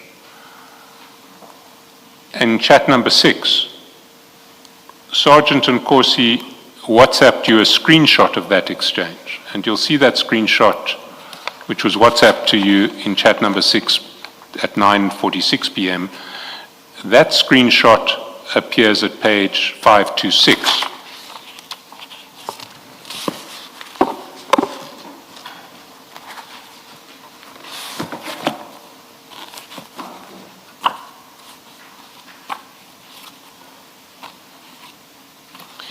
And there, you'll see that at the bottom,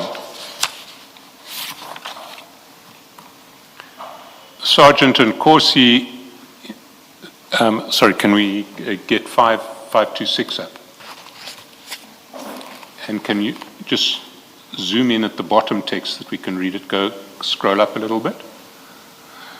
You'll see, Captain, find below our vehicles for land to be given Kuumpuetu in order of priority El Shaddai Security Services, and the response from the CFO is, this is ours, Mpuetu, this is the final list, right? And Sergeant Nkosi responds, yes, it's ours, the final list. So at the time, you had seen the screenshot. You accept that? This was sent to you at 9:46 that evening. If we go back to page 440. Yes. So what did you understand to be taking place here? He was just showing me that indeed is in communication with the CFO. And that the CFO is going to do what? He's going to assist him that we checking these companies. For compliance? That's what he indicated to me. If you go to the top of 441, you'll see that after he sends you that WhatsApp, at 10:30 that night, there's a voice call. And we've checked, that voice call lasted over 2 minutes between you and Sergeant Nkosi. At the top of page 441, chat 1. Yes. At 10:30 that night. And you will see there, well, so after he has shown you his exchange with the CFO, he calls you and you speak for over 2 minutes, 2 minutes and 22 seconds. What would you have been speaking about? I can't recall, SC. But you've seen now that the CFO is going to do what Sergeant Nkosi wants him to do in relation to this tender, from the screenshot. Yes. And you know that on your benign version, what that is that the CFO is going to check for compliance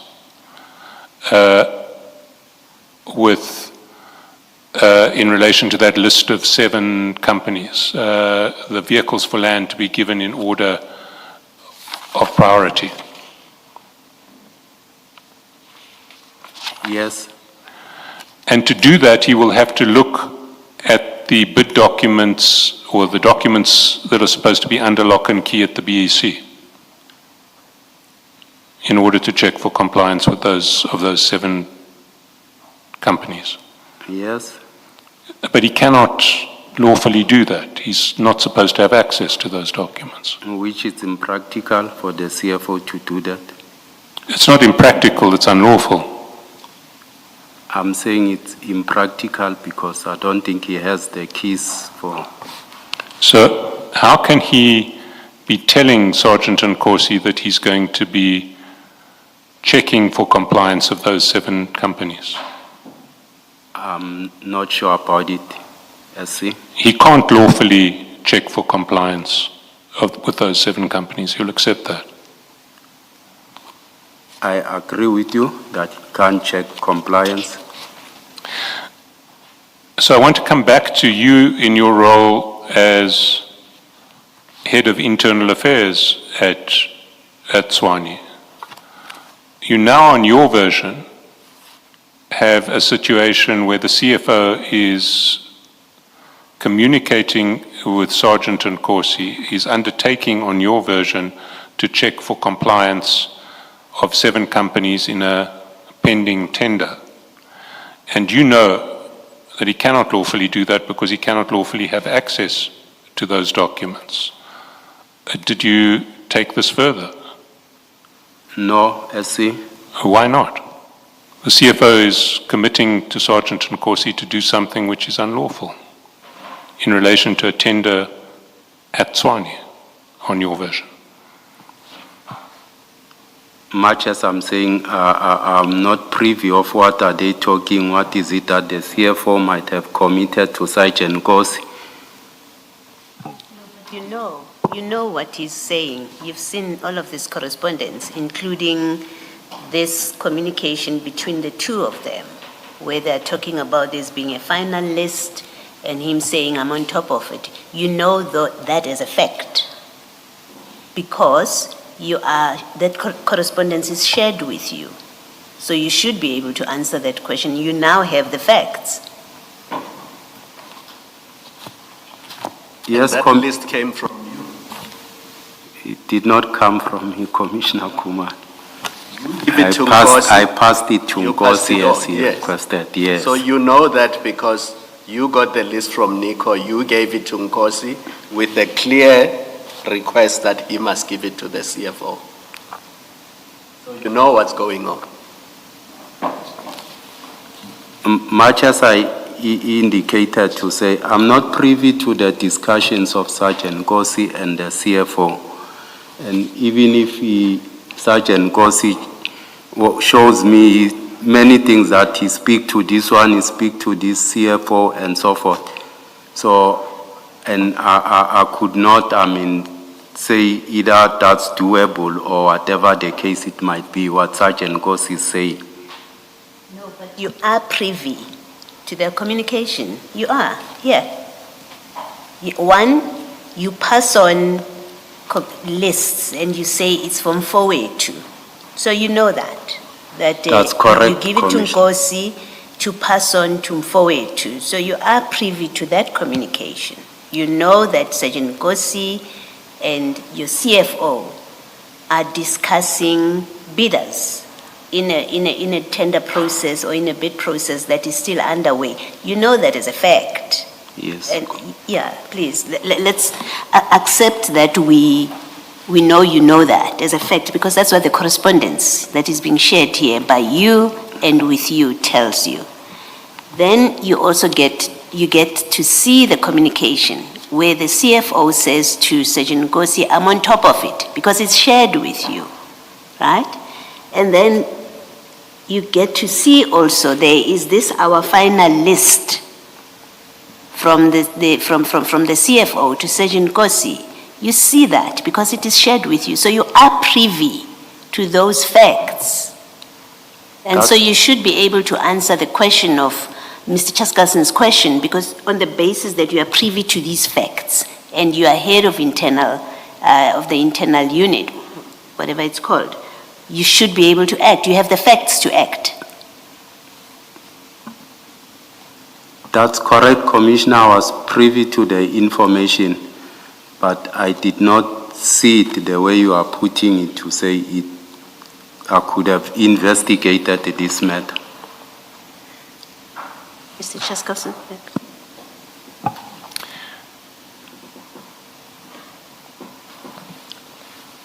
Can we go to your statement at page 11, file 1, page 11?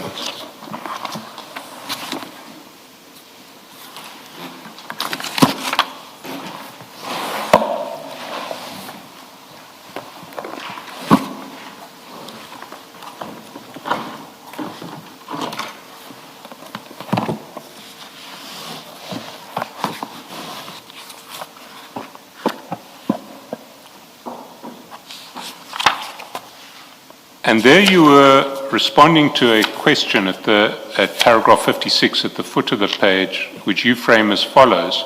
Reasons for me to discuss issues / matters relating to procurement of the City of Tshwane and or the TMPD, particularly in relation to TMPD 2, 1 and 3 with Sergeant Nkosi. Also provide reasons for providing Sergeant Nkosi with the names of companies or bidders for the City of Tshwane and or Tshwane Metropolitan Police Department. Page? Page 11 of file 1. Okay. And your answer is, I haven't discussed matters relating to procurement of the City of Tshwane with Sergeant Nkosi. I merely provided him with administrative documents as he requested, see paragraph 50. The said materials are public documents. Do you stand by that answer, that you didn't discuss matters relating to procurement with Sergeant Nkosi? Because it seems that, at least in relation to what we've just been looking at, you have exchanged many texts with Sergeant Nkosi in relation to matters of procurement. That's correct, SC. I did not discuss matters that relate to procurement. So how do you characterize what's happened here, where we've seen a constant back and forth in relation to messages concerning TMPD 1, and on your version, although the messages say one thing, you've had lots of calls with Sergeant Nkosi where he's explained that he doesn't want to rig the tender in favor of Ngapesheya and El Shaddai. He actually just wants you to check for compliance of those two companies and to check for compliance of other companies that were assisted by NICO. Yes, SC, as I indicated, I was just transmitting the names as requested by Sergeant Nkosi. I did not discuss any procurement matter with him. So you didn't understand this question relating to matters relating to procurement to include your exchanges with Sergeant Nkosi concerning which companies NICO had assisted on the bid, which companies were compliant, which companies weren't compliant. You didn't understand it to fall within the ambit of the question. When it says procurement matters, it's matters either that relates to, issues, of ensuring that I help me with a document compilation, also, discussing pricings and so forth, or what transpired within the bid evaluation committee, because those matters are confidential and so forth.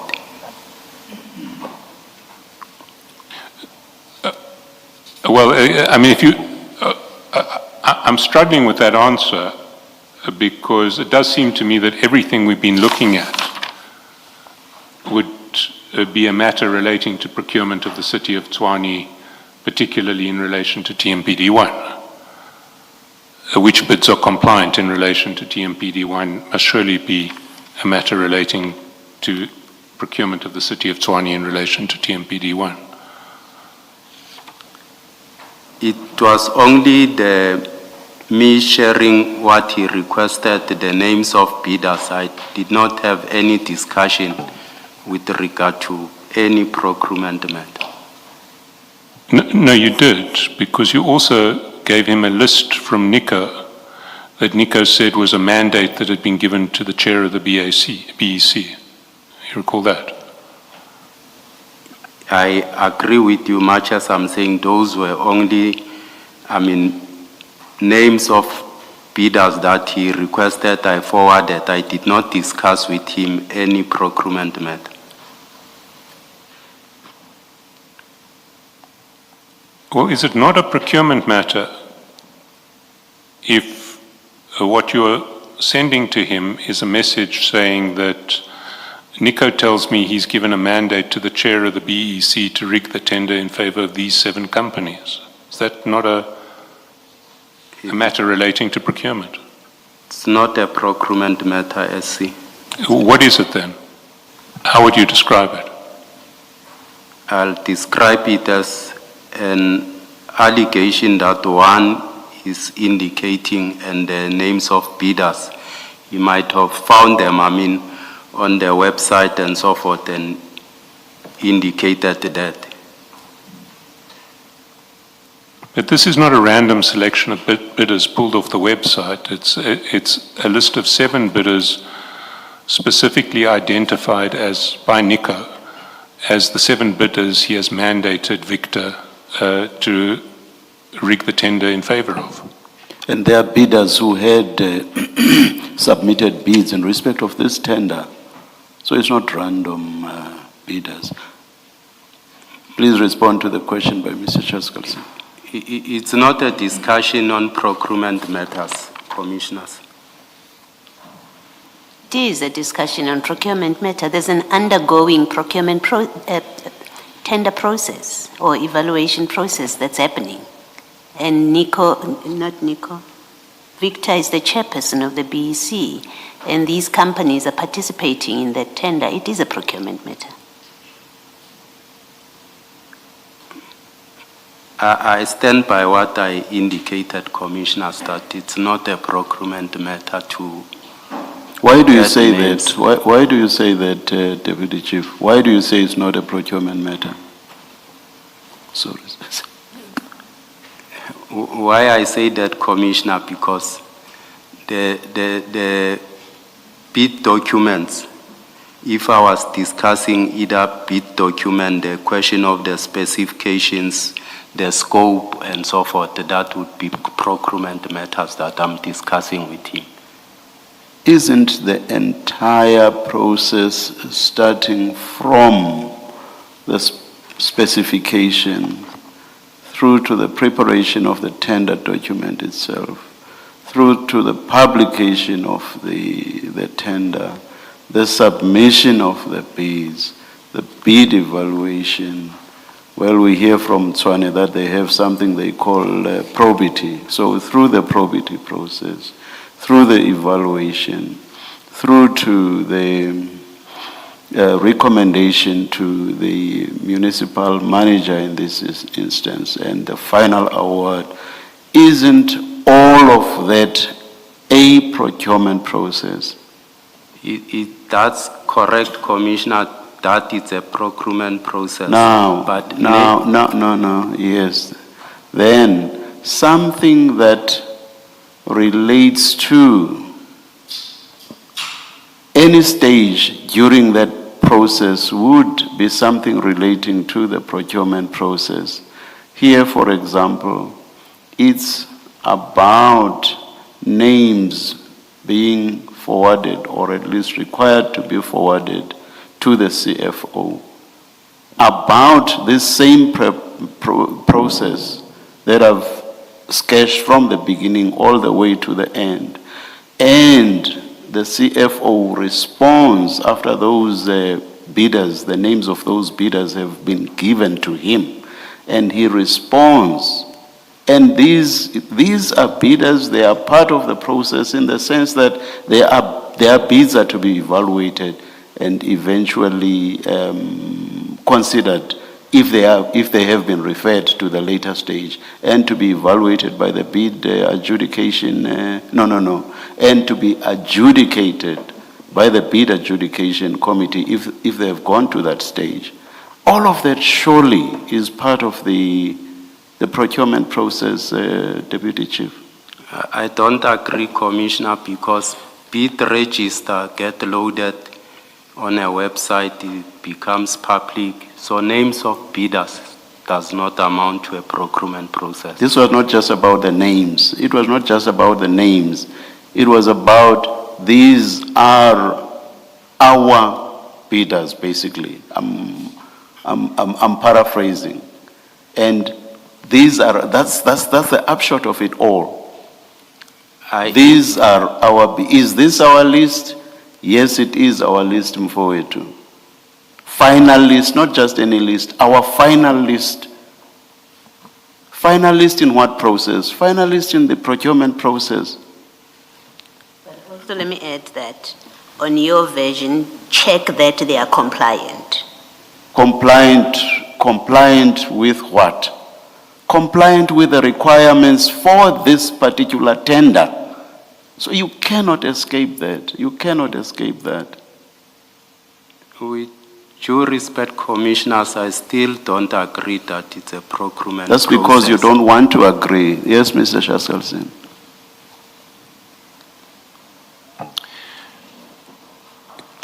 Can we go down to page 444?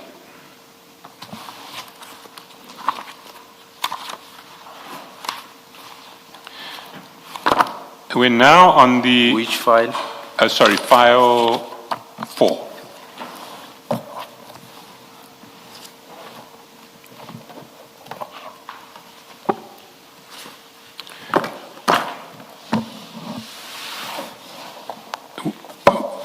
We're now approximately 2 weeks later. It's the 13th of April. And in chat number 3, you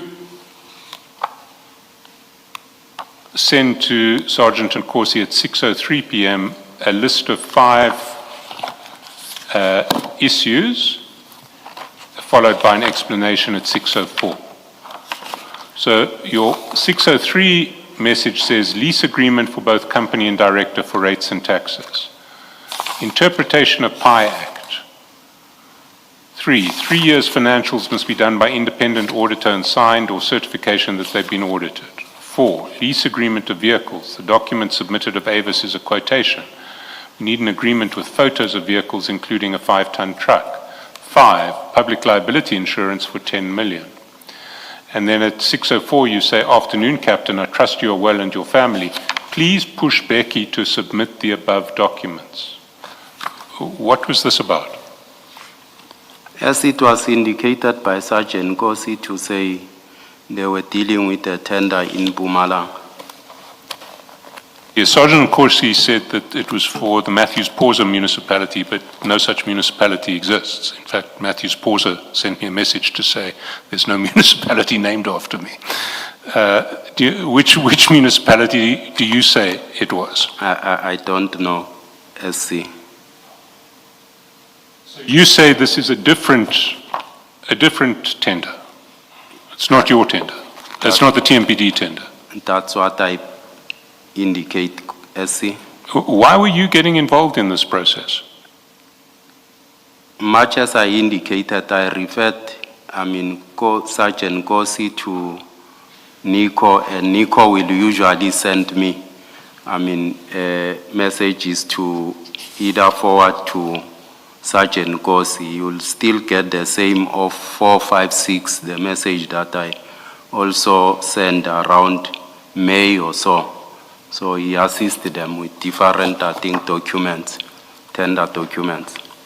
Can I just say my difficulty with this, you being the one that talks to Nico, is you were asked much earlier, have you referred other people to Nico to assist them with their tender documents? You said, no, I know him from when I was in the army and I came back and I was in the taxi business, so I really don't refer people to him.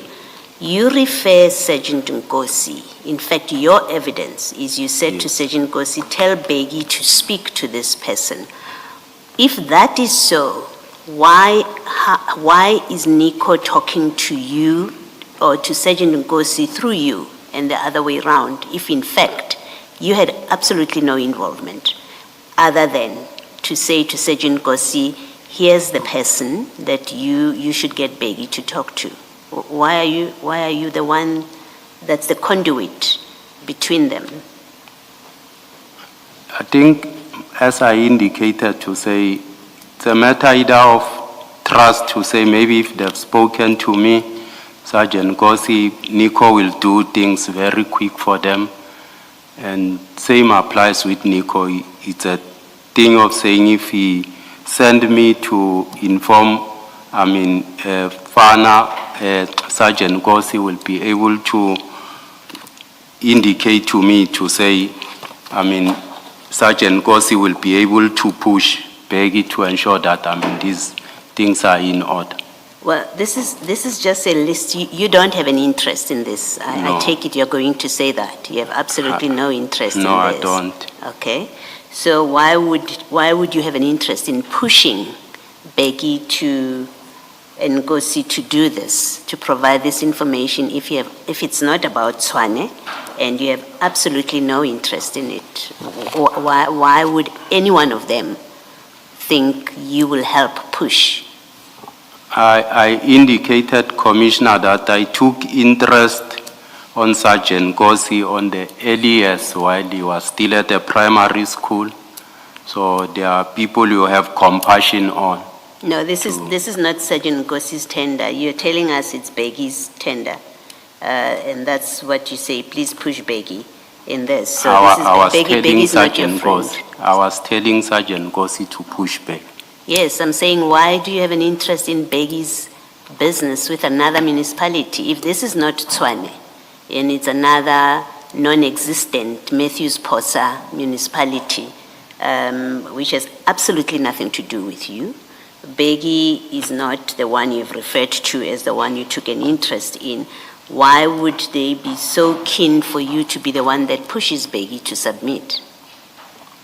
Commissioner, I think there are people you will have compassion on, of which you will adopt them. The manner in which, they grew up and so forth, it touched you such that you adopt them to ensure that you play a particular role in their life. So Nico knew that you have adopted, did Nico know that you've adopted the people that you have compassion for, being Bheki or Sergeant Gosi? He knows that the Sergeant Gosi, I helped him from there. But he has Sergeant Gosi's number. He could have sent this list to him, and he sends it to you instead. Sometimes the voice of someone will make certain things to be able to be done, Commissioner. No, there's no voice here. Nico, out of the blue, sends you this list. He sends you this list, this list of things that relate to a Matthews Posa municipality to forward. There's no voice about it, and all you do is you forward it on to Nkosi, so your voice doesn't matter in the exchange of this information. When I say the voice, I'm saying he believes that if it comes from me, they'll be able to run. Okay. Let me, in fairness to you, make my suggestion to you lastly. This is a list from you, I'm suggesting. It's a list from you alerting Bheki through Nkosi that Bheki needs to provide this information for his tender to be compliant with your TMPD tender. That's what I want to suggest to you. Because any other explanation, your explanation doesn't make sense. It doesn't make sense. Considering that these people have a direct relationship with each other, you have absolutely no interest in Bheki's business. You have shown that you prefer Ngapesheya to be awarded a tender, and this list I want to suggest that this was to assist Bheki fix the shortcomings in his Tshwane tender. Do you want to comment? That's not true, Commissioner. Thank you. And then in the last chat where you say sharp, I'm also putting pressure. So this is now independent of what Sergeant Nkosi is doing. Who are you putting pressure on? I'm saying I'm putting pressure also to Nico to ensure that, he also speak to Bheki. Why are you putting pressure on Nico? Sometimes they have conflict. I'm not sure whether because, Nico is an adult and you can't find each other sometimes. If you check Commissioner on 445, Sergeant Gossi comes back to me and indicate the following. I had to make a call with the two of them to try and work together. Who had to make a call? Myself. So you were putting pressure on Nico to work together with Becky? To ensure that they find each other in terms of working together. But why? What was your interest in ensuring that they work together? Because all you were doing was to put people together. What was your interest? If they have a conflict, why does it matter to you? Much as I indicated that I took interest on Sergeant Gossi and I'll want to support him when. But this is not Sergeant Nkosi, this is Becky and Nico. Supporting him, if he supports his brother, it's like, you'll support him. Can I just find out, because you went too quickly to 445, even with Commissioner Kumalo, even before, he wasn't directing you there, he was asking you about Sharp. I'm also putting pressure at page 444. Who were you putting pressure on about what? Because you have a list, according to you, you have a list from Nico. You have sent it to Becky, that list. And you say, please push Becky to submit the above documents. Sergeant Nkosi says, on it, General. He responds. You say, Sharp, I'm also putting pressure. Who are you putting pressure on? On Nico. To do what? Because he's given you a list. Nico has given you a list that Becky needs to comply with and submit documents. Who are you putting pressure on? On Nico to work together with Becky.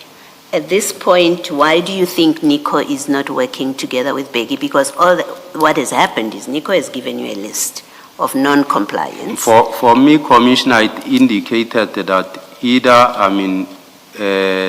there's disjuncture in terms of either communication, because Nico will complain sometimes to me to say, I'll be in the office, wait for 4 hours or so, waiting and so forth. No, these WhatsApp messages don't record that. There's a long list of items that you say are not from you. I've suggested they are from you. You say, no, but that's from Nico. We say, fine, let's work with that. That list is from Nico, right? Then you say, please push Becky to submit the above documents. There, you have an interest in Mpumalanga tender, or Becky's Mpumalanga tender. You say, push Becky to do this. And then Nkosi says to you, I'm on it. So Nkosi says, I'm working on it. The next thing you say is, I'm also putting pressure. And what I'm putting to you is, it doesn't make sense that you get a list from Nico and then in a short while you say, in fact, you get a list from Nico at 6:15. And then at 6:27, you are putting pressure on Nico. To do what? It doesn't make sense. He's given you a list.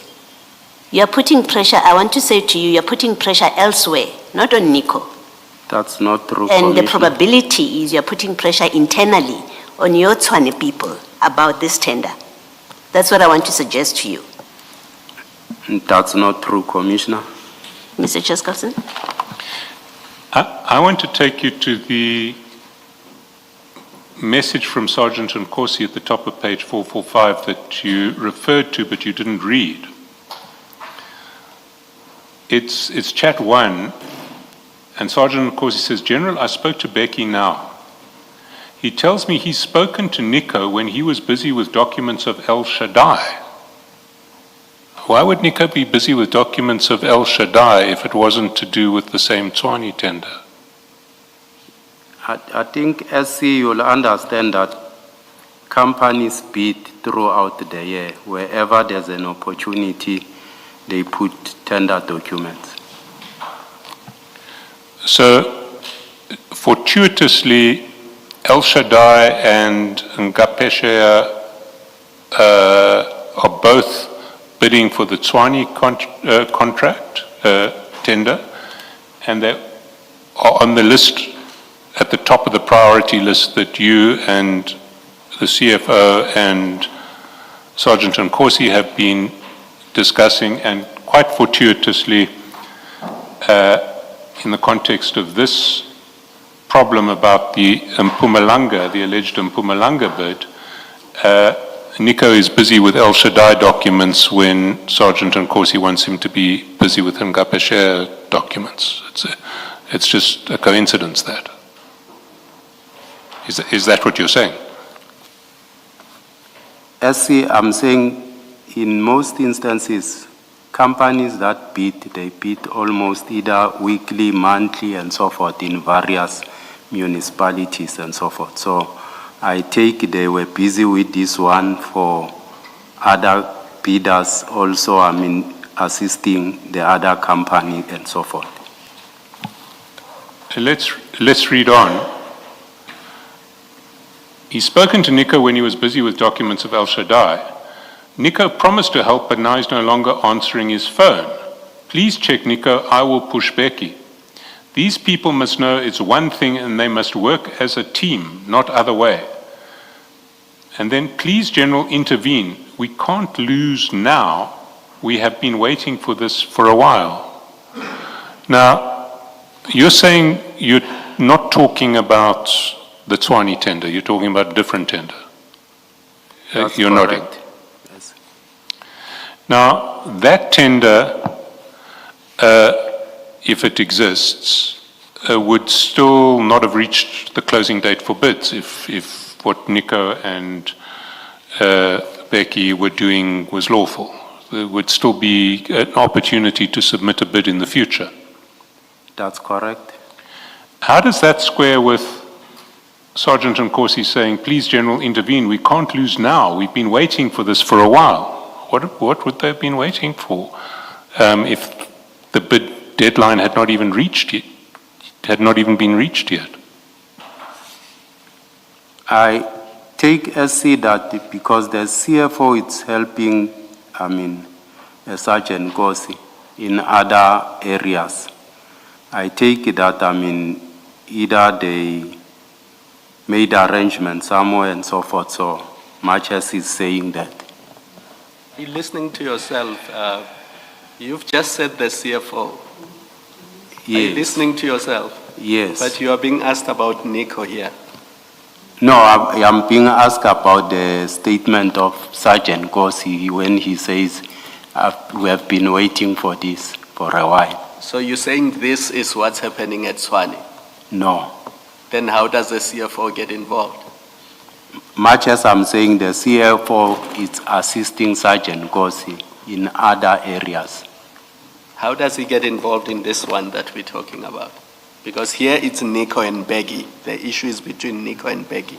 How does the CFO get involved with this one? Commissioner, Unless it's a Tswane tender that we are talking about here. it's not A Freudian slip, Deputy Chief. Sorry, Commissioner. Never mind. Mr. Chasselson?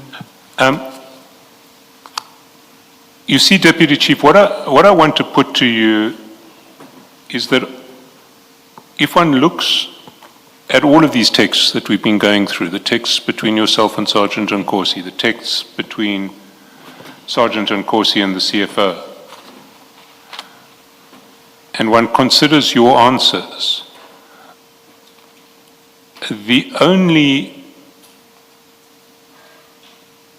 reasonable conclusion that can be drawn is that you, Sergeant Nkosi, and the CFO were in a conspiracy to rig a bid in favor of El Shaddai and Ngapeshe. What's your answer to that? That's not true. And of course, we do know that at the end of the day,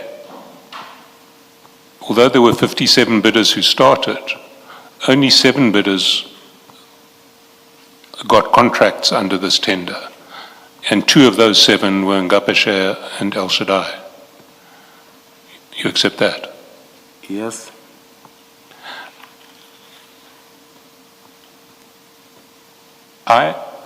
Chair, I'm planning to move to a completely different topic at this point. I wonder if it might not be a good time to break for the long weekend. It is. And when do we continue? Chair, if I think on Tuesday morning Tuesday. at 9:30. All right. Deputy Chief, Commissioner, we will continue with the hearing of your testimony at 9:30 on Tuesday, this coming Tuesday.